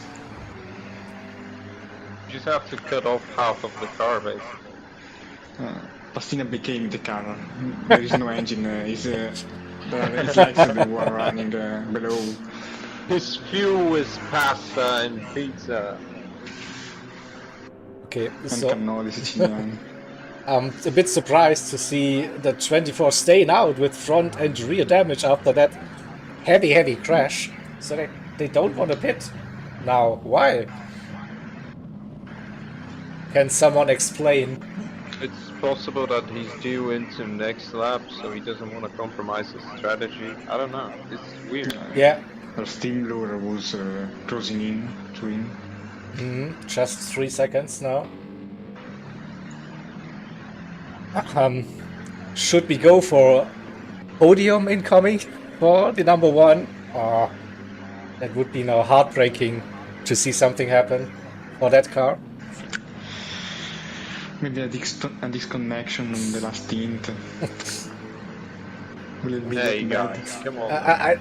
It wasn't me. It wasn't me this time. We have high hopes here, you know. Yeah. We bet a lot of money on that car. Oh. You paid for it? You get It's paid gonna for be driving? Yeah. We also lost like 10 million front bumpers and wheels and whatnot in the first stint with Mohata, and Yeah. hopefully he can redeem himself in the last stint. So we have high hopes with him in the car. Yeah. I was surprised that you had still some spare parts after the qualifying session, like. So our last parts are on the car right now. Okay. If we crash, that's it. And Just use some tape to fix it. yeah, duct tape. It will be fine. Oh, cool. Yeah, we're out of duct tape now. We've used awesome. so much. So, did I hear that correctly? That Mohata is doing the final stint in that car? Yeah. Okay. It's also like do or die, I think, for Mohata. It is, yeah, 42 seconds is a lot of time, but yeah, we'll try our best. And hopefully there's a safety car, you know, you never know. But you just say that you don't want safety cars. Yeah, but, you know, as a team boss, I want a safety car, and then as a ERF organizer, I don't want a safety car. Make up your mind, Also- come on. So the levels. They have Moata, we have Tortellino. That's not like... It's not fair. We have a food and they have an incredible driver. It's not good. So Things need Mokata to actually change. means fly. The fly, like a bug. And he needs to fly from the carousel to, I don't know, Belgium. That would be nice.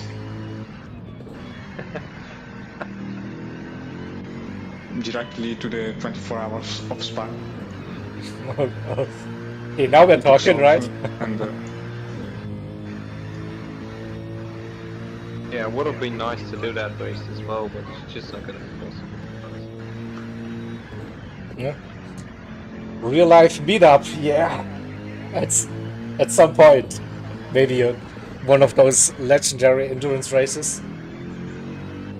Definitely, yeah. I don't think it'd be any trouble to do one race per year or something along the lines. Maybe historic race, 24 Come to hour race. Italy, come to Imola. That's a lot of great things here. that is it like a legendary endurance race? I was looking at Le Mans, Nürburgring, Spa. Not really Imola. I don't know. Well, maybe the Daytona 24 hour. Oh yeah, that would be like a nice little trip to Florida.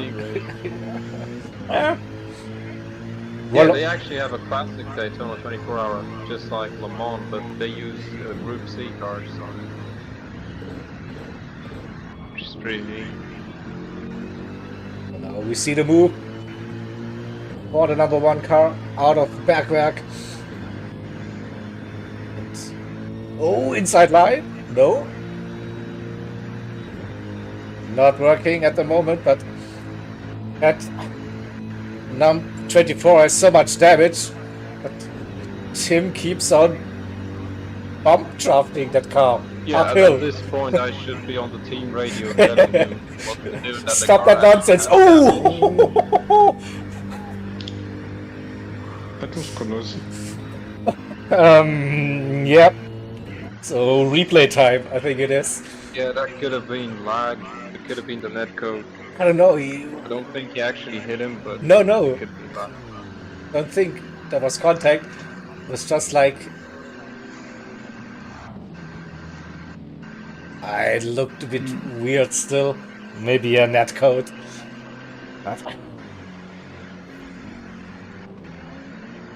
Whatever, they're both American, so it should be fine between them. Yeah, they'll settle it out after the race. Yeah. But here we go. The number one moves up a position. P3 it is. 45 seconds that gap now to the 67. So they also had like a complete Stint disconnect, and now they're leading this race. So it's crazy sometimes Yeah. how those Well, it's a races brilliant go. comeback. I mean, Yeah. they did all they could after that disconnect to get back in contention, and they got the safety cars and they capitalized on that. They're doing well. Yeah, They have great pace. and they also were like very, very brave during tricky mixed conditions to nail the tire strategy most of the time. Yeah. Like- Yeah, they went on slicks when it was actually for intermediates. Mhm. Yeah, that was a great call. I mean, it's a great call if you don't crash after that. Of course. So yeah, props to the drivers and the GT Finland Racers team. Great job. Yeah, that's it. And I mean, sometimes it's easier to be brave if you have nothing to lose and you're already further down the order.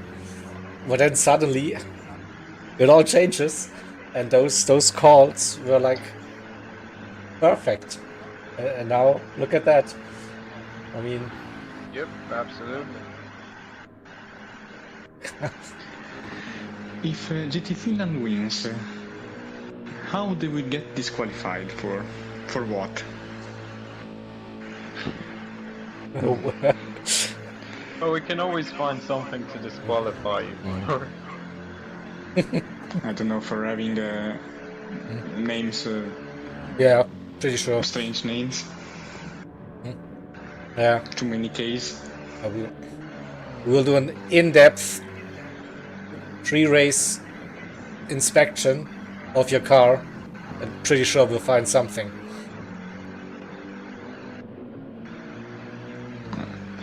On our car, the only thing you will find is a tank full of Tavernello just for emergency. Nothing more. Yeah, we know you love cheap wine.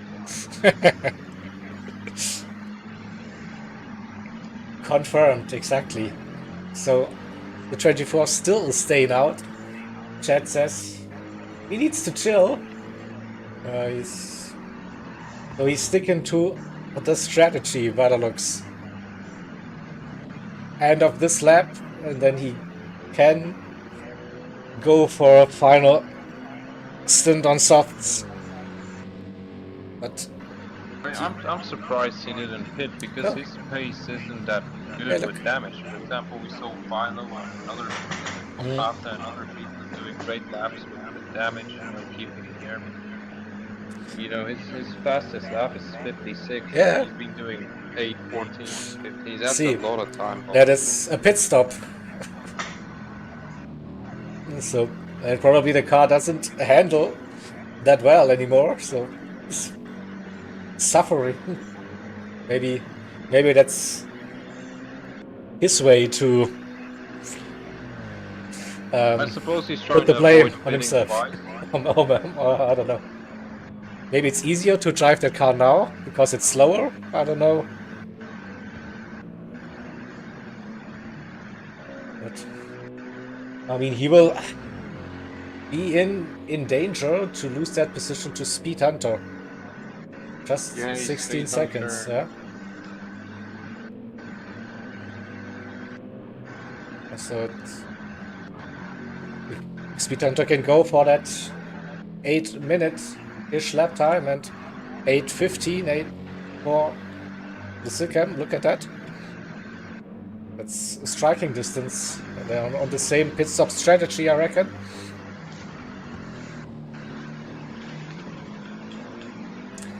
Maybe that's part of the plan. He wants to have a race with someone.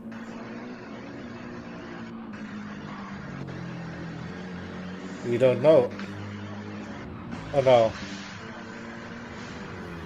Just go a little bit through that grid, show the cars and the gaps between them. It's not really close at the moment. So I'd say that race probably would be in need of a safety car. Uh-oh.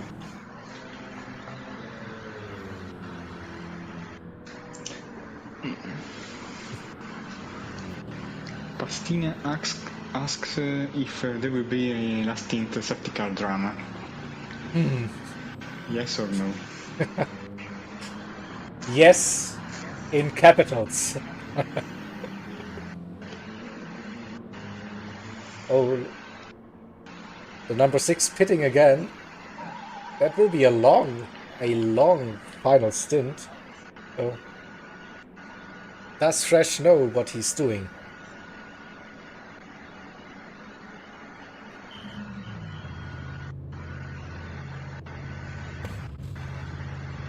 Maybe he knows, but I don't.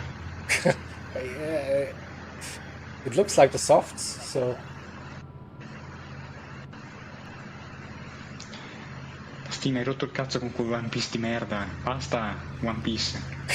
Read something else.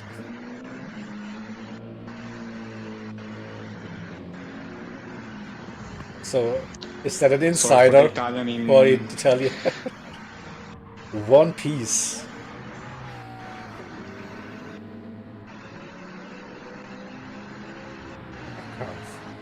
So the final stint should be 18 laps. So Yep. that's 17 race laps. 18 race laps.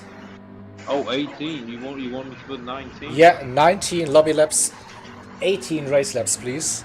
So we don't want to end that race before the timer runs out. So everyone for the final stint, they get 2 more laps on this amazing racetrack. So it's a privilege. Trust us.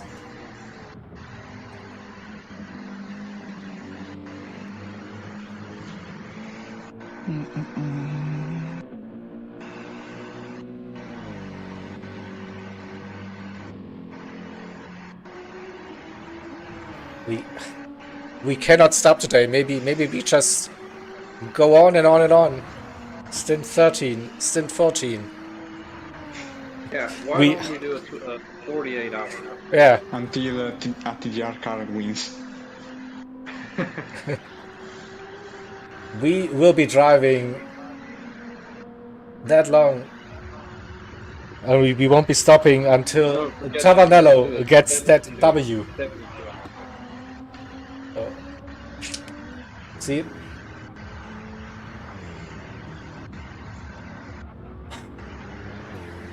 So looking at the race leaders, we could see a pit stop incoming now as well.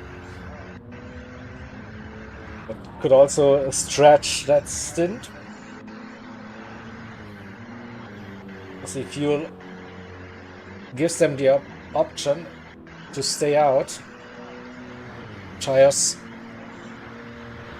maybe 2, but is it worth it? 7:58 last time round, not too slow. But this looks to be like a slower lap.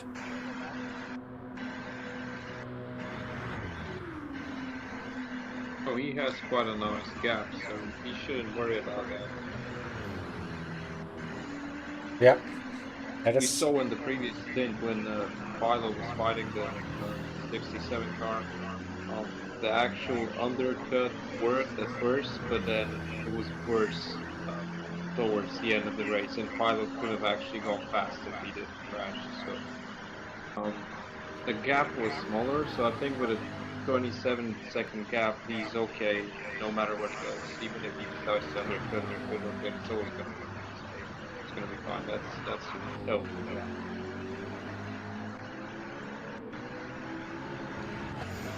Yeah. So Drift King going exactly for that undercut now. Well, he has to do the opposite of car 67. True. What's the strategy for the number 1 car? Follow Drift King. I have no idea. I'm sure should have been in the team's chat right now. So Oh, he's staying out. he stayed out because no one told him what to do. So maybe go into the team chat and say, guys, now come on, focus.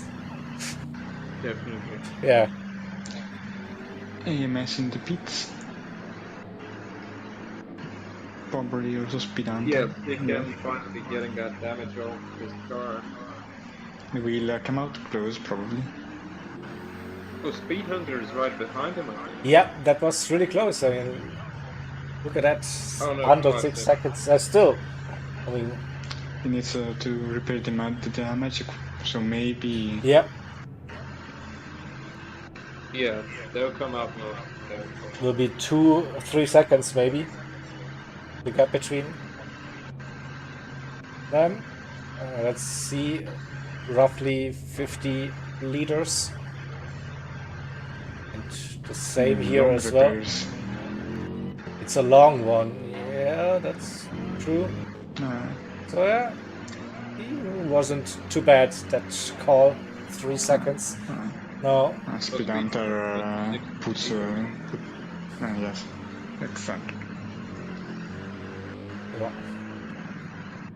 What's Sikem's mindset now? Yes.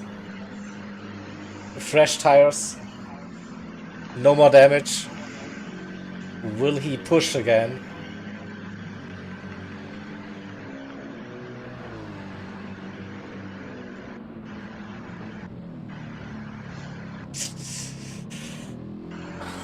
We'll find out probably very soon what will happen. So 3 seconds to gap then to Speed Hunter in the number 2 car before P5.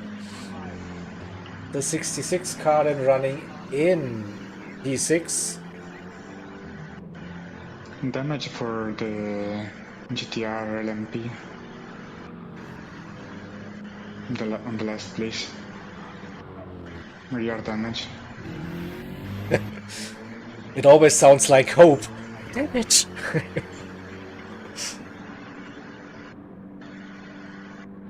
Yeah, it's a cry for safety. Okay, basically. Oh, I hated the rules we had last year that, you know, when people could actually call when they have damage. Yep. Oh, that was so stupid. I still have Vietnam flashbacks about it. Yeah, me too, man. Me too. Look at me, I have damage, look at me.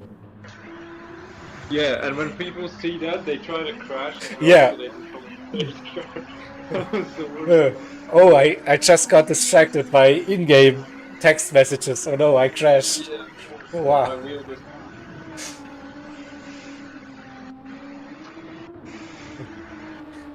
So yeah, that GTR running with rear and suspension damage.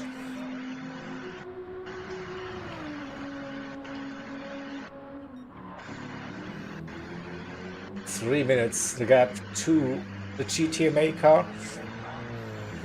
Another 3 minutes and 16 seconds to the 16 GTR. And 3 more minutes again to the number 10. So 3 minutes seems to be a nice gap for those cars. Don't get too close, mate.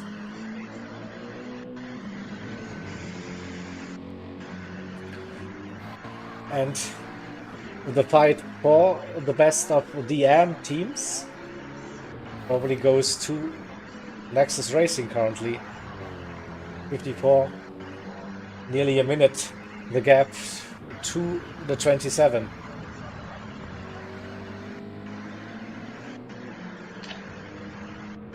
And did I just spot a little bit of like overcast conditions? Here we are getting closer to that R01 weather slots, I think. So maybe we get that transition and maybe light rain incoming for the last couple of minutes. It's definitely not sunshine anymore.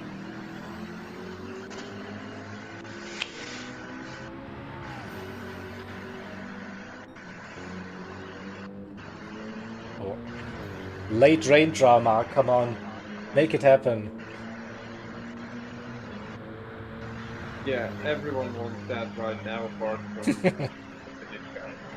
Yeah. I mean, 56, they are low on fuel currently, so if they would spot some rain on the radar, could be quite happy with it. The same for the 66, also low on fuel, so in-lap incoming for both of the cars this lap. And the Speed Hunter versus Sikkim, number 2 versus number 24, 2 seconds after the pit stop. So Speed Hunter gained a second since they left the pits.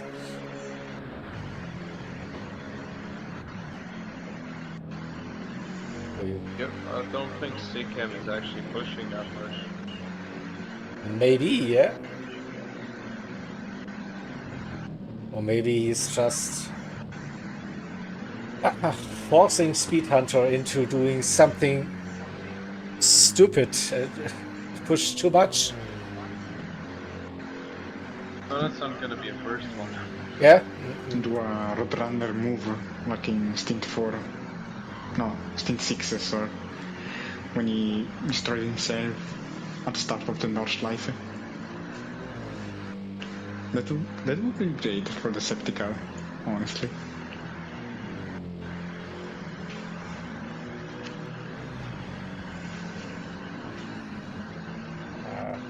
He looks fast for both of them here.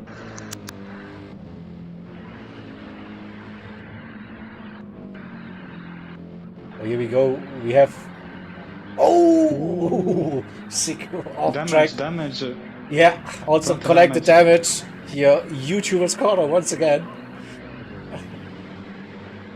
And My damage. bad, but he didn't actually push it. And here we go. Oh, he made that move. That was close.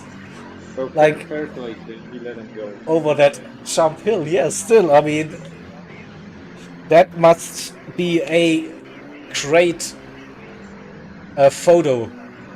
Both cars side by side over that little jump hill.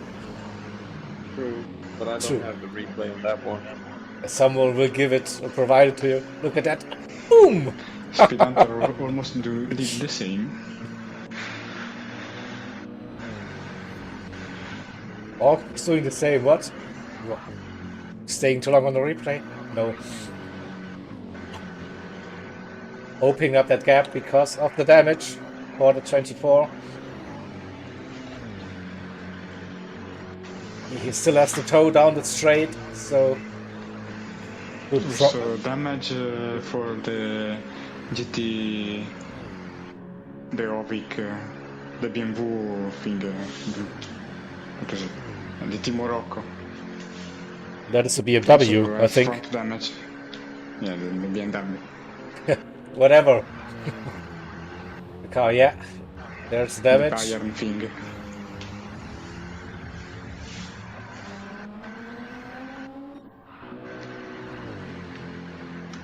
Is it? No. We just needed another car. We for needed the safety car. just one more, yeah. Just one more. Nu queria sbinnare su...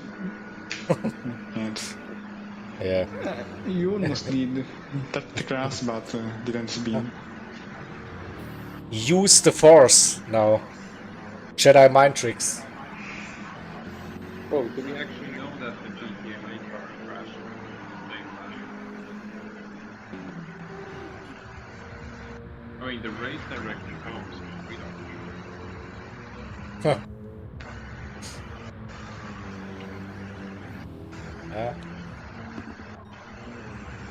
It's... Yeah, in the end, it's race director's call.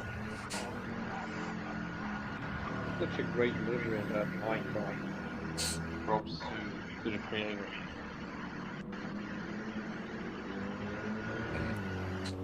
I think we can't complain about the livery designers in for every event. Like great looking cars, great liveries all around. Yeah, I also love the colors this time. We have all the colors we have purple, we have red, yellow, green, white. We have all the colors. It's beautiful, good.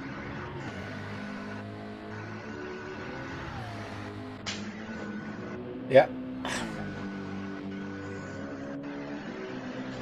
Right, I'm gonna jump in the lobby now, do some race directing, and help Mohammed win the race for us. Yeah.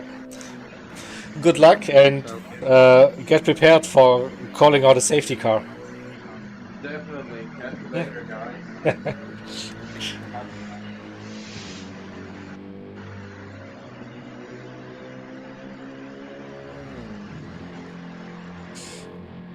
So we are getting closer to the end of that stint as well. There are slightly overcast conditions, but I still don't have access to a weather radar, but I have someone else with me in the lobby. So could you maybe go to the lobby screen and bring up I'm already checking. the radar? Maybe you can spot something. I'm checking. I'm checking. I'm a Ferrari pit crew. Okay, understood. We are checking. No rain on there. Some clouds there, but really, really light rain. Might not even rain, probably. Ah, One on the left and one on the right of the circuit. okay, but really light. Yeah. Yeah, probably not gonna happen, or just a few drops then. It's the lowest possible level of the ring.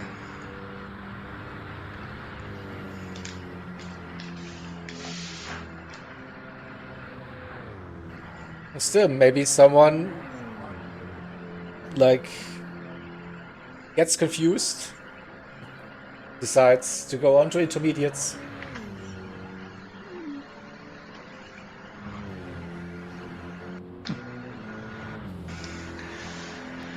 Fresh is catching up with the INF driver. Ooh, look at that! Seconds. Just 3 seconds. Different strategies. So not sure if Fresh can go to the end with that amount of fuel. Yeah, 25. I don't know. I don't know. I don't know.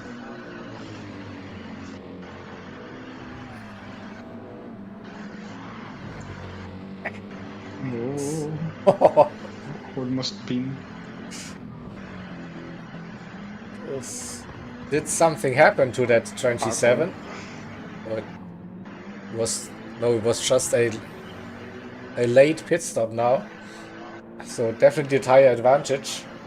Oh, Berger in the 27 McLaren for Inferno Motorsports. But Fresh is definitely in the zone. Now on those tires, 2.5. I don't think he can catch him. Maybe he can, but I don't know if he can go to until the end. Okay. Yeah, probably that's would be also my concern looking at the fuel here, but 1/4 of a tank is like 25 liters, so like 2.5 laps. So no, for like 1 lap. yes. There was so much hope for rain probably with that strategy. Hit, splash and dash, intermediates on, boom. Yeah, still catching. 2.2. Gets a nice run.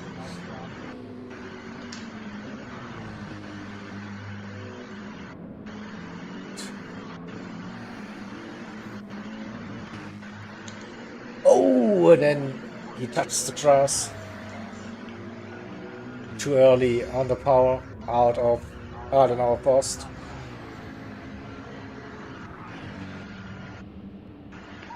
We have the BZ car in the 16. Also very low on fuel tires. Looking very second hand. Good decision to pit now. We will keep that P11. The gap to Ovich for GTNA is really big. 4 minutes. For information, the left cloud of rain is at the moment on the circuit, so it's not raining. It's not raining. The cloud is there, but it's not raining.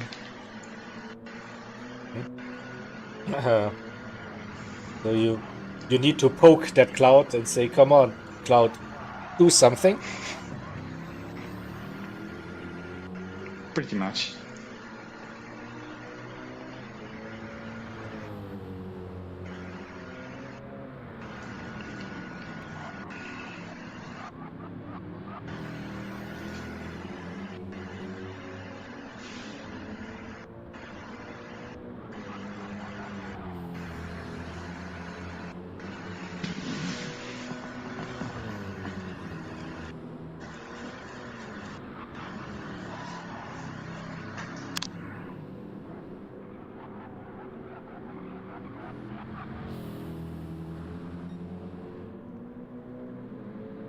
Oh.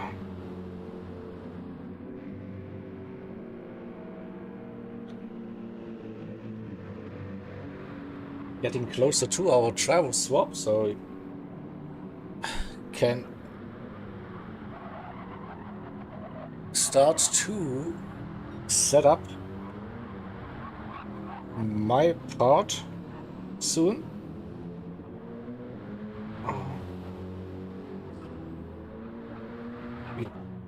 I'm not missing anything, so top 3, it's the Cookies, Draft King and Tim. And Speed Hunter in P4. That gap to Sikkim now 7.5. The 24 still running with that damage.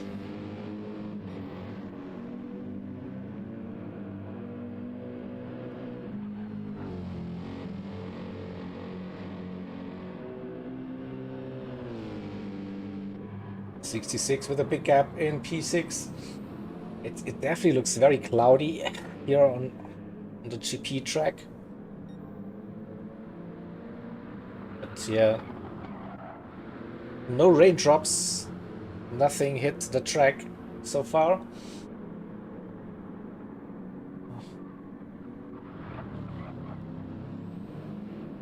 Then we had a pit stop for the 27, so they were close for a brief moment, but that pit stop, that gap now over a minute to the other cars in front, so pretty, but Crash is catching, or is keeping that gap very stable between 2 and 3 seconds. The concern is still that the fuel won't be lasting until the end of that stint.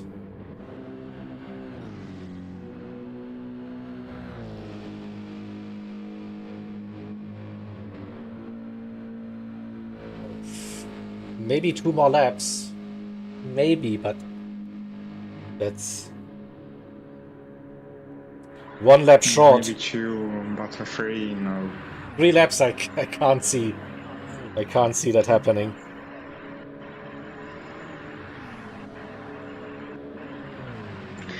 You will have to drive like at map 6, short shifting to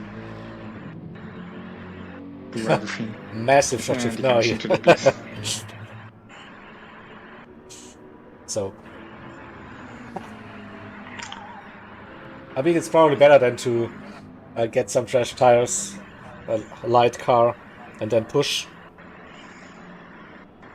Yeah, but we still need to regain almost 30 seconds. Yeah. So, You have to believe.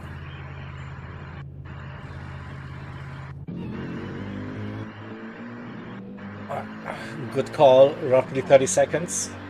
And that gap. 3 laps. 10 seconds per lap.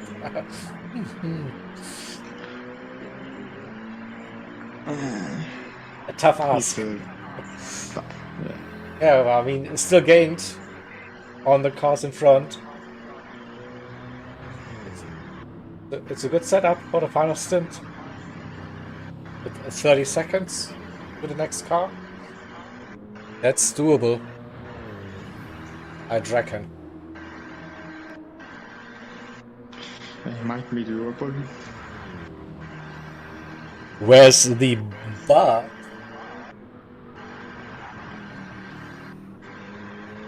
There's also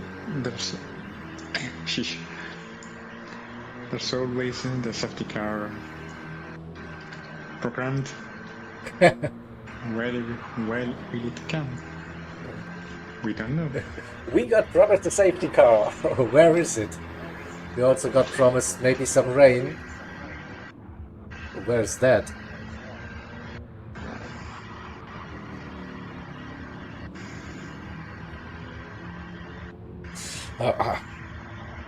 Yeah. They made him take a choice: the rain, or the safety car. Okay. Well, left hand versus right hand, right? So, or blue pill versus red pill. Pick something.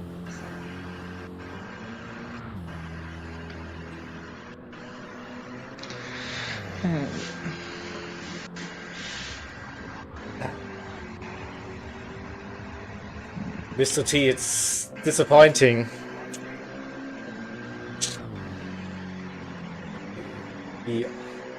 We made a promise we cannot keep. Monologues. So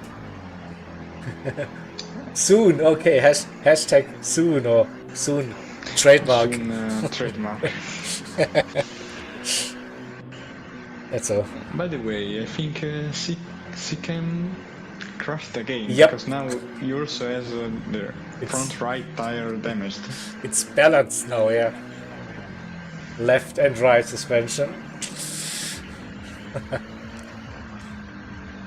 So I mean, this just means that the final stint number 12, will deliver, like, and it will give us everything we have ever dreamed of for a final stint.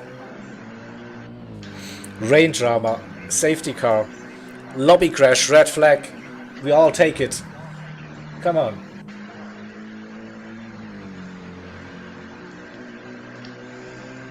We need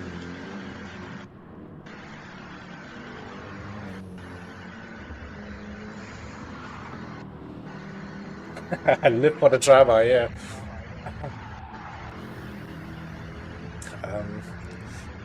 But it's just purely because I'm not driving. If I would be a driver, I would maybe choose other words than those. But I mean, to be honest, that last hour of racing didn't see that many battles on track. That one great overtake, yeah, Speed Hunter versus Sikhem. Apart from that, not that many things. So getting a bunched up grid would definitely help.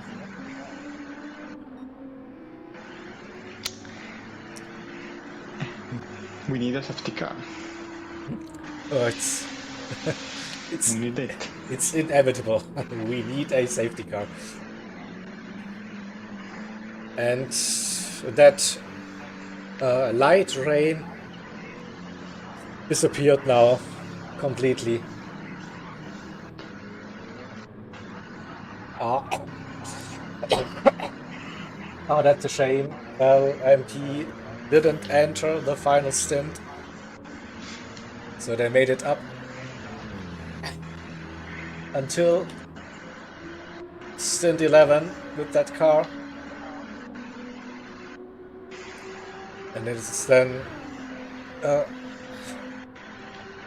final couple of meters. We'll be seeing that car on the track for this event.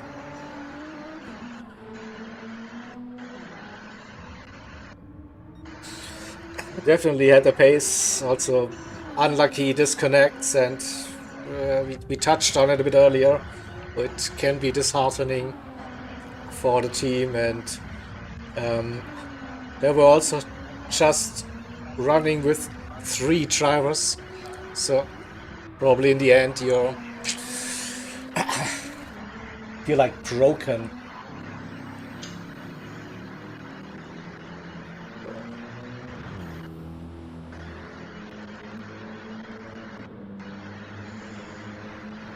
Cookie is going for the fastest lap. Purple by 16 milliseconds.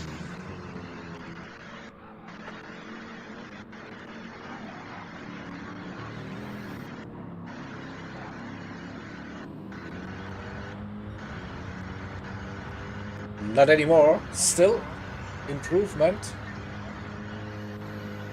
Still by 4 times. That will be enough to Yeah. get the fastest lap. But it's not a purple sector, so well, we probably know that a BMW has an advantage on this straight line compared to the AMG that currently holds that fastest lap.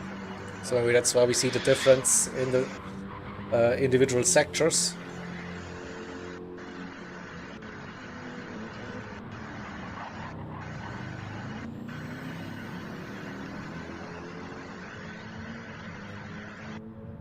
Lost something. But it's extending that lead still. 36 seconds now. Did something happen to Drift King? You know. I think they were a bit closer, No. but 801, yeah. Maybe just after that pit stop, a different fuel strategy could be the case. Oh, purple!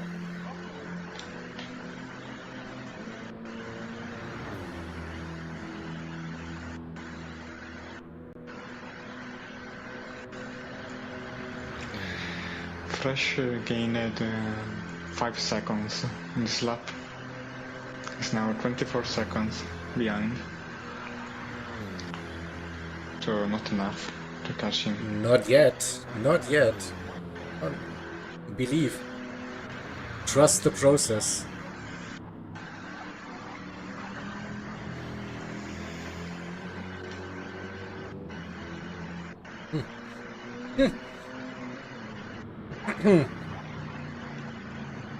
Very interesting what I just see for lobby 12. There's hope. There's hope for drama.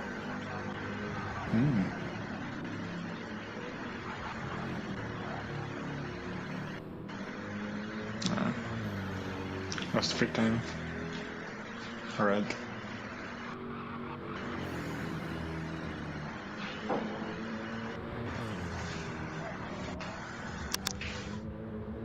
Still a good lap. Still a good lap so far. Fresh purple by 1.5 tenths. On the GP track. We saw many purple. Oh, that looked like a massive cut, but luckily we turned off the in-game track limit penalties. We was sending it half a second now. Wow. Oh, he's not too far off. It just needs to find 2.5 seconds for that fastest lap. He is half a second purple for now. 22 seconds. I mean, that gap was 30 seconds after the pit stop. So gained another 8.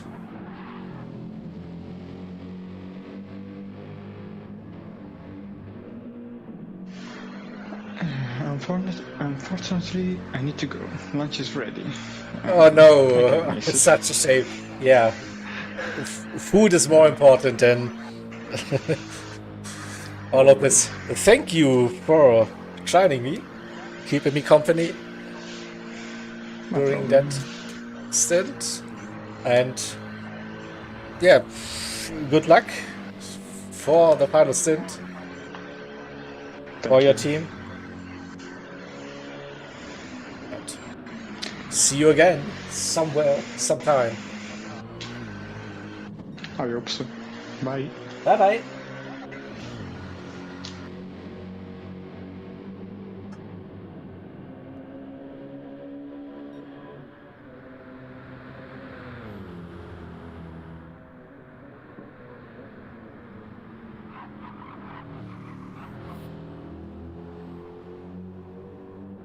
And the race leader will be starting the final lap of stint 11.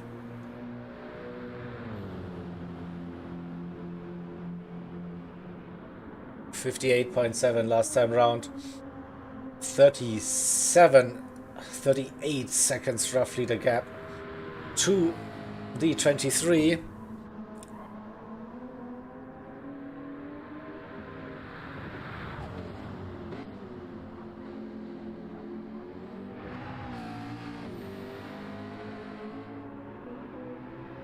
Is now also starting the final lap.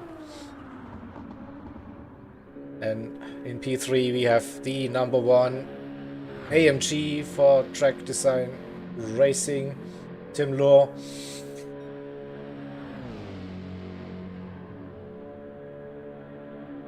Personal best 801.7 late into that stint. It's not an 801 this time, more like an 804.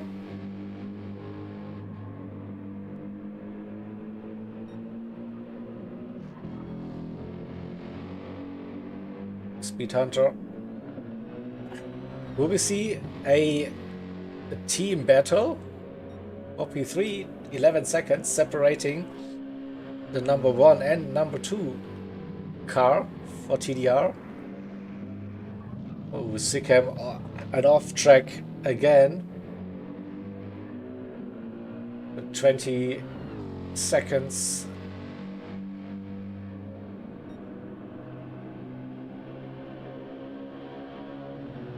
On the final lap now as well. Next up will be the Shadow for the 66 car.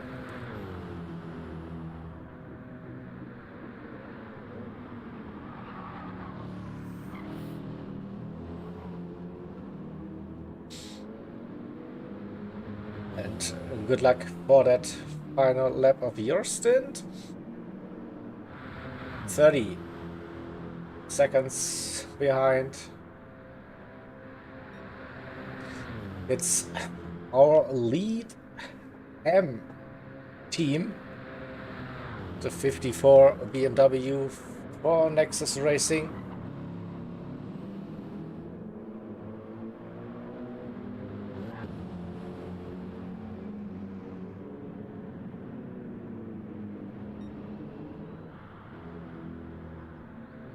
P8 for Feel Good Racing, 56 BMW.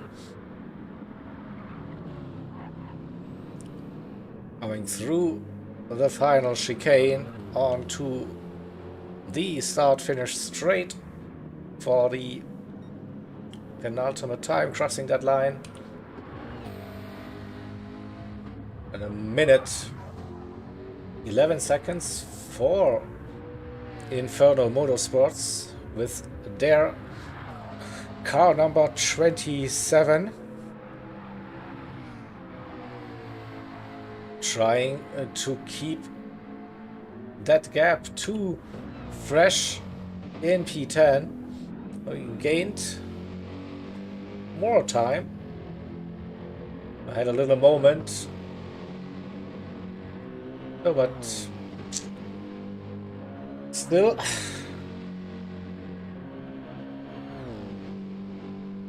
trying to minimize the gap. So maybe 8 minutes incoming for that number 6.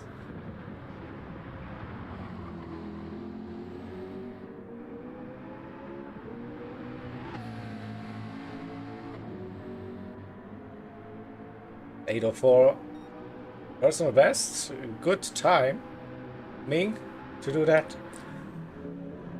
Here comes the Tavernello entry, the number 6 AMG.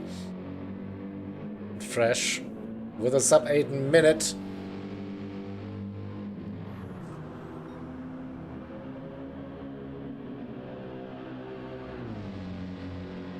Just under 20 seconds now, the gap. A bit further behind, we have the BEZ Nissan GTR. 1 lap down. P11 also 1 lap down, another 4 minutes. So it's GTMA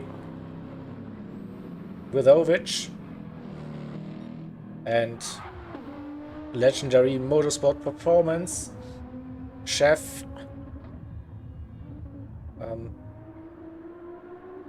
in P13, and as we heard, that car didn't enter the final lobby, so this will be the end for the 83 car after that stint. It will still get classified P13. So, and Cookie's getting closer now to perform the final travel swap, and then we are heading into the final 2 hours and 20 minutes ish for the ERF Nürburgring 24-hour race, and 42 seconds now on that gap.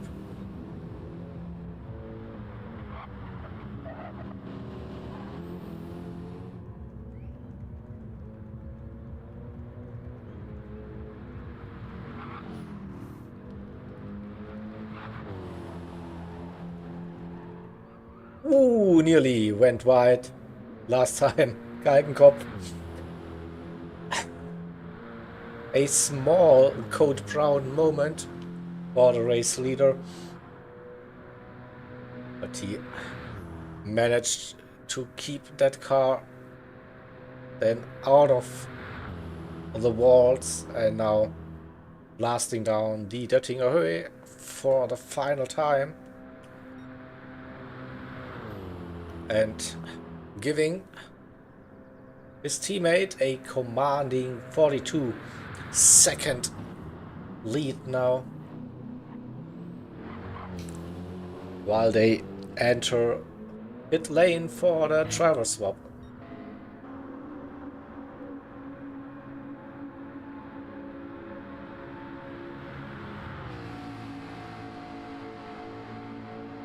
The 23 car now coming down die Döttinger Höhe.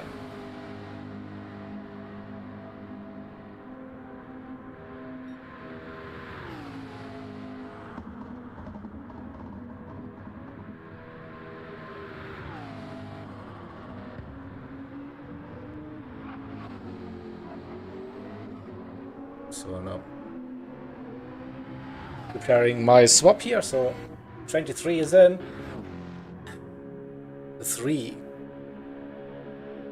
P3, the number 1 car, now on track.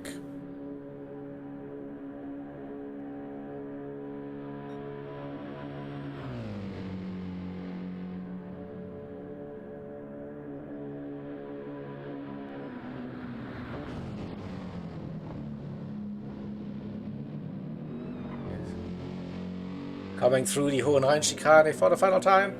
Into the pits we go, so 3 cars in. Waiting for at least 4 more cars, I think. And then we'll switch full screen to stint number 12.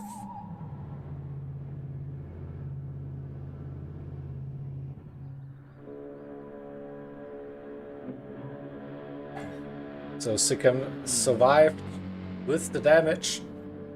Another lap. And heads into pit lane. And that's his day done as well.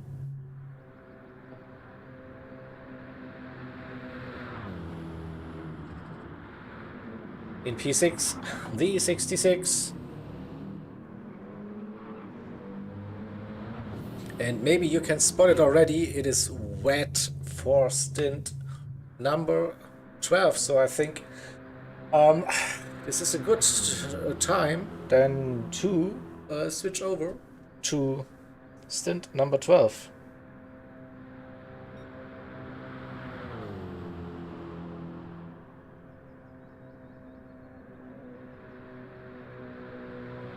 So, here we go.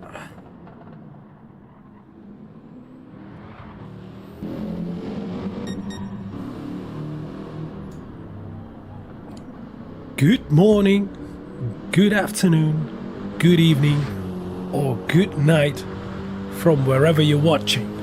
And welcome to the last stint of the 24 hours of Nürburgring. Welcome, welcome.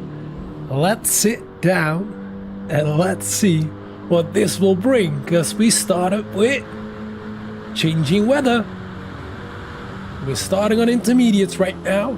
And we're looking at the number 67 car, the BMW of GTFR, with it 6 in it. And what a gap they have. What a race they had. Ups and downs, some crashes, disconnects. You can name it. But what a race so far. And I think everybody has a story about this one. Every single driver. But if we're going to take a look at the order, we're going to run you through it just to make sure we get a good start and to see where everybody is. So the number 67 BMW in the lead with a 1 minute and 17 gap over the AMS 23 car, the McLaren. And right behind him already we can see Mohata from the number 1 car, Track Design Racing, and closing up, and he's on Racing Softs. Wow, that's a dairy choice, but that's gonna benefit him. And maybe we're gonna get a safety car, especially in these conditions. It's so tricky. You can see it. Probably Mohata of the Track Design Racing car is on intermediates. He is, so you can take way more risk, and he can go offline. We know that the number 23 cannot go offline. He has to take into account. Oh, be careful with those curbs. Those are slippery. And here he comes already. Let's keep an eye on this battle and meanwhile run you through the order. Behind that we've got RE Shadow. Whoa, it's so tricky over there. But it's still a wet line. It's so difficult to overtake on the Nordschleife, but so satisfying if you can do it. And behind it, there we have the Mercedes of Track Design Racing, the second car. Or it is the first car, I must say. It's the number 2. Let's keep an eye on that one. We can see that Devson is pulling out a little bit of a gap as long as he keeps it within the dry line. So keep in mind to take a look at them, how they will proceed. And let's see if nobody gets any damage. And we know, of course, safety cars are on the lure. And yeah, Shadow trying to close up as well on the intermediates. Then a little bit further back we've got the second car, the first car from AMS, or is it the second? It's the second car, the 24 for Apex Motorsport. And running on intermediates as well, so we can take risks on the curbs. There we go, we got Go Mad, Good Luck from Amexi Studios. We'll cheer for him. Here he is. Oh, I think Matty he means, from FGR. And that is the second GTFR car, the number 66. 2.6 gap to AMS. And a little bit further back there we've got the number 7 in the race right now, and that is the Nexus Racing car, the BMW, with Squishy Dealer in it. Nice name. Really nice name. On the intermediates as well. Then we've got Matty, and there was a Good Luck from Amexi Studios from him. 30 seconds behind the number 8, and Defsun is still in front of Mohata, so let's run you a little bit quicker through the order. Then Inferno Motorsport in 9th right now, more than a minute behind the number 8, so it's gonna take quite some magic to get up to 8 position for them. And there we've got Tavernello Racing in 10th with Incredible behind the wheel at the moment, the number 6 car. And here we've got GT Ayub, nearly no fuel. There was a bit of a mistake and a bit of a unfortunate moment just before entering the pit. There was a bit of a spin and he couldn't pit for tires and fuel and has damage because of that. And then we have Pastina Calda from the VEZ car in the Nissan GTR, the number 16. But let's get you back all the way up front towards that fight between Defsun and... Whoa! Mohata! Is he gone already? Yes, front bumper damage and left front suspension damage as expected. Oh, too much risk again. And that puts Shadow in the Track Design Racing car, the number 2, in 3rd place on the last podium spot. And Mohata, he has to pit first of all for soft tires, dry tires, because it's way too dry right now to continue on intermediates.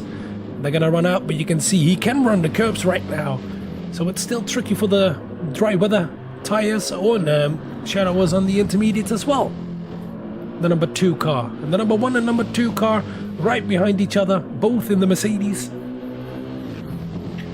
And what a story for the number 1 car.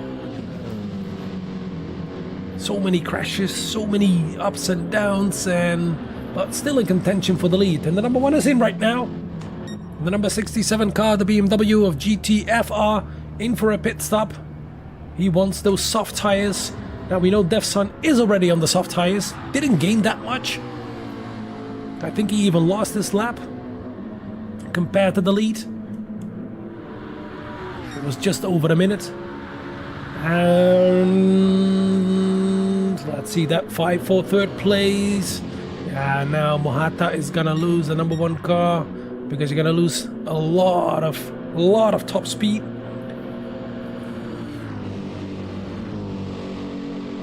We see Henk Jan Terwal as well. Good luck with the last stint at Kevin C. That's for Inferno Motorsport. They're in 9th place right now. If you keep it all together, it can be a really good stint. These changeable conditions. But only, I think, 1 car with damage, and that is Mohata. Whoa, a bit of a drift on the GP circuit over there from Irtsuks.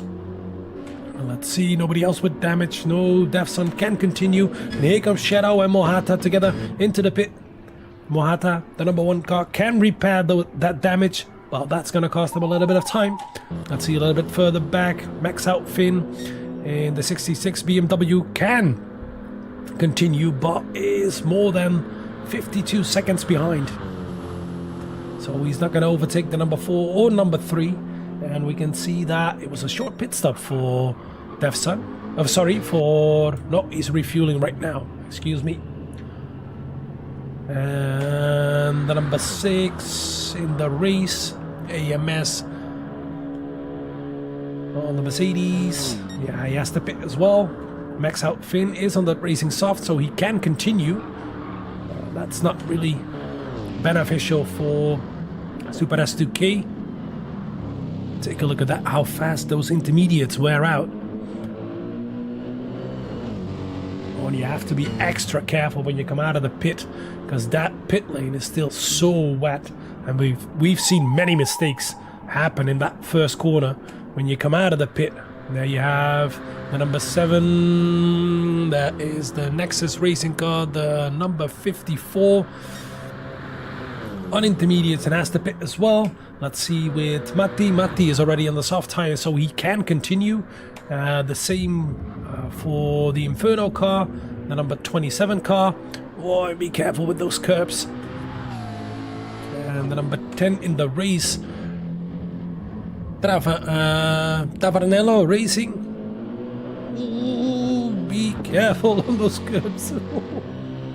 It's so tricky, it's so tricky. And then at number 11 we've got still GT Ayub with the GTMA, BMW, the number 9 car, which has the lights on, and all the way at the back finally started the number 16 car of VEZ. Let's get all the way up to the front again, and let's see, because I think Mohata is in front of Shadow. He does dare to take more risks. So the number one car overtook the number 2 car again. And he's gunning for it. But yeah, let's keep a little bit of an eye on it, and let's follow him on board. See that magical Nordschleife.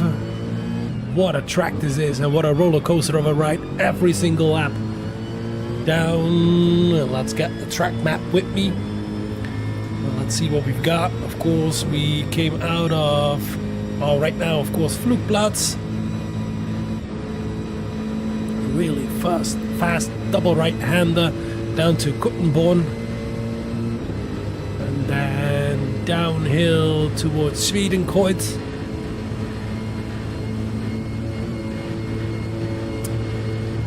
Into Arenberg, a really hard braking point and a really long right-hander, and driving just up to the curb, and you can see that dry line. Be careful with those curbs, they will spit you out into Barrier. And we're gonna go into Fuchsruhe, or Fuchsruhe, I must say, into Adenauer Forst.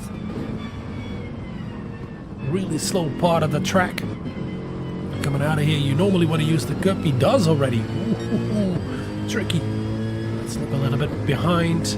We can see that Shadow is closing up and keeping that gap around 1.3 seconds. Now we have the fast left-hander of Metzgefeld, and then here into Kallenhardt.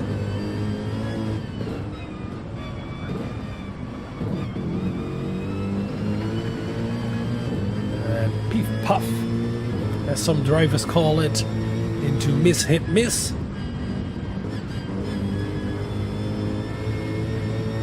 Into the slowest part of the track,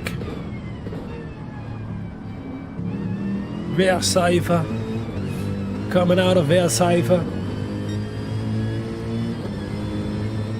into Kallenhardt, Exmühle.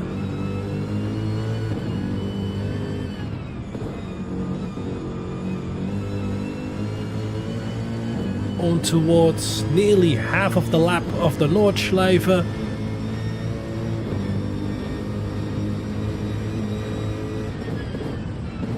Into Bergwerk. You got a really important exit over here because there is a long uphill straight. The Kesselchen.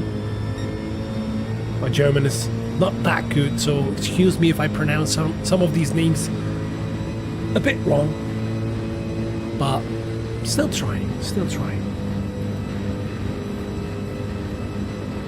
You can see he's pulling out a gap over Shadow right now into Mütkurve. Big Balls corner. Oof. Just made it. Into Klostertal. And then on the left you got the Steilstrecke. But we go around that, of course, into the famous Carousel. And everything is dry already right now. Everybody should be on those dry tires. Coming out of Carousel. And we're gonna go to Hohe Acht.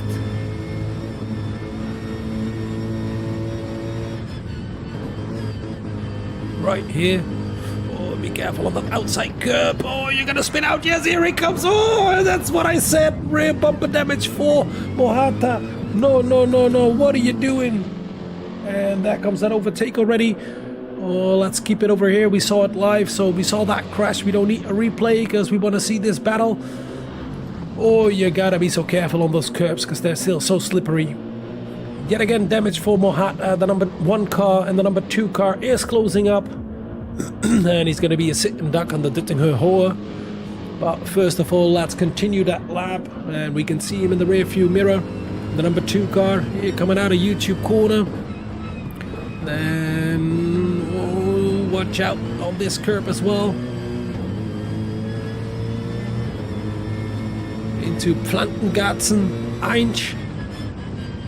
Now we got the double right-hander. and into Pflanzengarten 2. Whoa, taking all the risks. Pulling out a bit of a gap. But as you can see, if you make the mistake, it's going to cost you more than being a bit more careful. Here in Schwalbenzwanz, towards the kleines Karussell. And then effectively, sort of the last corner. Galgenkopf. Oh, be careful, it's still wet on the outside over there. And here as well. Onto the Duttinger Hohe.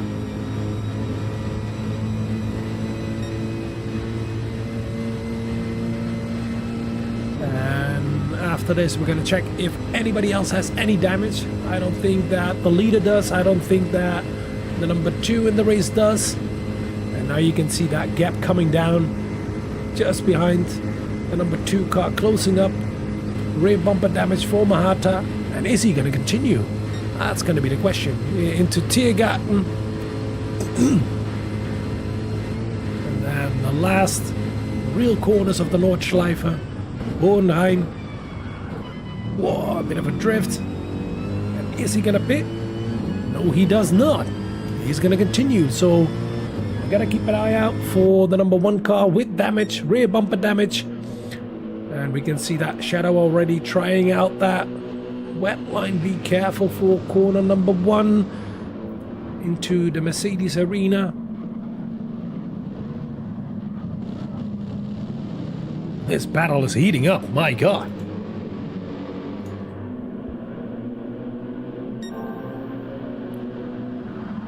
So we already had quite some action because of changing conditions. And let's see if there is any more damage. It's the number 1 and number 2 do not have damage. Mohata does. Then we have the number 4 Shadow, no damage.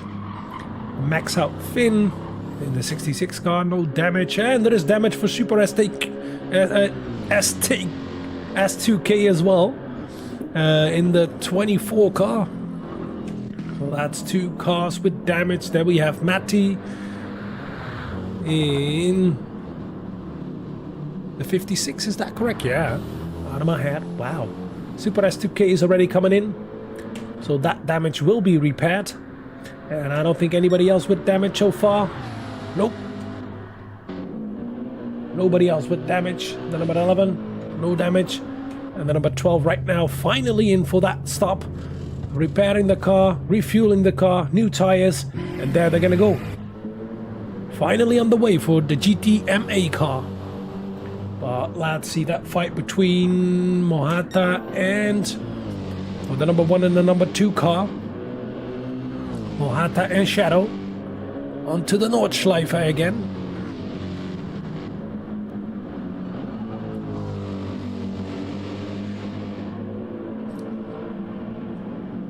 Yeah, that rear bumper damage is not gonna help at all. We're gonna lose mostly top speed, but a bit of handling as well. But you can see that Mohata can handle it and keep quite a good pace. But it's so unfortunate, it's unnecessary. It costs you more than you can win with it. And we can see that the track is now fully dried out. The sun is out. But who knows if it's gonna rain again. Unfortunately, I have no weather radar, so I can't see it.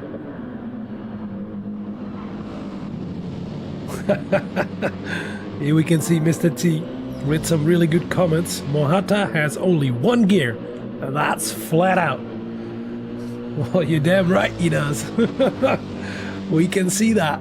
Even now with that damage, still flat out. Just handling the damage, and yeah, there is no way by for Shadow.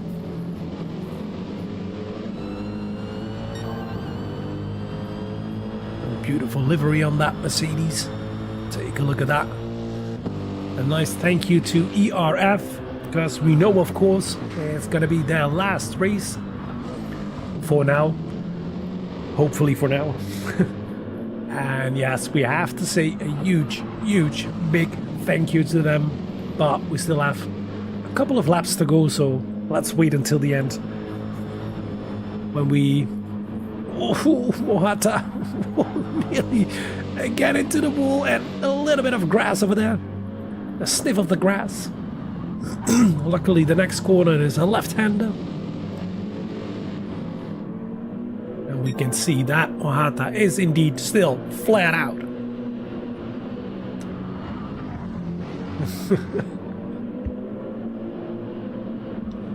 Let's see if there are any other big battles on track right now, because it's going to be too difficult for Shadow to pass Mohata at this moment. Unless Mohata goes a little bit too flat out. Let's start with the number 1. 30 seconds in the lead. That came down a lot, didn't it? Defson, of course, didn't have to make a pit stop.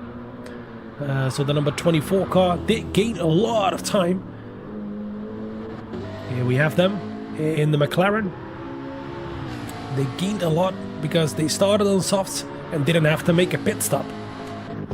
We know Mohata, of course, closely followed by Shadow in the number 2 car. And especially on those straights, a bit of damage can do a lot, really a lot for your top speed. Now 15 seconds behind that, there we've got the 66 car with Max outfit in it. And then behind that, more than a minute, we've got Matti, all good. Then we've got Squeezy Dealer in the Nexus car, the 54. He's being followed by one of the back parkers. That is the GTMA car in 12th. And Squeezy Dealer is 17 seconds behind Matty. And in 8th position we have the second car of AMS, the number 24 Mercedes with Super S2K behind the wheel. We saw a bit of a mistake coming out of which corner is that? Ooh. That's not X-Mueller yet. Cullenhardt. And then we've got Kevin C for Inferno Motorsport, more than a minute behind Super S2K. They have to pray for a safety car to gain a bit of a position. Then in 10th we've got 50 seconds behind Kevin C. Tavernello Racing in the number 6 car with Incredible behind the wheel. And in 11th we've got Pastina Calda with the VEZ number 16. And in 12th, all the way at the back, more than 3 minutes behind GT Ayub for GTMA. I'm getting blue flags right now, logically. But let's get back to that fight for 3rd position between the number 1 and number 2 car. And we can see that Mohata is still holding on to that 3rd position. Oh, there was a bit of a spin over there. No damage. Front bumper damage for Shadow. What happened? We couldn't see because of the tree over there. But let's see, coming out of the Kleines Carousel, a bit of a spin. Oh, a bit too wide over there. There you can see it. Front bumper damage. Ay, ay, ay, ay, ay, ay, ay, ay, ay. That is really unfortunate. Now, we've got the number 3 with rear bumper damage and the number 2 of the number 4 in the race with front bumper damage. Oh dear, oh dear, oh dear. Well, that's 2 already. Will somebody else nail it?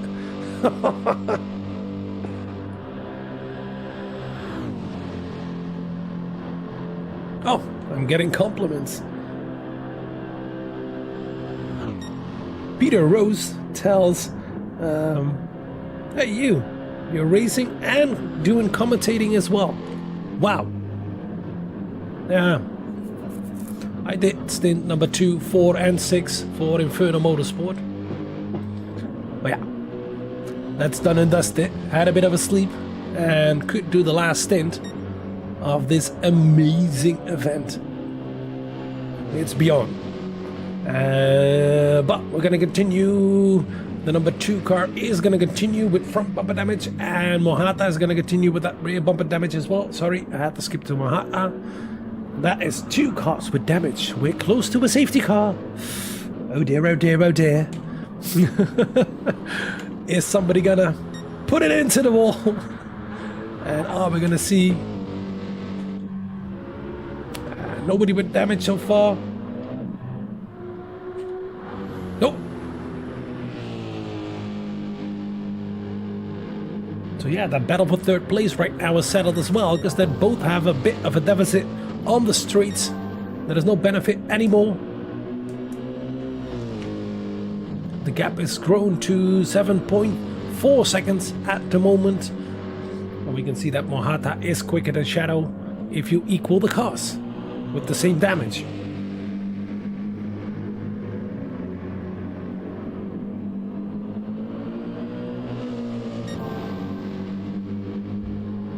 But what a stories in this field.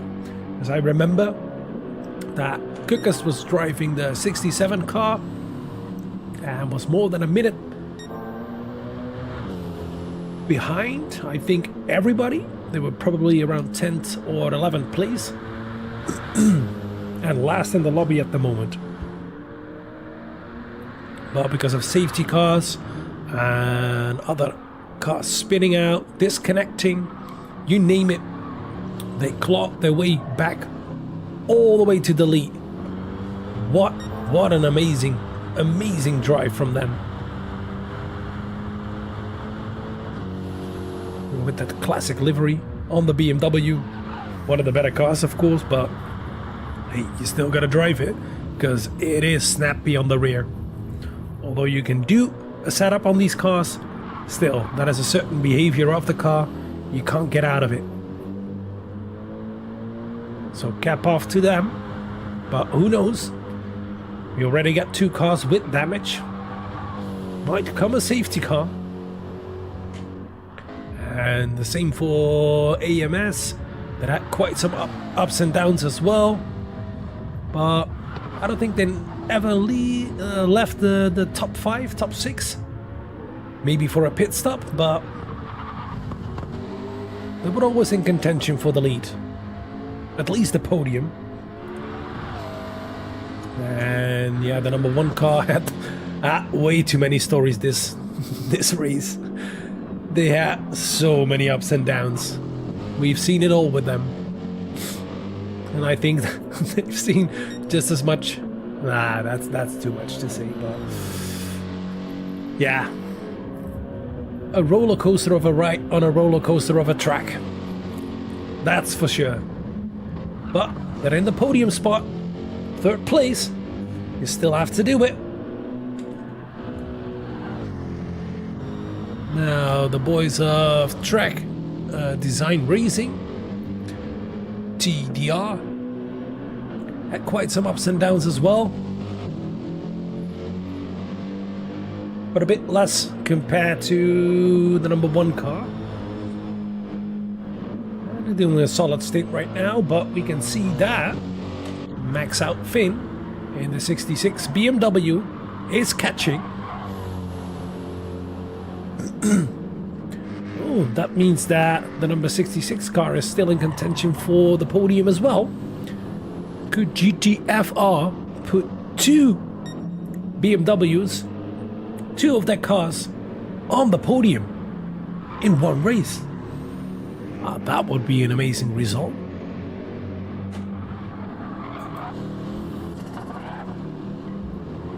Here we've got Matti doing the last stint for the guys of Feel Good Racing, FGR. And we've seen these guys in contention for the podium spots as well. Oh, be careful. And we've got Nexus Racing. A really nice livery on that car. Really aggressive look on it. With Squeezy Dealer. Well, we can see that the first car of AMS, so that's the second car I must see, is closing up quickly. Especially, the lap times are difficult to tell because Super S2K made that stop, of course. He had that damage. True. And quite some ups and downs for Inferno Motorsport as well.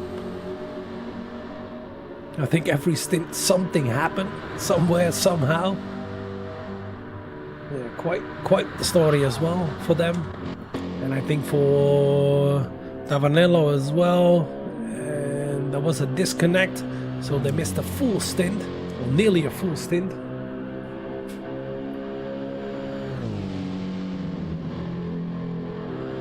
Ah, thanks, Rick. Doing my best.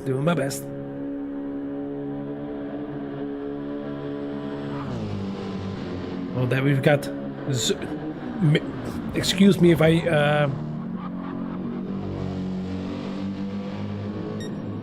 Too much info right now, but... Sorry, I'm reading the messages in the stream. Let's get to the number 3 right now, still with damage. And I think the biggest fight right now is for... No, not really. I think AMS is going to close up to Squeezy Dealer. Easy to drive onto the grass, into the wall over there as well. Just before Carousel. Thanks, Rick. Do my best. And yeah, if I'm going to mispronounce your name, excuse me up front, but it's Soge. And he says, is this finally the year of the finish? With a teary emoticon. Yes, they can. If no Panterino and safety Carino. Nice comment. Thanks for that. Keep them coming. Morning. Can you give me a bit of an update since I just got up? I think I just did. Leggy side. And Super S2K taking all the risks to close up to the number 7 in this race.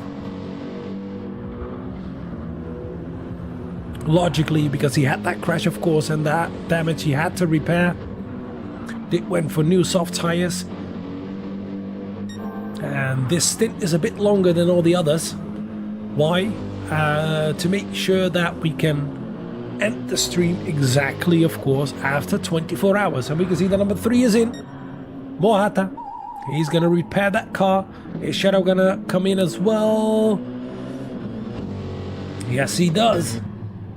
Number 1 and number 2 are still going to continue. Of course, the 67 car started on intermediates. Made their stop for soft tires a bit later. And the number 3 car started on soft tires, so has 1 lap older soft tires. Probably has to come in. No, not yet. No, not yet. But they can, of course. Whatever you want, you can. That max out Finn in 3rd right now. Past the number 1 and number 2 car.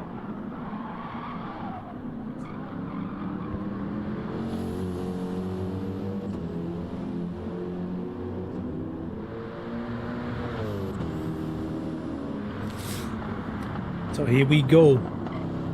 We can see that the number 1 car is 16.2 seconds behind the 66 car in 3rd place. And let's see how fast Mohata can close that gap. Let's get aboard again with him to see a full lap. We just exited Dunlop Curve. Now we're gonna go into the Schumacher S, into RTL Curve.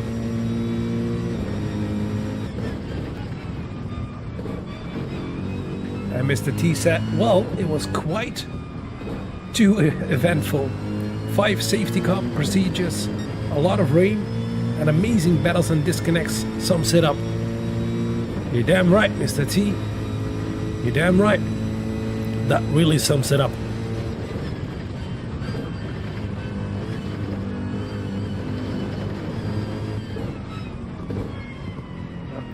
Driving onto the Nordschleife into Hudson-Bach. And these are really fast corners and really tricky to take. And it takes some guts to do it quickly into fourth, back to third, back to second, up to third, probably back to second, yes, full throttle out of it, back to second, hit the curb, downhill, straightening out, after the curb, you're going to accelerate, or if you're going to steer, over the bridge.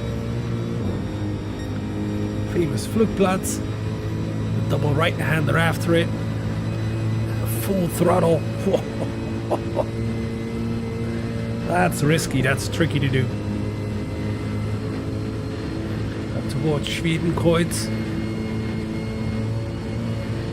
Fast left-hander, this one is full throttle. Into Arenberg. Back to second, up to third. Oh, second, up to third.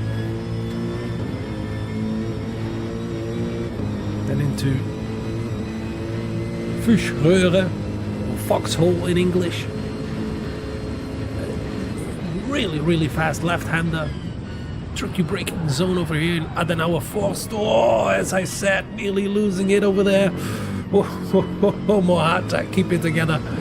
Coming out of there. And on your left-hand side, we can see already the Rebel tree just by the marshals on your left right now. Into Metzgesell of Metzgeschfeld.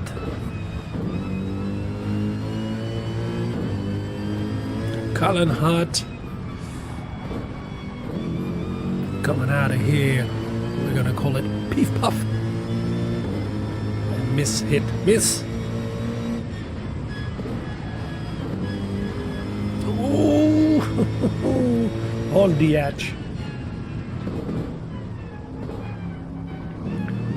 The slowest corner of the track, Verseifen. Towards Adenau. And it's called Eckschmühle.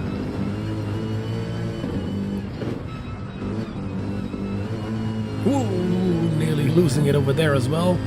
The car getting really light coming out of there. And into Bergwerk, one of our restart zones. As I said before, a really important exit. Because this straight goes up a lot. Difficult to see because it goes down from time to time as well, but it goes up way more than it goes down, especially here.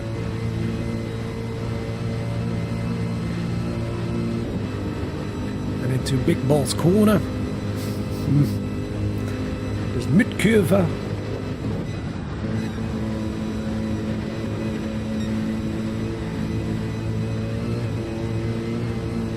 Towards Steilstrecke. It's on your left, right there. Oh, nearly going too deep. Hold it together. Wow, what a roller coaster with Mohata. Into Carousel. Be careful, it can spin out as well.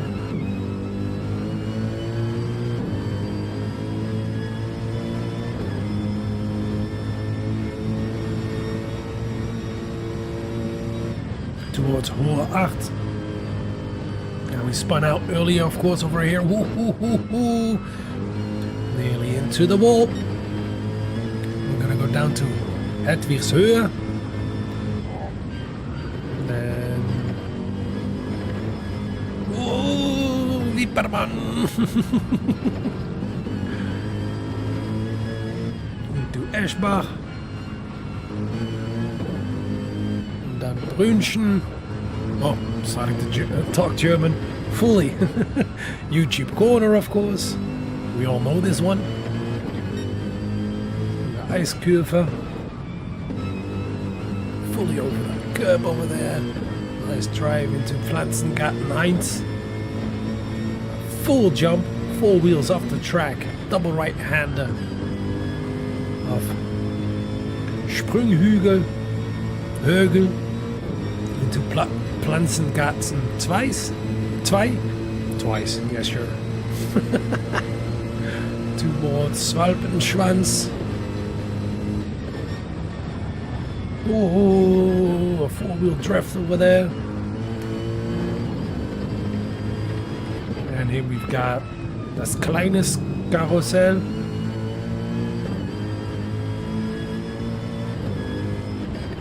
Into Galgenkopf.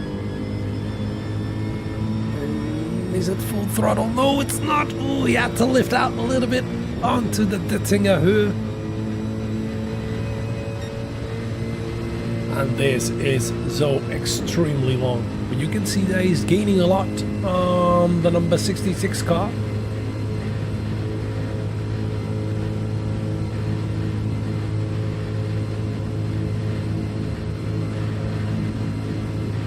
No damage this time, so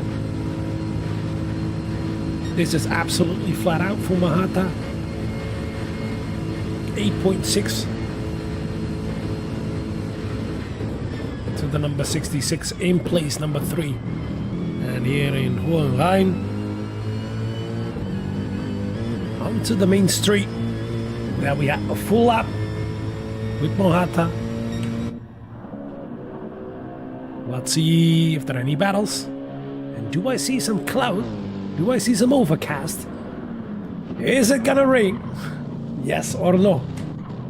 Let's see a little bit further back.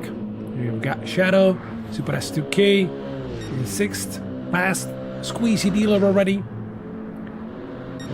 Pretty worn tires for Squeezy Dealer in the 54 BMW. Got Matti gaining on Squeezy Dealer as well. Just had a pit stop. Then we got Kevin C. He's gonna make a pit stop this lap because he's low on fuel.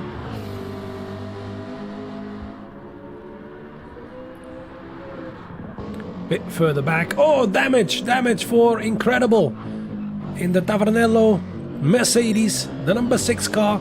Rear bumper damage and right suspension damage. Right rear suspension damage. Oi, oi, oi, oi, oi. That's gonna be a difficult one to hold, and your whole steer is gonna vibrate if you have good force feedback, especially when you have suspension damage. Can we maybe see if something happened to him? No, we're gonna see the crash. Yes or no? Yes or no? Was it over here? I don't think so.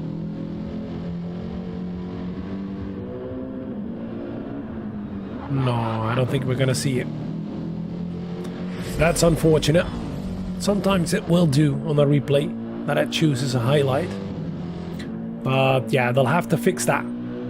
He's quite low on fuel already, so quite close to his pit stop window. Would be the best to stop this lap for him. Behind that, oh, but front bumper damage and right front suspension damage as well. We've got Pastina Calda in the number 16 Nissan GTR, and behind that we've got GT Ayup as well. Oh dear, is there a safety car incoming?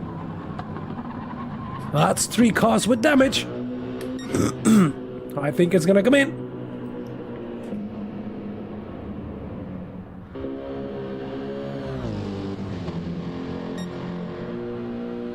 The number 66, does it have enough fuel? Ooh, that's gonna be a difficult one. That's a good call, Soge. That's gonna be a really difficult one for him to complete the lap, because he's really low on fuel, but as far as I believe, we have 3 cars with damage. There's the number 10 in the race, the number 11, and the number 12, all have damage. The number 12 is definitely going to continue. And the number 10, will he come in? Yes, okay, that will be fixed. So no safety car yet. That would have shaken up the order.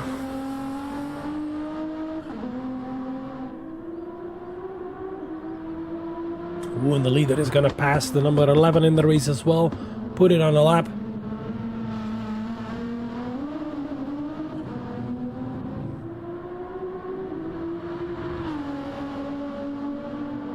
Yeah, good question, Rick. I thought that would be a safety car as well, but yeah, the number 10 in the race, the number 6 car is already in and is repairing the damage So we only have 2 cars with damage at the moment on track. And nobody else with damage, I believe. Let's see, and let's run you through. I think the number 66 is not going to make it until the end, as it's only halfway around the Nordschleife. And the number 2 car, no damage. The number 24 car, no damage. The number 54 car, no damage. And we can see that Matti is really closing up the Squeezy Dealer. We knew that already because he had that pit stop, and Squeezy Dealer still has to make that pit stop. Oh, and he let him pass. Wow, that's good. Nice. That's fair. And we've got Inferno Motorsport, the 27 car, no damage. Whoa! Ooh, a bit of a touch to the wall. Be careful. Keep that car together. Ooh, I thought he lost it. As I said, the damage is repaired for the number 6 car, but right now 52 seconds behind Kevin C in 9th place, and then GTMA is going to continue on with that front bumper damage, and I think whoa.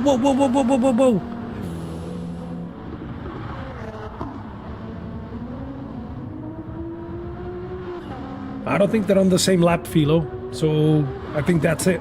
Yeah, you're correct.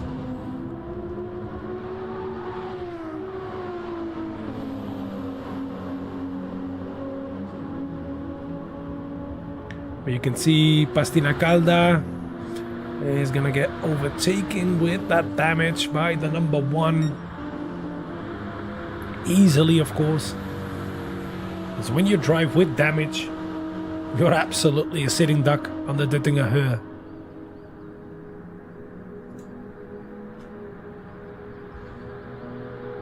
Take a look at that speed difference. That's ridiculous, even in the slipstream.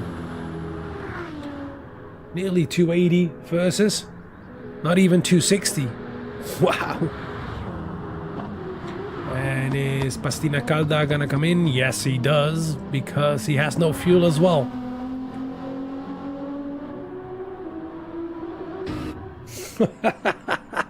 Oh, good comment, Henk-Jan Terwal. The livery is still intact, yes. Well, I don't want to look up close to that livery. Oh, the number 1 is in as well. The number 1 and the number 11 came in together. And let's see, of course, max out Finn, because he was really low on fuel. And he still is, and I don't think he can continue this. Oh, he's in 6th gear at the moment, and he's losing a lot of time to the number 24 car behind from AMS in 6th, cruising around. I don't hear any revs, any speed in that car. Hey, we're gonna go on board. Listen, he has to lift over here, else he can't make it. Wow, and take a look at that gap coming down from the number 6 car. This is how you drive full throttle over here. And they're closing up really quick. It's already 35 seconds.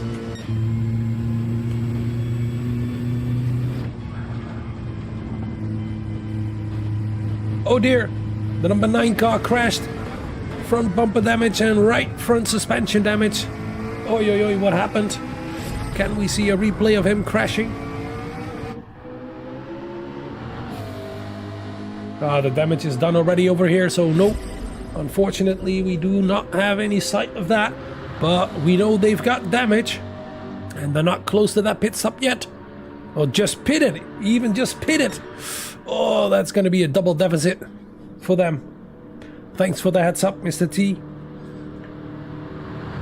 And take a look at that speed that Max Out Finn has to do. This is ridiculous. Why didn't they pit? And I think they're going to run out of fuel. There is no fuel left in that car anymore. Can we see the fuel level over here? Fuel level on that dash. Well, still 200 kilometers per hour. But when it goes, and I think it's done. No throttle anymore. Nothing. That means 80 kilometers for the last little bit. And take a look at that gap coming down between the number 5 and number 6 in the race. The 66 rolling into the pit. No fuel anymore. Wow, wow, wow. That cost them so much time. Oh, now it's going to be difficult, unless that is a safety car, to get on that podium spot.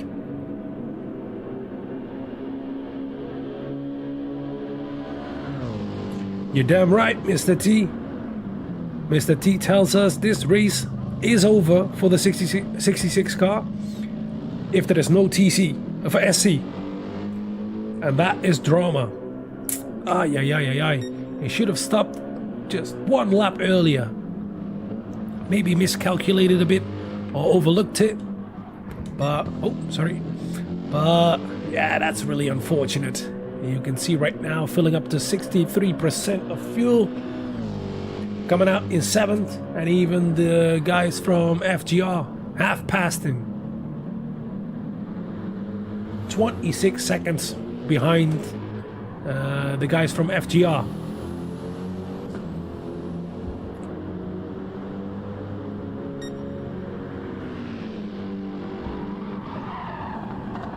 Where is Track Design Racing? Well, let's search for them, shall we? Loris, let's run you through the order. Let's make it easier. We're gonna go with the number 67, still in the lead. From GTFR. Nearly losing it. When we tuned in. Then the second car on track is the number 23 McLaren of AMS. Then in third spot, last podium spot, the number 1 car with Mohata behind the wheel of, I think those guys are Track Design Racing. Yes, they are. And then behind that, we've got the second car of Track Design Racing, the number 2 car with Shadow behind the wheel in 4th. Then in 5th, we have the 24 right now from AMS, climbing up the order again, but a 53-second gap towards the number 4 in the race. And there we have the 56 car of FGR, Feel Good Racing, in 6th at the moment because of that unfortunate error of the 66 car of GTFR with Max Out Finn. Made a pit stop a lap too late and had to save fuel way too much. Uh-oh, AMS catching P1. The race is on. Damage, damage, damage. Who has damage? Oh, yes, yes, yes. Did he take too much risk? Oh, there is damage already over there, so no, we don't have to see the replay. But as you said, Mr. T, the drama continues. It will go on until the last lap, because we can see right now that AMS is closing up. The number 23 car is catching up. Now, can we finish this? Yeah, we can finish this. Inferno Motorsport still with that damage in 9th place. Then in 10th place we have Incredible for Tavernello Racing, and then in 11th place we have VEZ, the number 16 GTR, and in 12th all the way at the back we've got GT Ayub for GTMA. But let's see that fight for the lead, because it's coming down. Yes, the fins, Philo, the fins.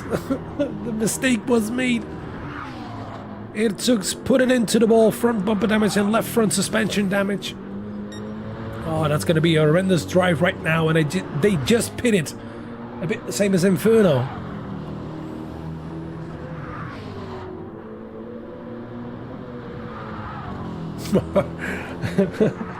We're going to get a discussion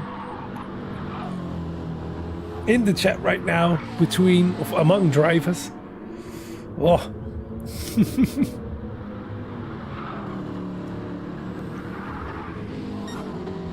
But the fins, yeah. How unfortunate is that one? Will they gonna go into the pit? Are they gonna continue? Or stay out? Will they stay out? Because that damage is heavy.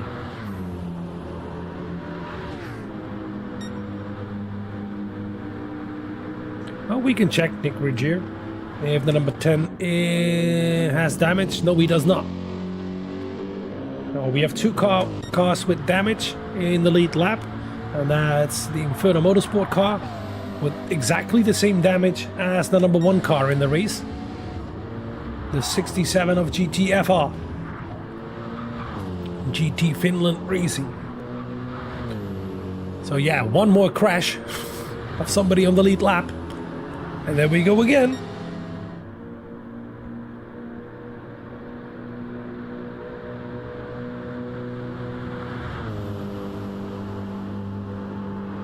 And here you can see that damage does the most on top speed.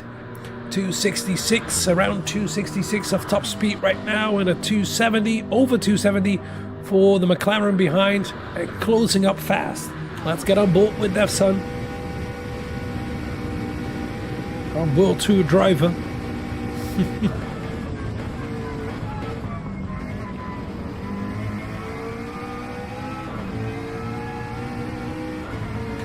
It has to happen on the same lap. Oh, now I get it. Thanks, Rodriguez.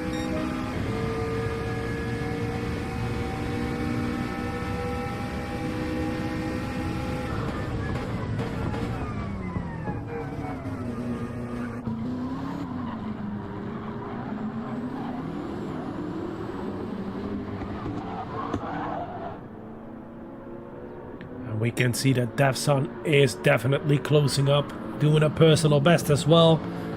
Probably driven by that he can take the lead again. And he should. He should.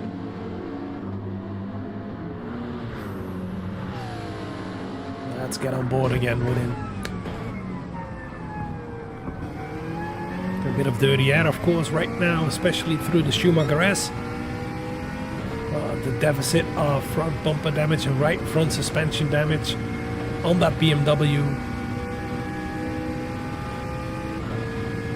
That's a bit too much. I don't think they can hold the lead, but maybe they can on the Nordschleife with good defending. It is narrow over there.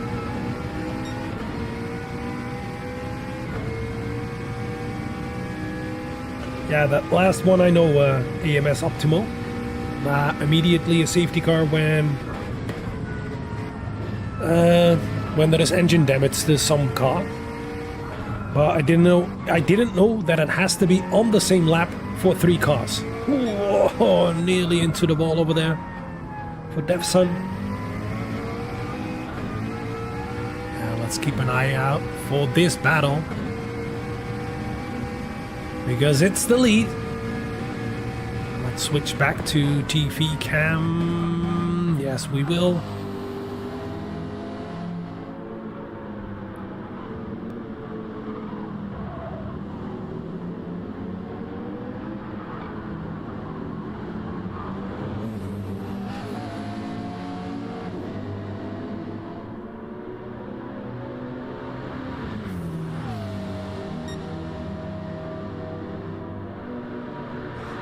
Here comes the first full opportunity to overtake into Schwedenkreuz.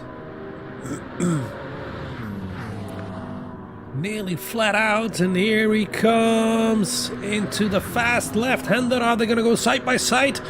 No, they're not. Is he going to outbrake him? Into Arenbeck? No, he does not. But we can see the 23 car way faster than the number 67. That fight for the lead is there.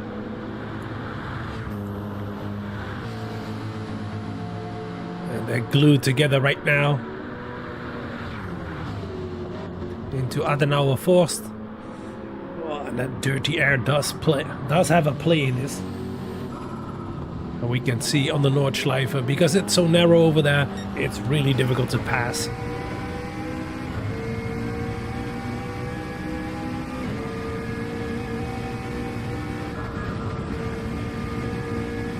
Fast left-hander of Metzgersch.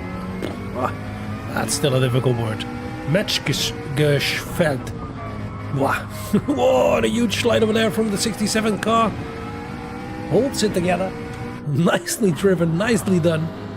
Not the fastest way through the corner, but into miss, hit, miss. Full throttle out of it. Into the slowest corner of the track. Wegseifen.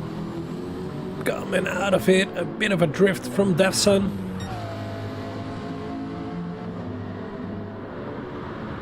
Into X-Müller. And this one is always tricky out of here.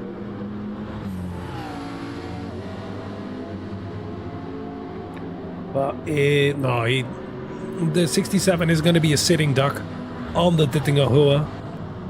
Well, actually, no, because the McLaren has really bad top speed compared to the BMW. So it is possible for Irtzuks to keep Devson behind on the Dittinger Höhe if he has a bit of a gap. Oh, but here he comes already on the uphill, long straight, and they're going to go side by side already, and into Mütkurve. That is going to be the most tricky part to overtake, but he already made the overtake before Mütkurve. Beautifully done for the lead. Oh, and there goes Irtzuks into the wall yet again. No extra damage, but oh my god, that was ridiculously close. Take a look at that again. Here they're going to go side by side. And now he's losing, of course, the downforce. A bit of a drift to the outside, onto the grass. So easily done over there. Still holds it together pretty well. So cap off for that. But we've got a new race leader. It's the 23 McLaren of AMS with Devson behind the wheel. And then the 67 car, BMW, right now in second place. Still in contention, of course, for the lead, but it's going to be difficult to maintain that speed with that damage. A little bit further back, Mohata, no damage. That's good for the number 1 car. And the number 2 car still in 4th place, close to his pit stop already. Yeah, what a pass, eh? My god, just before Mütkurve, this corner. And that one is so tricky. That's Big Ball's corner. Yeah, Irtzuks had damage, and he couldn't do much, definitely. But the place, Devson did it. Oh, that's tricky. He could have waited for the long back straight, the Dittinger Höhe. But you can better be done with it, right? With the overtake. And we can see Matti close to his pit stop as well. The 56 from FGR. A little bit further back. Still just made a pit stop. Super S2K in the 24 AMS car. Max out Finn.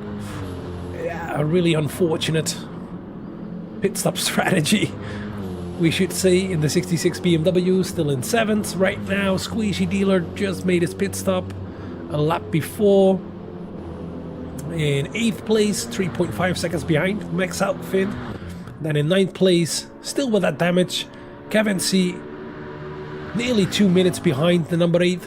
So yeah, that has to be a miracle if they want to gain a place. And only 17.5 seconds behind, we've got Tavernello in the number 6 Mercedes, closing up, of course, because of the damage of the Inferno car. So that's going to be a fight for 9th place. And then in 11th, more than 3 minutes behind, no damage anymore, but Pastina Calda for VEZ in the number 16 car. And yeah, all the way at the back, more than 11 minutes behind the leader, GT Ayub in the GTMA car. Now let's see how quickly. Yeah, here comes Irtzuks already. He's losing too much. He has to make that pit stop, and now he's probably gonna make his scheduled stops switch to a different strategy, because this wasn't scheduled, that's for sure. Oh, let's see. Yeah, fair play to Irtzuks. He left him space, plenty of space, but yeah, drift out a little bit too wide. He definitely could have parked it in the middle of the street, and then he gets a bump draft. But fair enough, he knows that is damage. As you can see, it's being repaired right now. Drives out with 57% of fuel, new fresh soft tires, of course. But right now, 39.2 seconds behind Devson. That's more than a pit stop. Duh. But still 16, 15. Well, let's see. Yeah, 15 seconds. Around 50 seconds in front of the number 1 car with Mohata behind the wheel. But Mohata is coming up to his pit stop as well. As I said, same for the number 2 car with Shadow behind the wheel. Now we've got Matti close to his pit stop. He's gonna stop right this lap, definitely. Also, you're gonna get a BMW 66 scenario. You're gonna be way too slow.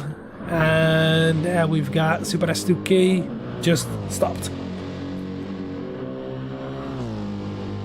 And of course, we still got Inferno with that damage. Maybe they're gonna change the strategy. Who knows? Who knows?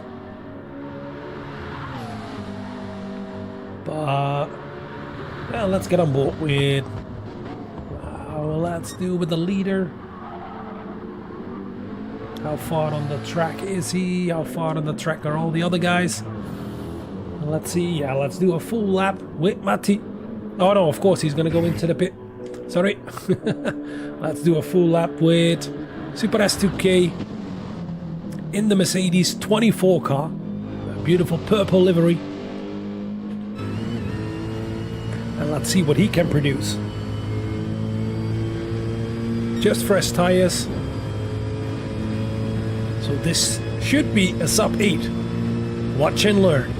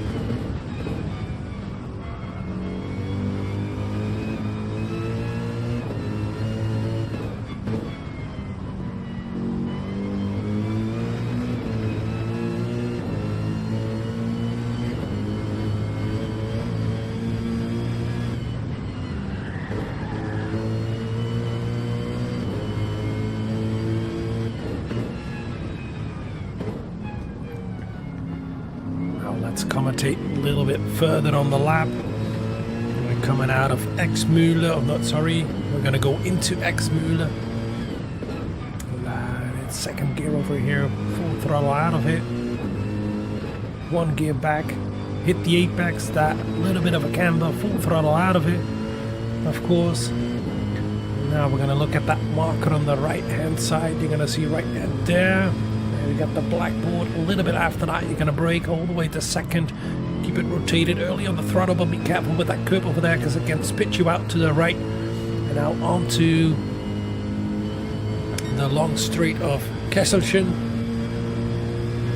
Now this is all full throttle. It's left-handed as well. Keeping a tight, short line. Now we're gonna go to mid-curve, which should be just a bit of a lift. Can't be taking full throttle as you can see right now onto the curb. Then the right hander, this one is full throttle. Whoa! Taking a little bit of grass with him. Then the Steilstrecke corner. Full throttle out of it. And the second kink here on the right is going to be your braking marker for the carousel. First, is he gonna shift up to second? No, he does not. Coming out of it in first. Full throttle left-hander. Then on the right, the end of the curb is gonna be your braking point for this left-hander. A little bit back onto the curb. Top of the hill is gonna be your brake marker for this corner. Into the fast right-hander. The first one is full throttle. A bit of a brake. This double left-hander, then this right-hander, nearly full throttle again. End of the curb is going to be your braking point for this corner. And then on the right, you have that black marker again, is going to be your braking point for this double left-hander into Brünchen. That was the end of the curb, nearly the end of the curb as well. The end of the curb is going to be the braking point for YouTube corner on the right-hand side. Then you can see a bit of a dip over here. That's going to be your braking point just after it for this left-hander fully over the curb. Then missed the first apex, then hit this one after the jump. It's going to be a braking point for this right-hander, double right-hander. Then we have a full throttle left-hander, blind to the left. And into Pflanzengarten, full throttle, all of it. First right, straight in and out. Right, straight in and out. And after this, you see the fence on your right-hand side a little bit just before the curb. You're going to brake. To fourth, then into third, and full throttle onto the curb over there. Just before the end of the curb is going to be your next braking point for this kleines carousel. And this is going to be just a little bit of a lift. And nearly full throttle. Is he going to take it full throttle? No, it wasn't full throttle. A little bit of a lift in Galtenkopf onto the Dittinger Höhe. And this is just going to be full throttle. And we can see that P4 is in, the number 2 car, for a scheduled stop.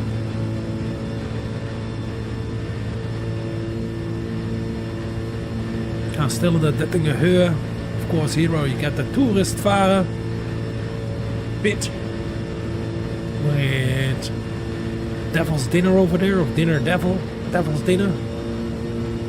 Really good food. Into the last part just after the curb. It's going to be a braking point just before that, and then onto the curb, full throttle out of it. Oh, does he have to live a little bit? No, he didn't. And here you're going to go with the sub 8. Oh, what do we got? Battle for the lead, Jay. Battle for the lead. Oh, is it? Yeah, I've missed it fully. Sorry about that.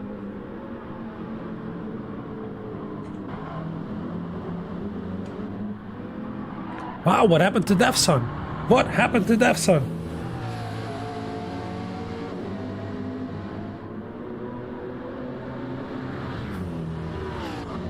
What happened to the number 2 car? Oh, of course. Did he make a pit stop? Yes, he made a pit stop. And that means that Irtux, the 67 car, is in the lead again. And we've got the number 3 McLaren in second right now, but with fresher tires and a bit of a better strategy.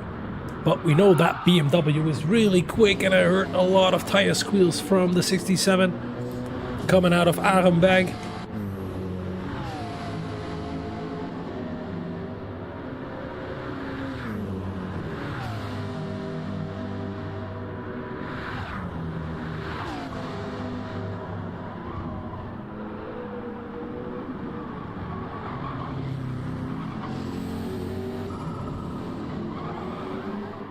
Oh!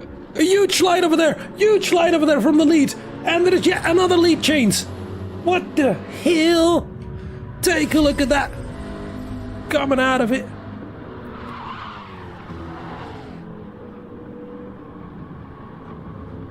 Coming out of Adenauer Forst. There was that huge slide. Take a look at that. Oh, hitting the wall. Luckily, no damage. Wow, wow, wow. That was really close. But yet again, another change for the lead. And Defson is in the lead right now with those fresher tires.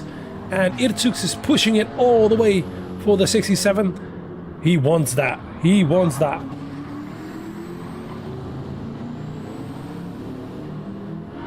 That was ridiculously close to losing it and binning it into the wall. What a catch was that from Irtux. But you can see he's pushing that car to the absolute limit right now to make sure he gets that lead and gets that win. But what the hell? My God, that was a hot in mouth moment.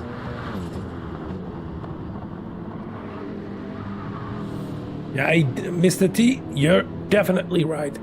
He has the pace. He just needs to concentrate and no mistakes. That's the real key. But yeah, if you want to be quick, you have to take risks as well. But oi, that was close.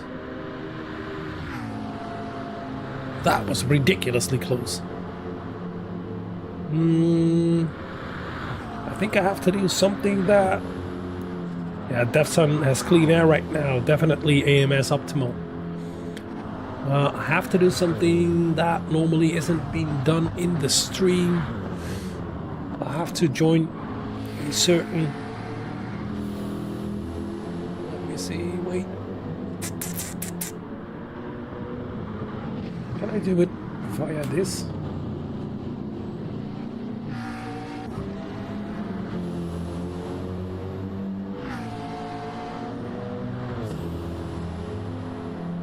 The gap is 2.1 seconds right now. Let's see.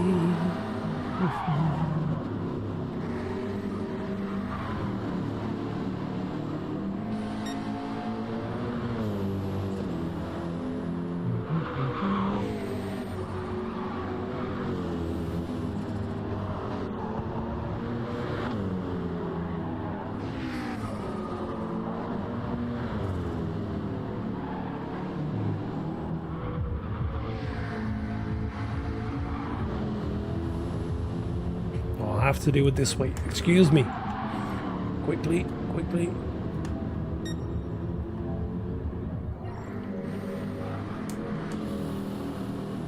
Sorry about that.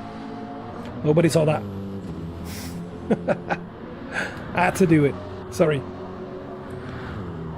And then into Pflanzengarten, and you can see that Irtug is sliding all over the place, and he's pushing that BMW to the absolute rigged edge. But we can see that Defson with those fresher tires. The Stint is chopped. Is that a disconnect? Let's see a little bit further back. The number 1 car, Mohata. The number 2 car, in 4th. And we can see that Super Estuki is closing up to the number 4 in the race. So the number 2 car. And we've got Max Out Finn, and then you've got Squeezy Dealer. But Squeezy Dealer does have to make a pit stop. Matti is closing up to Squeezy Dealer as well. And then we've got Kevin C. made a pit stop, but take a look at that gap as well. Pwah! There are quite some fights out there. Number 10, I think everybody is still around the same position.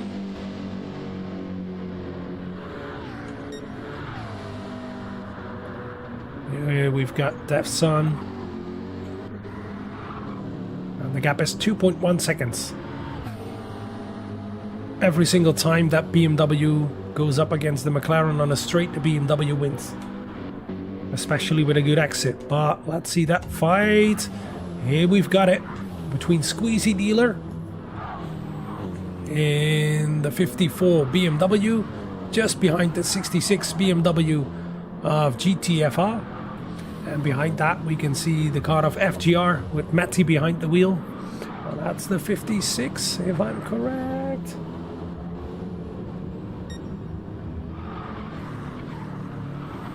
Yes, it is.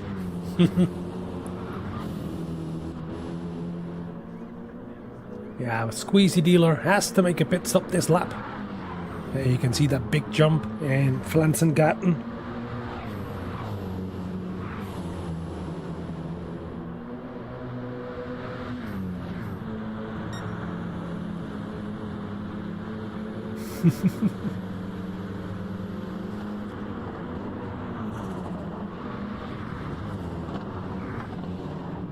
We can see that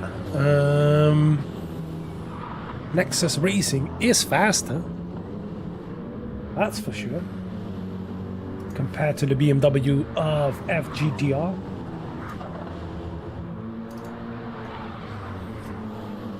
Had to bring out document again, and here he comes into the slipstream under the Tagahua. And who's going to be the quickest over here? Of course, the one in the slipstream, especially when you have the same cars, but it depends on setup and downforce levels. But here comes Squeezy Dealer. Is he going to bump draft? No, he's going to pass. And after this, he's going to go into the pit. And we've got 3 BMWs really close together. And here's Max Out Finn going to go for the overtake yet again. Oh, they're going to go side by side into the last part of the Nordschleife. And whoa, a bit of a wiggle over there from Max Out Finn, but Max Out Finn is back in 6th again. And because of that fighting, we can see that Matty is really closed up. And as I said, Squeezy Dealer had to pit. And that's going to be the... no, it's not going to be the same for Matty, but Matty is really close behind Max Out Finn right now. And they're about on the same strategy. No, Max Out Finn has way worse tires compared to Matty.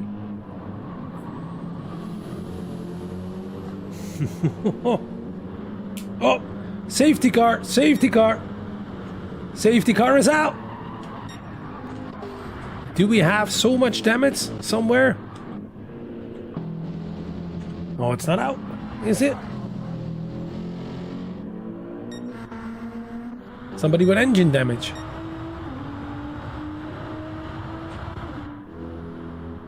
I don't see any messages.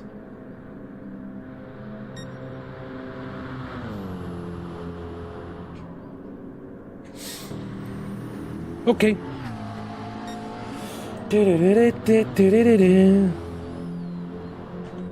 Let's continue with that fight for 6th place between the 66 and the 56. The 2 BMWs. They're glued together right now.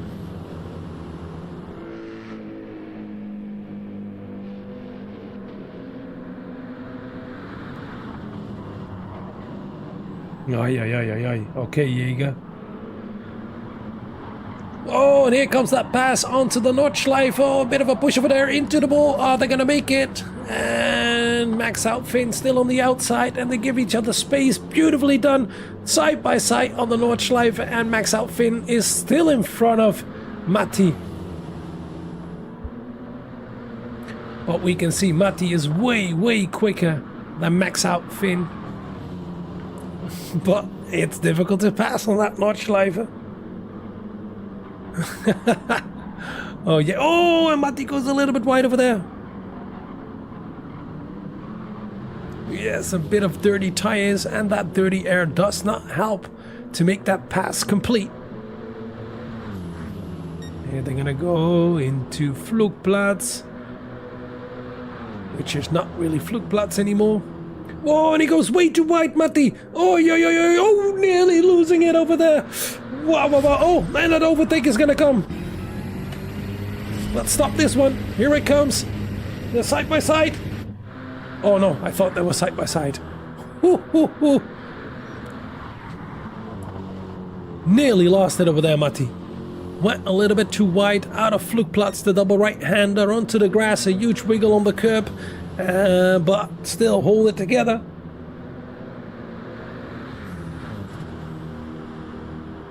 Yeah, that would be a nice one, right, Mr. T? Mr. T says that Defson and Irtux should take each other out.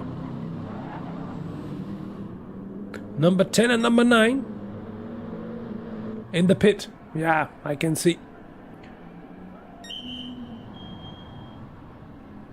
Maybe Ericsson will hit Defson. Wow, that's a good one. That's a really good one. Oh yeah, this battle for 6th place right now is on. And we can see that, you can't see, but I can see that tire offset is big between the number 6 car and the number 7 car in the race.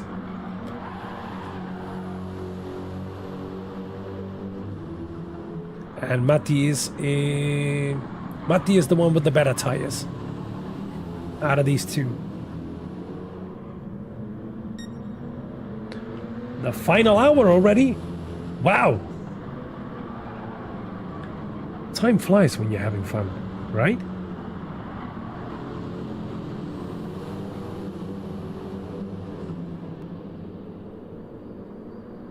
Oh, is it?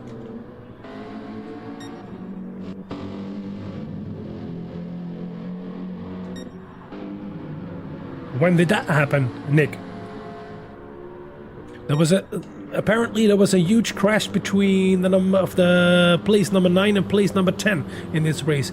And here we can see that Matti had a way better exit out of the... Whoa! Leave the space over there. And the 66 and the 56 side by side on the Kesselchen Street. Oh, jeez. Yeah, and I think the number 66 has to slot in behind before mid-curve. Yes, he does. Will he run wide because of that dirty air? Yes, he does. Both run wide. Oh, dear, oh, dear. Here they're going to come into that fast right-hander after that. Both with dirty tires. Who's going to break the latest? Oh, does he go deep? The 56. Yes, 66 can still attack. But he makes it stick this time. What a move, and what the hell is going on? Oi, oi, oi, oi, oi. Keep it clean, guys. Meine Güte.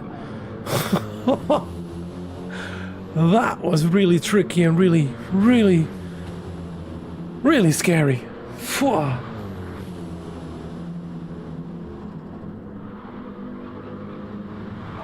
Oh, there was a slipstream battle, an incredible break way too late. Okay. That was probably on the Dittinger Höhe. So there was a huge crash between those two.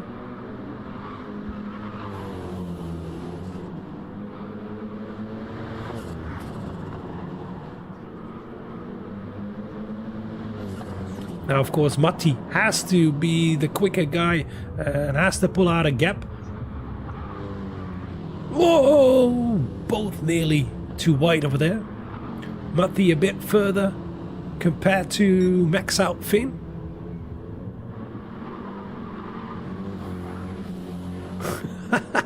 Why, that was seriously risky over there. Left each other just a little bit too few space. So you're correct, Rodriguez. That was hairy, that was scary. Let's see how far Defson is in the lead. 7 seconds already over the number 67 Irtux. And we know that there is a bit of a tire offset between those two. And Mohata is slowly catching Irtux, but that gap is big. 47 seconds, 47 and a half seconds. And more than 30 seconds behind that, we have the number 2 car. And let's run you further through the order. The 24 car of AMS with Super 2K in it is 25 seconds behind the number 2 Mercedes. And then we have still that fight for 6th place, but let's get on board with Max Out Finn. Is he going to make that pass? Are they going to do it again? Here we come onto the Dittinger Höhe. Matti is defending, but it's wide over here, so he can make that pass. But can he make a repass? Because from time to time that works, and he's choosing to break the slipstream, max out Finn. He can do at least another, maybe even 2 laps. But be careful with the fuel. Just a reminder for the 66, and the 66 overtook the 56 again. And Matti has to do it all again. He couldn't pull out a gap. Oh, a bit of a touch to the wall over there from the 66 again. The 56 immediately profit of that into the first corner. They're going to go side by side on the main straight. And they're daring each other to get as close as possible to each other. And here comes the braking zone. Who breaks the latest? It is the 56. And can he make it? Oh, does the 66 leave enough space? A bit of a touch over there. Jeez, guys, so many. Oh man, more than a kilometer already next to each other. Here they're gonna go into the left, right, still side by side. How do you guys keep it clean and on track? And the 66 is gonna make it in front of the 56 again. What the hell? Jeez. Well, if they're gonna go that way, AMS optimal, they're gonna crash. You're damn right.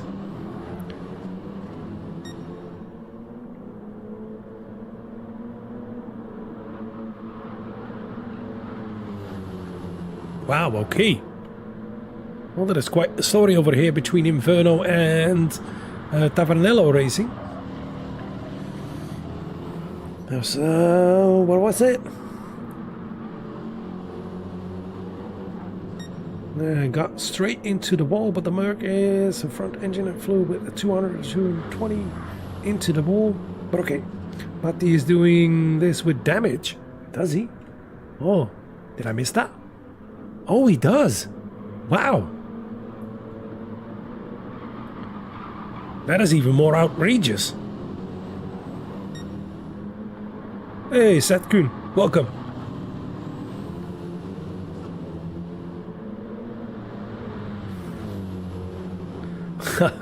Nice comment from Sogi. Soigi. Max Out does that kind of side-by-side racing every 2 weeks in Finnish leagues. It's business as usual. Well, that's good, but we can see still the tire offset is working out for Matti, but we've just been informed that Matti has front bumper damage and right front suspension damage. So yeah, but those tires of Max Out Finn are nearly done and dusted, and he has to come in after this lap, but still holds back Matti. But now I can understand why it was so easy for Max Out Finn to repass him on the Dittinger Höhe. Sure. And we only have 46 minutes left in this race. We're nearly done with 24 hours of racing. Meine Güte. But I ran you through the order, right? Yeah, I said that. But let's start with the number 12. All the way at the back, more than 12 minutes behind the leader, GT Ayub from GTMA, and then Pastina Calda behind the wheel for VEZ in the Nissan GTR 16. More than 2.5 minutes behind the number 10 in the race from Tavernello Racing,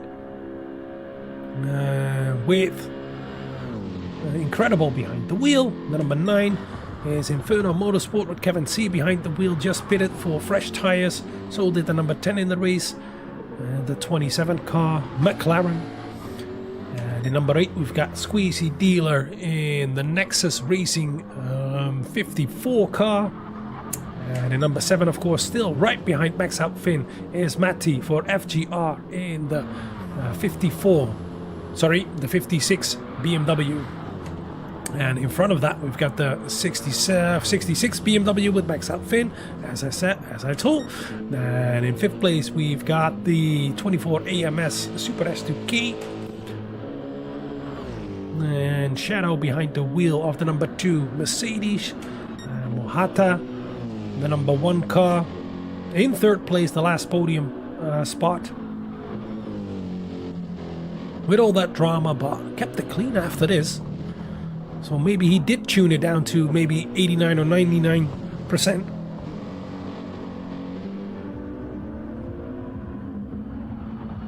Then in second place we have Irtux right now with more than 11 seconds behind the leader in the AMS McLaren number 23. But let's keep an eye out for that battle for 6th place. Here they're gonna go again on that back straight over here. And is he gonna make that outrageous move again, Matti? Will he do it? Will he try it into mid-curve? This time he thinks better of it. Last time I think his heart rate was way too high already. Both went off over there. No damage, but there was already damage for Matti. Seth Kuhn says, I hate Nürburgring. No, you cannot hate it. You just haven't tried it yet. Try it. You're gonna love it, I swear. It's gonna grow on you, especially when you get better. Best racing track ever built. There's not even one that comes close. Oh dear, this fight is gonna... Whoa, Matti nearly losing it there. Let's get our track guide out of here again to see all the corner names, because I know a lot, but not all of them, and a bit of a mistake over there from Matti into... where are we? That was Wipperman into Eschbach, into Brunsen. Boy, he's absolutely on the limit, Matti. But one good thing for him, Max Out Finn has to pit this lap, so the BMW 66 is gonna come in after this lap for his last stop. And Nick Regier says the battle for 9th place is gonna be tense at the end, I guess. Well, we're gonna watch. We're gonna see. Well, first of all, we're gonna have a slipstream battle yet again for 6th place on the Dittinger Höhe.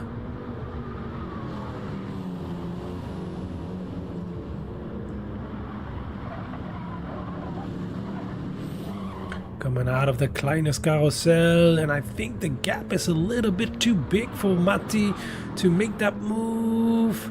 Yes, it is. It's 8 tenths over 8 tenths. Just about 8 tenths over 8 tenths, yeah. As we can see on board right now in the slipstream, but he has front bumper damage and right front suspension damage, which will cost him a lot of top speed, but still on the slipstream catching. But it's not going to be enough. It's not going to be enough. Nope. And now we can see that the 66 is going to come in, as we can see that the 24 is in from AMS. And here into the last section of the Nordschleife onto the main straight. We will see that the 66 will jump into the pit. And will Matti will go with him. He wants to keep them close, really close. Oh, VRT had made a mistake, did they? Oh, engine damage, engine damage. Oh dear. What the hell? What did they do? Can we still see it? Oh, the engine damage is already there. It happened on the Nordschleife. Oi, oi, oi, oi, oi, oi. This is gonna be a safety car. Safety car incoming. And who already passed the pit?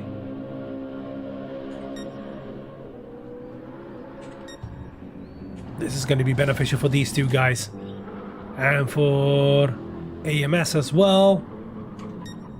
Devson is halfway through, and so does Irtux, and Mohata just started on the Nordschleife. Yeah, Max Out is in the pit, I know. Yeah, but it's gonna be a safety car. Safety car in 30 seconds, guys.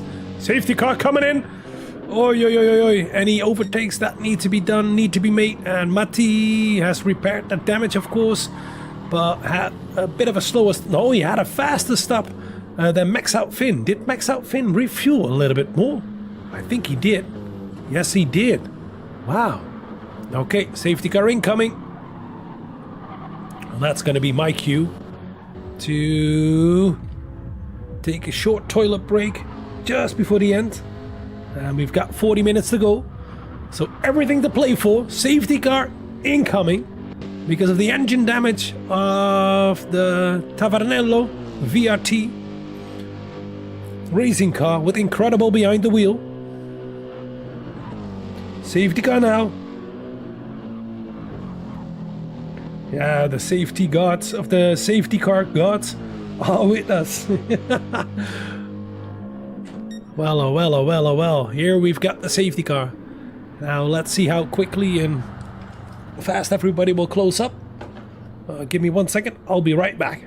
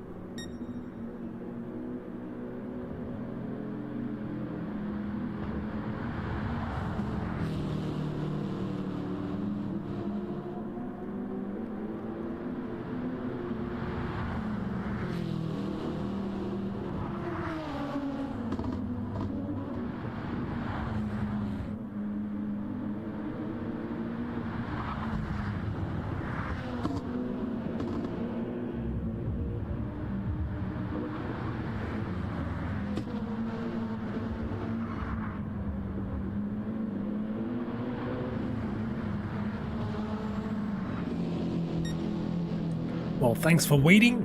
And yes, we're back and we can see that everybody's closing up to the safety car. And of course, the leader is the safety car.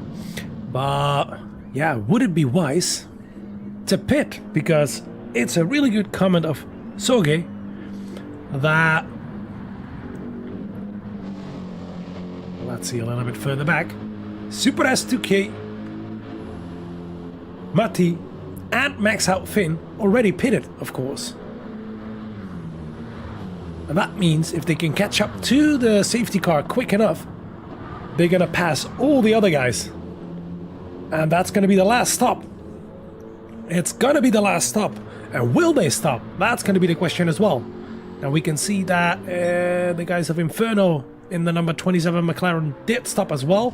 And here is that engine damage repaired for the VRT Tavernello guys. But more than a minute behind Kevin C. Now we've got Pastina Calda. Yeah, still in the lead lap, I think. No, not anymore. And then, yeah, let's see. What are they gonna do? What is Defson gonna do? What is Irtix gonna do? They have to make that pit stop because there's not enough fuel for them. There's not enough fuel. They have to make that stop. So definitely they're gone. Mohata has to make that stop. But we only have 3 cars in the queue right now. But here comes number 4. And the number 1, 2, 3, and 4 do have to make another stop. Because there is not enough fuel.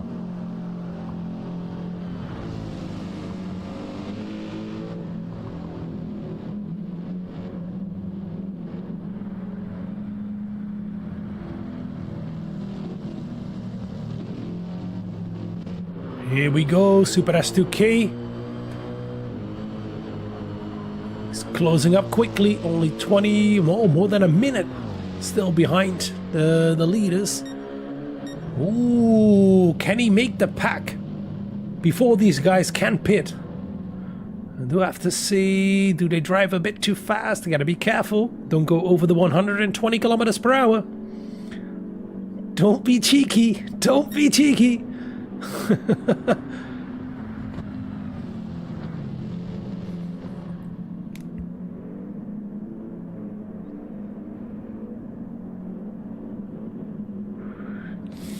Super S2K right now on the Dittinger, and he's closing up quickly right now.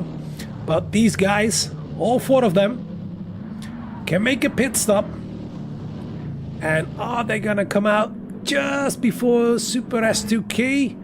They're all in. 1, 2, 3, and 4. Here comes Super S2K. Oh, I don't think he can make it. I don't think he can make it. But let's see. They're still in. They're not refueling yet. Oh, this is going to be a final, guys. This is going to be a final. Oh dear, oh dear, oh dear. They're refueling right now. And let's see how quickly will they come out. Oh, Super S2K comes in as well. Okay, that's surprising. Didn't expect that one. But okay, that means Defsun is going to be still going to be the safety car. Mohata is second. He jumped Irtsuks in the pit. Why and how? How's that possible? Okay, we've got Mohata already in second place. Jumped Irtsuks. And then we've got Shadow just behind in 4th place. Super S2K coming out of the pit right now. Squeezy Dealer in the 54 car, am I correct? Yeah, that's the 56 or 54. The 54, I was correct. Matti is in as well for FGR in the 56 BMW. Max Out Finn, of course, is gonna come in. And then all the way at the back, still halfway through the Nordschleife, we've got Kevin C. already made that pit stop. And incredible as well for Tavernello. And then, of course, in 11th, Pastina Calda for the second VRT team. And GT Ayub made a stop already, but it's way too far back. Let's see that whole gaggle of cars, that train, that safety car we've got right now. This is gonna be amazing for the last couple of laps. This is gonna be crazy, seriously crazy. These guys, you can't script this, right? You can't script this. It just happens and it needs to happen. Oh dear, oh dear, oh dear. But good move from Mohata to jump Irtsuks. Restart is going to be at zone 2. That's going to be Bergweg. Halfway through the Nordschleife. That's going to be the exact upper point right now of the minimap on the right top of your screen. You can see. Well, it's a yellow flag right now and you can't see it really. But behind that, you see a little bit of a white point sticking above it. That's Bergweg.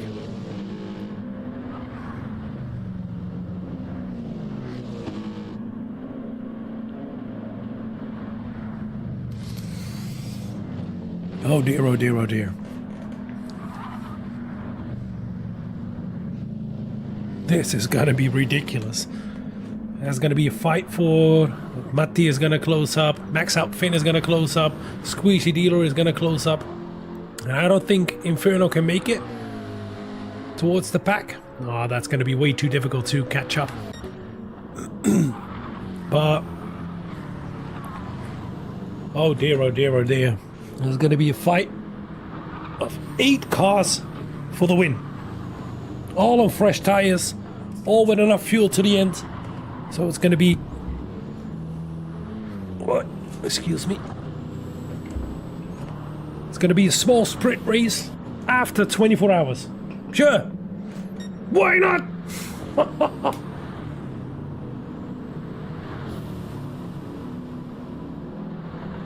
Yeah, what an end of the race. Gnakaria. What an end of the race. How much did you guys get paid for that? No, I'm just kidding, just kidding. And as we can see right now, we've got all 8 cars already in line. And soon we're gonna get a restart. And we can see that Inferno is closing up, but yeah, they still have to do the full GP layout. And then a quarter of the Nordschleife. That's too much to catch up. That's too much.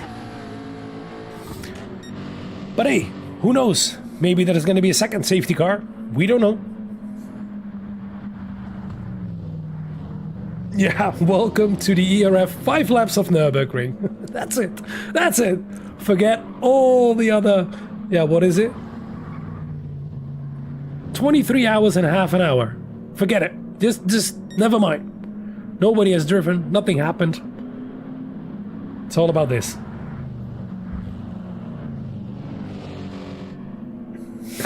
Marco Libanore says scripted, and then something I can't pronounce on YouTube. We will thank Tavernello after the race. Definitely, for sure. Oh dear, oh dear, oh dear. This is going to be one hell of a fight until the end. But we're coming up towards restart zone number 2. We got to pay attention, because the leader dictates the pace, and the leader can go, and when he goes, it's green. So let's keep an eye out for him. Let's see. Nope, way too far back. Okay, here we're gonna go.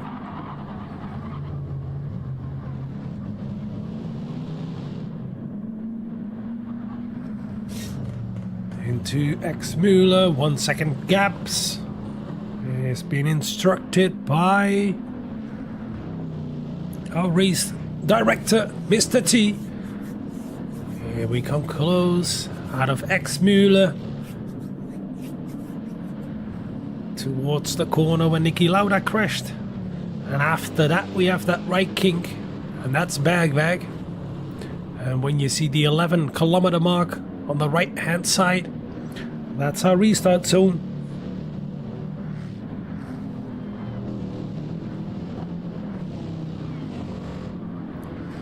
Here we come close. Let's see how quickly he's gonna go. And I think he already went. He went already. He's gone. What a restart of Defsun. Wow, Mohata was sleeping. Nearly 2 second gap already towards the number 1. And let's see if somebody else was sleeping. We can see the number 3 was a little bit asleep. And the number 4 as well. And AMS Super S2K is really close to the number 2 Mercedes. And is he immediately going to make a move into Mutkurva? Oh, be careful over there, because you can damage a lot of your car. And a little bit further back, we have the 66 and the 56 fighting yet again. And the number 8 in the race, Squeezy Dealer, the 54 BMW goes a little bit wide over there. Oh, and there's a huge fight. Oh, and it's... I don't know where to choose and I don't know what to pick.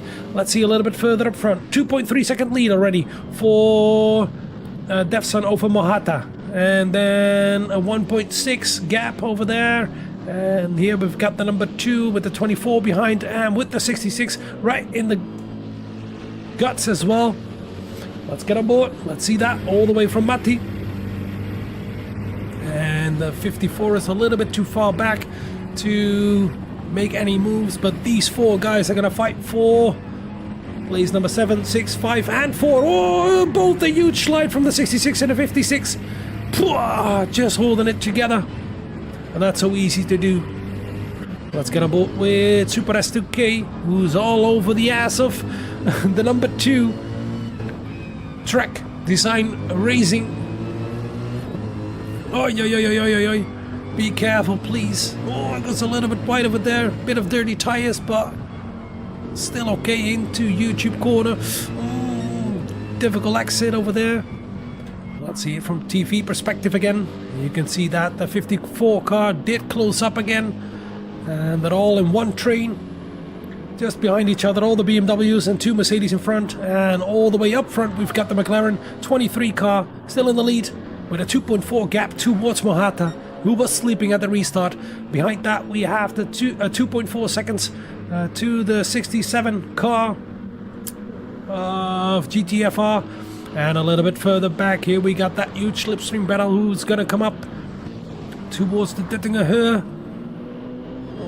Super S2K really right on the rear bumper. Oh, and a bit of a wiggle over there coming out of this kleines carousel. Oh, and I heard a bit of a slip over there, but we can see that Matti still hold it together. Let's look a little bit further up front. Here comes that slipstream battle. Here they're gonna go. Who's gonna benefit the best out of this? All of this. So far it looks that Super S2K is gonna make that pass, but it depends on downforce levels. Oh, there might be a penalty, but wait, first of all, this battle side by side. The number 2 car and the 24, and the 24 did pass him. Wow, perfect pass. Just before Tiergarten into the last section, and that's place number 4 for Super S2K with a couple of laps to go. We've got 16, 17 and 18, so 3 more laps right now to go. Stay with us because this is going to be exciting. Let's see what that podium is going to be. Let's see who's going to end where. Whoa, and there is a fight behind that as well between Max Out, Finn and Matti, who are fighting all over the place. Oh, and there is a bit of a push and a little bit too wide over there for Matti. Let's get on board with him. Oh, we can't do that. This way. Yes, thank you. Did he outbrake himself? Oh, we've got Matti over here. He went to the inside of the 66. Is that a bit of a push or a slide? I think that... Oh, wow! What happened over there? That was weird. Okay. Never seen that, but that means Squeezy Dealer with the 54 BMW is in 6th place right now. Max Out Finn in the 66 BMW in 7th. Then we've got Matti in the 56 BMW in 8th. Oi, that's really unfortunate. Let's get to the lead again, because I wanted to tell you a story about Mr. Jaeger telling me that Defson started way before the 11-kilometer mark on his POV. So, penalty incoming? Question mark? I don't know. That's up to the race director. Let's see a little bit further back. And Mohata is catching Defson. It's only 2 seconds. It was 2.4 seconds. Well, it's 2.1 right now. And we can see that Irtux is losing time towards Mohata in the 67 BMW. And yes, you've guessed it, Super S2K is catching Irtux. So there is still a fight for the last podium spot. Oh dear, oh dear, oh dear.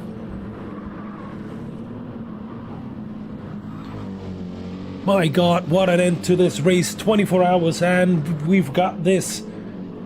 What the hell is going on?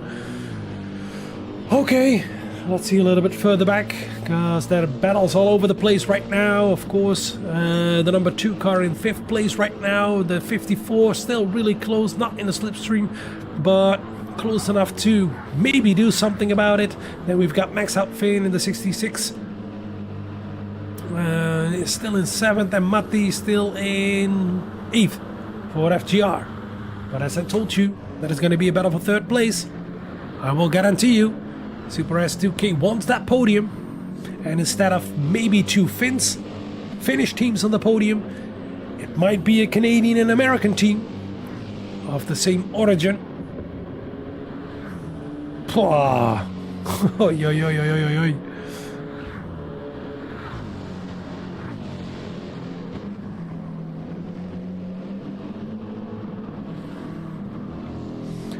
This is beyond ridiculous, guys. This is just beyond ridiculous. We only have 20 minutes left in the race, and yeah, that's probably going to be perfectly timed. Just over 24 hours it's going to be. Of course, of the safety car, because of the safety car.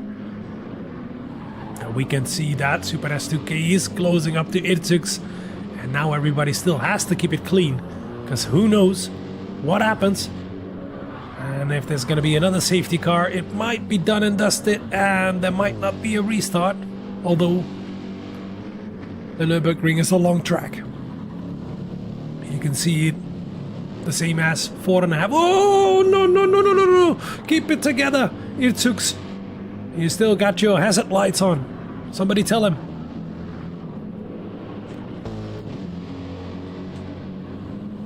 But he nearly lost it. A heart and mouth moment. Didn't help.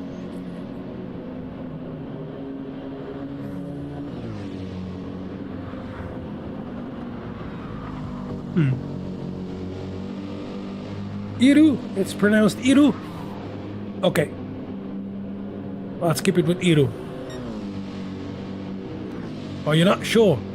Well, neither am I, Barry. Neither am I. So yeah, if I butcher some names, sorry for that. I'm human too. I am human too. But this fight is on for the last podium spot. And the fight for the lead. Death Sun is pulling away again from Mahata. So that is without any mistakes, a fight that's over. But as I said, that third place is not over yet. AMS wants 2 cars on the podium. And he's right on the rear bumper. Oh, here he comes already out of the carousel, side by side on the grass. He's done it already over there. How do you do that? That is guts. That is absolute guts to keep it flat on the grass over there on the Nordschleife. A bit of a slide over there, of course. We have to see that again. Meine Güte, coming out of here. Let's see, one further back. Here he comes, a better exit, a bit of a slide from Irtux, and just on the grass, keep it flat. Still with 2 wheels in the track limits. And now you can see a bit of a slide because of dirty tires, but he made it stick. What the hell is going on, guys? What am I looking at? But that's third place for Super S2K in the 24 Mercedes, in front of the 67 BMW of Irtux. Jesus, what the hell am I looking at? No way he did that. What the hell?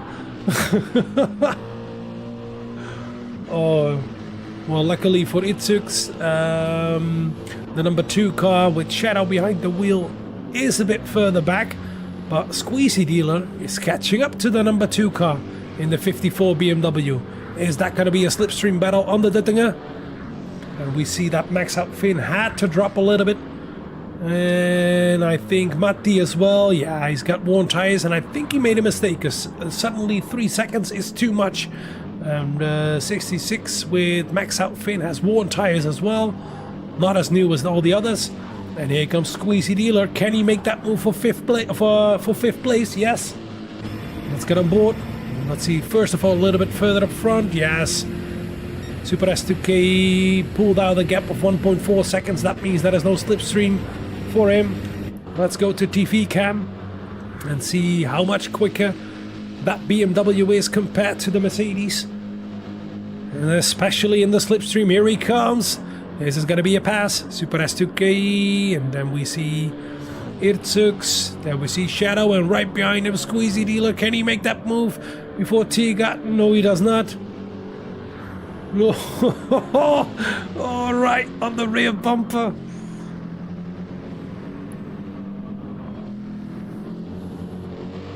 Jeez. What a finish this is, guys. Whoa! You didn't saw that. Some physics. Oh, and here comes that move to the outside. of Squeezy Dealer. Ooh, a bit of a touch from the number 2 Mercedes. Does he leave the space in this one? Are they going to go side by side? No, no, no, no, no, no. Let's see that again. On board. We're going to watch TV cam. A good slipstream over there, but Shadow keeps the inside covered. Squeezy Dealer goes to the outside, and there is that little bit of a touch. Well, I think that was fair enough. That's hard racing, hard racing. Let's see that lead for Defsun. Defsun 2.1 seconds. So it fluctuates between the number 1 and number 2 in the race. Mohata is still has not given up for that lead. In the number 1 car, then a 24 car right now, of course, in 3rd place, nearly 2 seconds in front of the 67 BMW, and right behind it we still have that fight for 5th place between Squeezy Dealer and Shadow. And because of that fighting, Max Out Finn can close up, so who knows what he can do. In 8th we've got Matti, and in 9th we've still got Inferno, but still more than 2 minutes behind the number 8 place. So I think they're settled for 9th if there aren't any mistakes anymore. Maybe there is some rain coming. I see some cloud coverage in the back. Well, we'll see, we'll see. It's all random. In 10th we've got Tavernello racing with Incredible behind the wheel. In 11th, the second team of VRT with Pastina Calda. In the number 16, Nissan GTR, and all the way at the back, nearly losing it over there, GT Ayub and the GTMA BMW. Now all the way back to that fight for 5th place. A bit of a gap right now. And the gap grew to a second. And is that going to be tire wear? Yeah, the tire wear on the BMW is way worse compared to the Mercedes. So that is going to be difficult for them to hold. Let's see if everything is still running correctly. It does. And Squeezy Dealer slowly losing out to that BMW number 2. And maybe Max Out Finn has a little bit more pace in the 66 BMW to catch up with Squeezy Dealer. Tire wear is about the same between those two.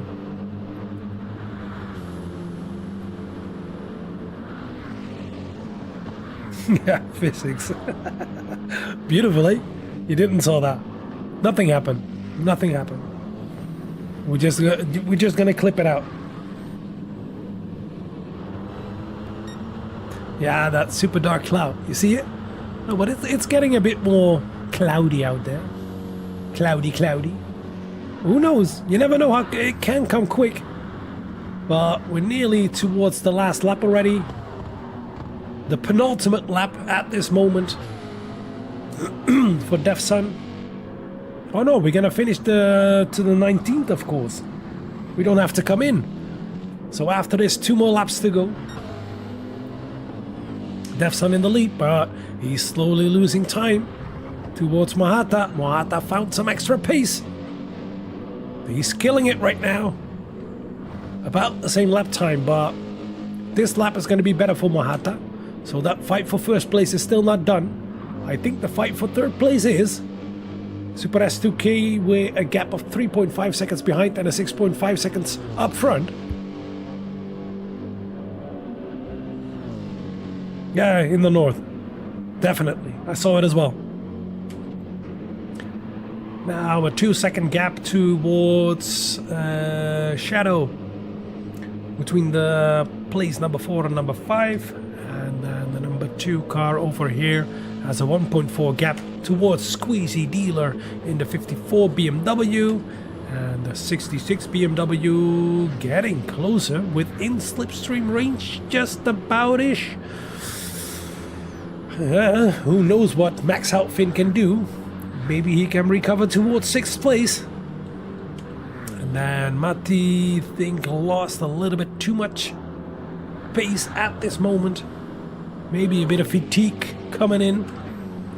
And we can see that Max Out Finn is in the slipstream right now. So that is a fight for 6th place Incoming.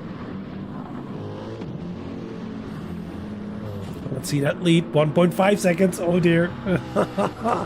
But first, that fight over here between Squeezy Dealer and Max Out Finn.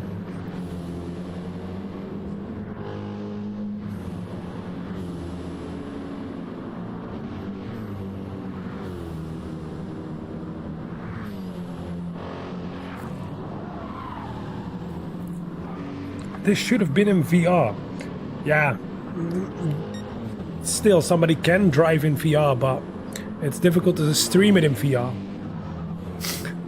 It's not possible if you look at a screen.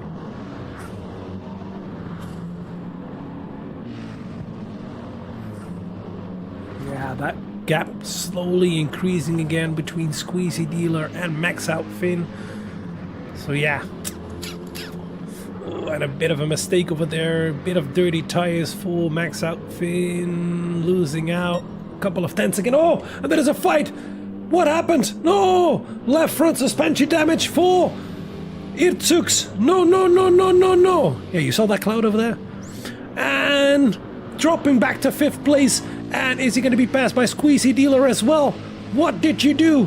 No time for a replay because we want to see this.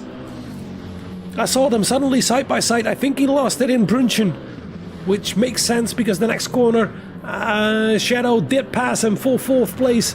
Oi, oi, oi, oi, oi. Yeah. What a lap time, by the way, from Mahata. That's faster than the pole lap.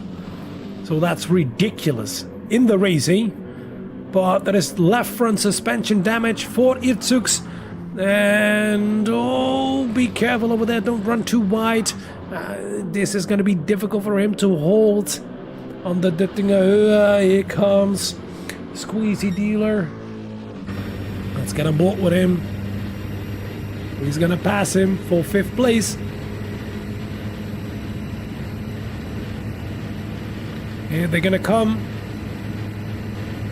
Whoa. That 67 BMW, he has a slipstream as well. That's why it's difficult to pass. But here he still comes. Squeezy Dealer side by side with Irtux. And does he have the slipstream or not? Yes, he does. A bit of a push, door to door, door banging. Oh, side by side. Oh, and a bit of a push. And does he go too deep? No, he does not. Yet again, bit of a touch over there. Sliding all over the place. And I don't think Irtux likes this last couple of laps. How did they not crash over there? Door banging all the way. Here comes that dive to the inside. Can he make the move stick? It's going to be the outside for the next corner. Oh, no, he cannot. Irtux makes his car as wide as possible. Uses all of the track he can and will be allowed.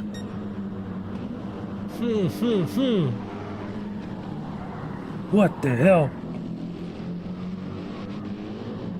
And this fighting lets Max Out Finn come back yet again to Squeezy Dealer. And don't count out Matty as well. But let's see. There is still that damage for the Irtux. So that's not going to be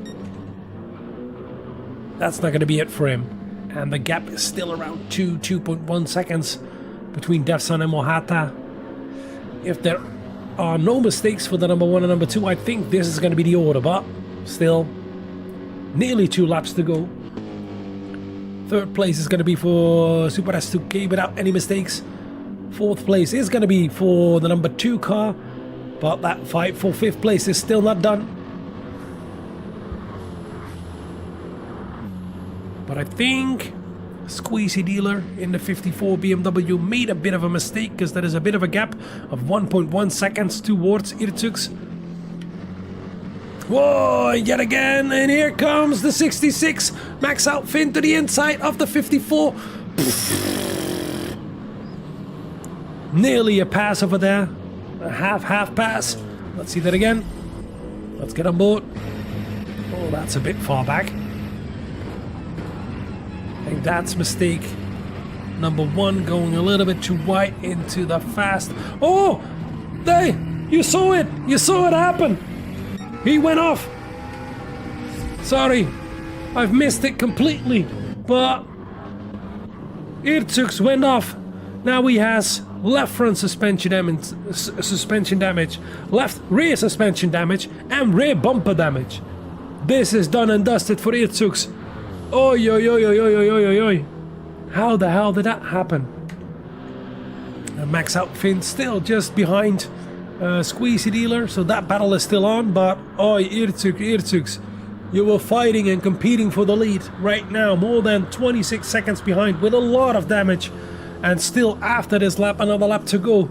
Oi, that's gonna be harsh. Absolutely, absolutely ridiculously harsh, but yeah. If you make a mistake,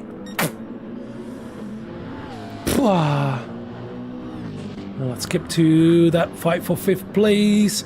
Let's see, Max Out Finn has better tires compared to Squeezy Dealer. Not by much, but it's still a bit of a benefit for him. Hopefully he can make that pass. There is another lap to go after this one. And now we can see the livery close up from GTFR. GT Finland races. But what a fight, guys. Jeez. Couldn't be scripted any better, right? What the hell? That gap stays around 2 seconds between the number 1 and number 2 in the race. Now we've got that fight for 6th place between... Oh, Squeezy! No. Squeezy Dealer is still in 5th place. Max Out Finn still in 6th. Oh, don't go too wide. You'll get dirty tires. You can see how quickly Irtux is losing time. But he has a big enough gap towards the place number 9 because they're still on the GT track. And now just coming up onto the Nordschleife.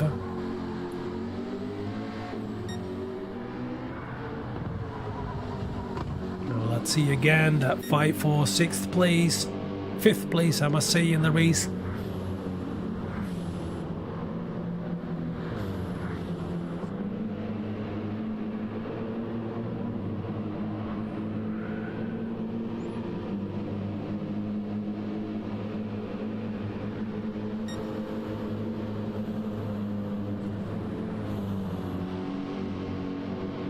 Yeah, let's hope for a bunch of rain. And there's no room for error, says Rick. And this track is not for the weak, says your honor. Your honor. And Barry says, never saw Iru go wide. Damn. Yeah, I was shocked as well. Because I was looking at the overtake between Squeezy. Oh, Max Out Finn goes a little bit wide. And Matti as well, following him off. Oh, yeah, guys. You keep... Oh. Sorry, this cam, yes. Take a look at that in Big Boss corner. Going way too wide. Trying to, yeah, that dirty air, and let's see behind Matti following as well. That's easily done because it's sort of a ghost in front of you. It's easy to follow another car off track because you want to be faster than them, so you want to go faster through the corner, but that open up the gap between Squeezy Dealer and Max Out Finn to 1.1 second, but yeah, we can see that Max Out Finn is quicker, but he has to keep it on track. The same for Matti. And let's go a little bit further up front to see that gap has grown to 2.4 seconds between the number 1 and number 2 in the race. So the number 23 car and the number 1 car. Oh, yeah. One more lap to go after this. And I need another sleep. Jeez. Yeah, the 67 was plus 1 lap in the night. I know, Soge. I know. Gotta wait last lap. Yeah, please. Please do, eh, Philo? Please. Well, it looks cloudy up there, but the sun is out as well. Would have been nice if they could have done it like the real track, that half wet, half dry. That would have been amazing.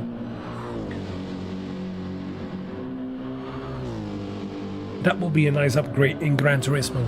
Local rain. Good for Spa, good for Nordschleife. Which other tracks are big? Don't know.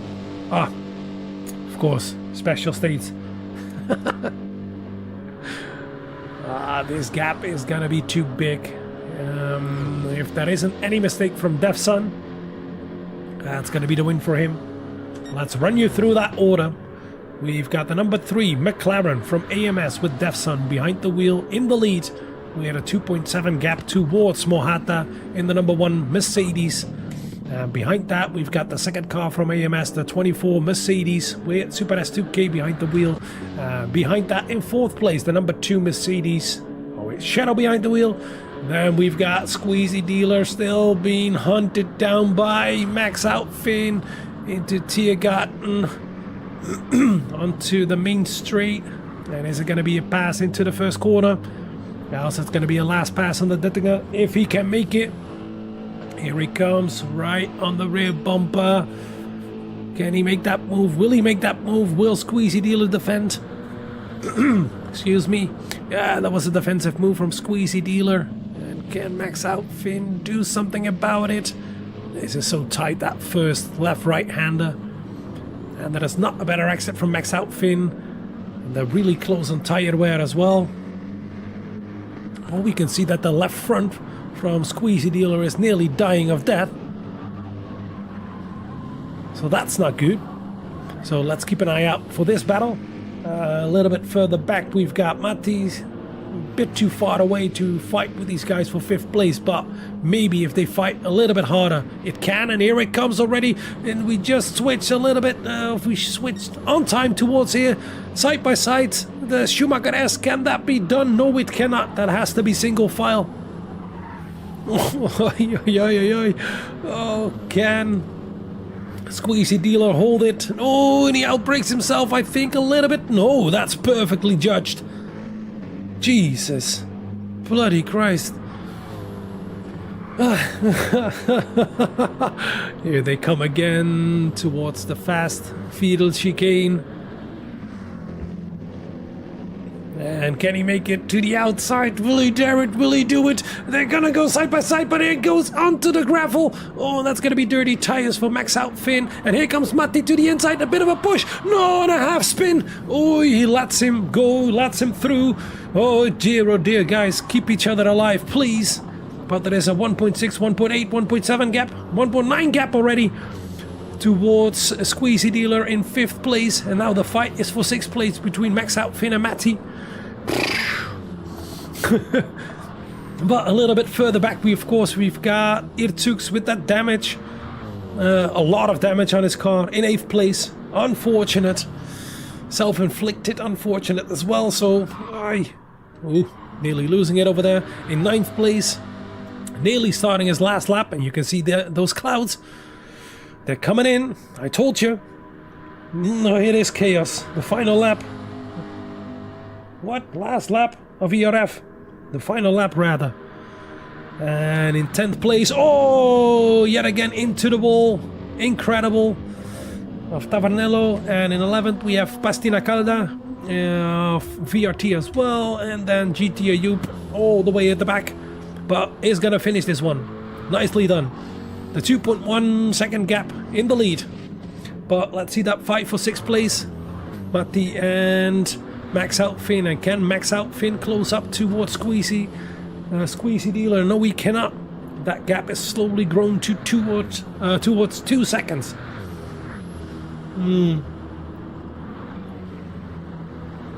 What the hell is going on? And is it gonna rain that last lap? You gotta be kidding me, right? If it's gonna rain this last lap, the last couple of corners, no, don't make it any crazier than it is already. Can we look into the sky? Are there any shots where we can see the sky? Maybe on board? Oh, it's getting dark out there. This is not good. The gap is still 2.4 between the number 23 and the number 1 car. Let's see that fight yet again for 6th place between Max Outfin and Matti. Oh, Matti goes a little bit wide over there. That's going to give you dirty tires into this right-hander. And then into the double left-hander. Oh, I think that is settled as well. Unless we're going to get rain. So let's keep an eye out for this one, but soon start to switch to the leader. And there we see a shot of the sky that doesn't look like rain, but you never know on the Nordschleife, you never know. It can always happen.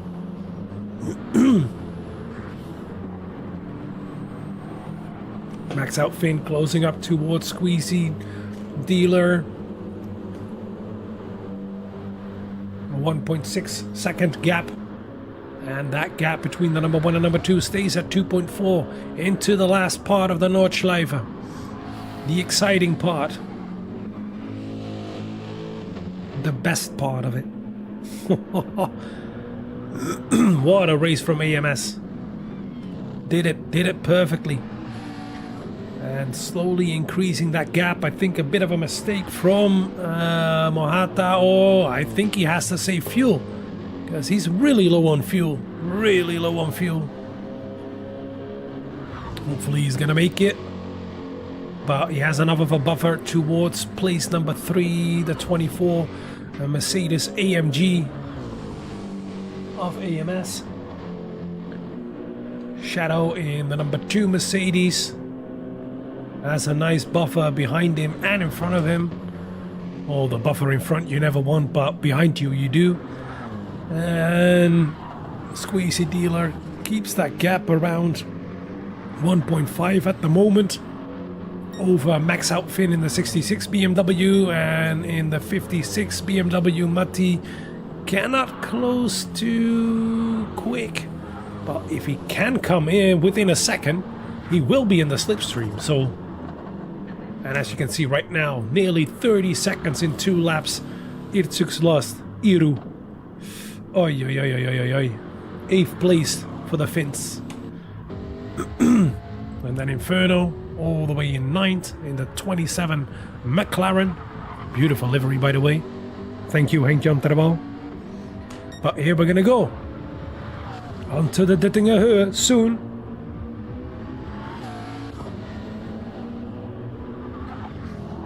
Das kleines Karussell for the last time into Galgenkopf last time. And now we're gonna thank ERF first of all for that amazing work and all the work effort they've put in all these races, and everybody who showed up to participate in this, work together with them.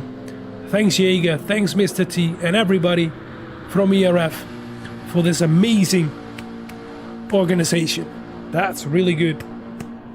Well, to everybody, please, hands up for ERF in the chat. And here comes AMS into the last corners, Tiergarten, and then onto the main straight. They're gonna win the 24 hours of Nürburgring. Beautifully driven. Beautifully driven. And there they go over the finish line. Number 1, Defsun. Number 2, the number 1 car with Mohata behind the wheel. Here comes the number 3, the last podium spot, the 24 Mercedes AMG with Super S2K behind the wheel. And behind that, there we can see Shadow coming home in the number 2 Mercedes of Track Design Racing.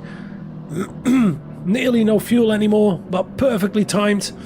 In 4th place, Squeezy Dealer, perfect drive at the end. 5th place for him in the BMW 56 or 54 to 56. Finally, oh, no fuel anymore. What happened to Max Out Finn? Oh, he's gonna wait for his teammate. They're gonna go side by side over the line.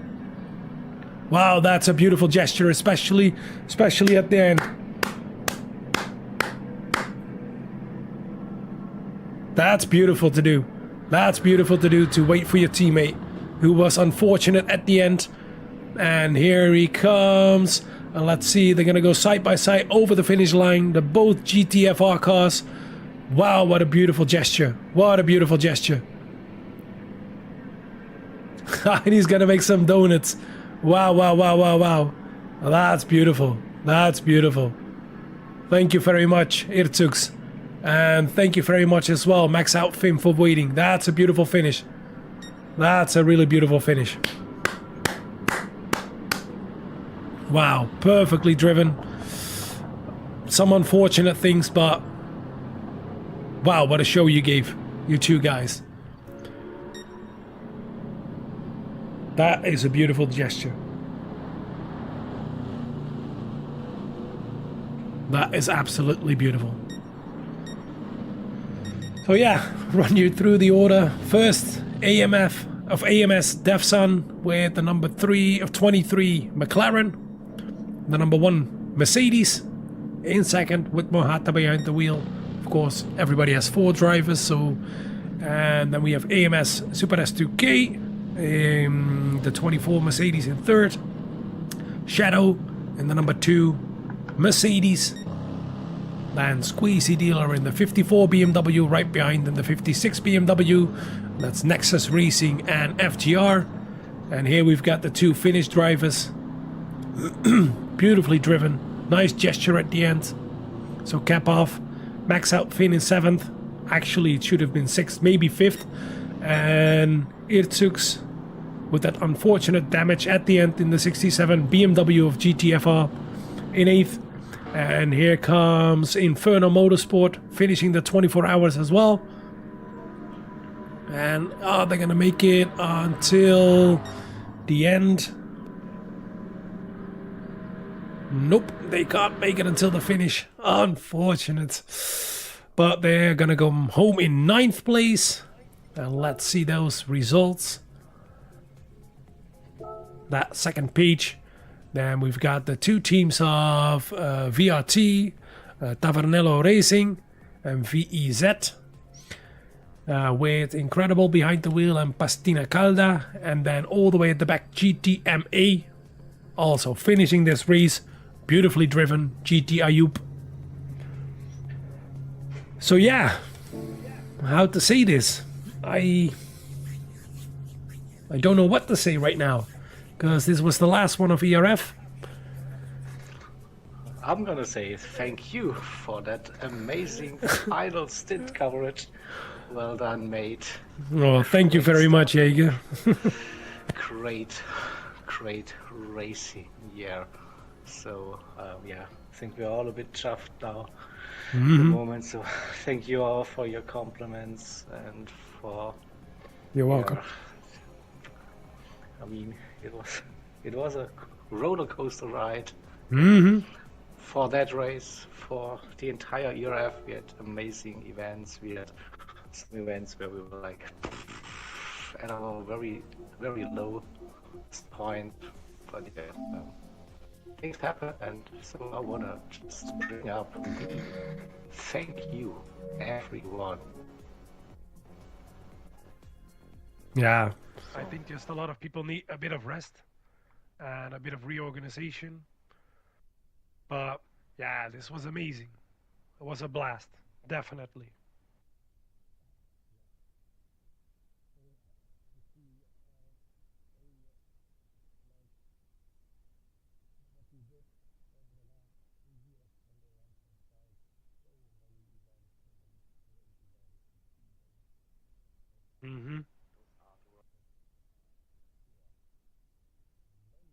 Yeah.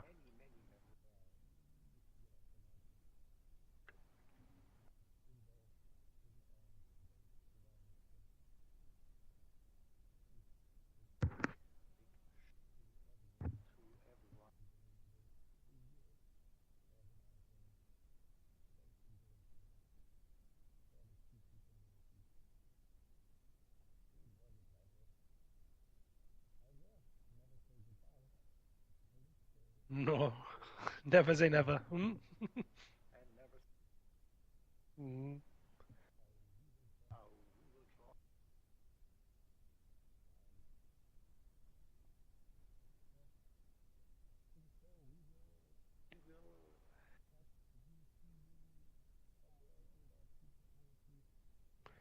Definitely.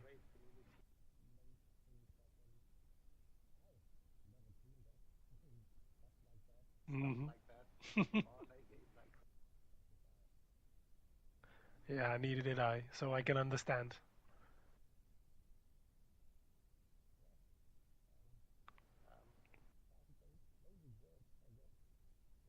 Yeah, it is.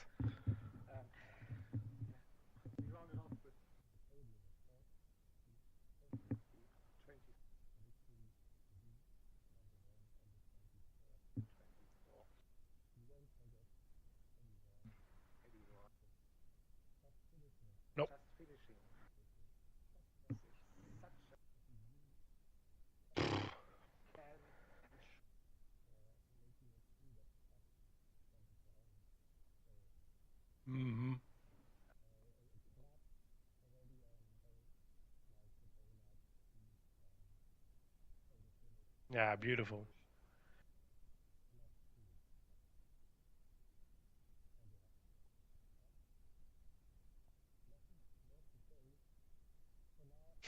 For now, there will be, of course, the usual after Yeah. so Mhm. we won't probably take us up Mhm. the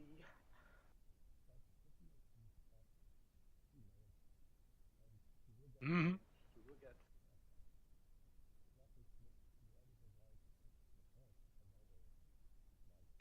Yeah, nice.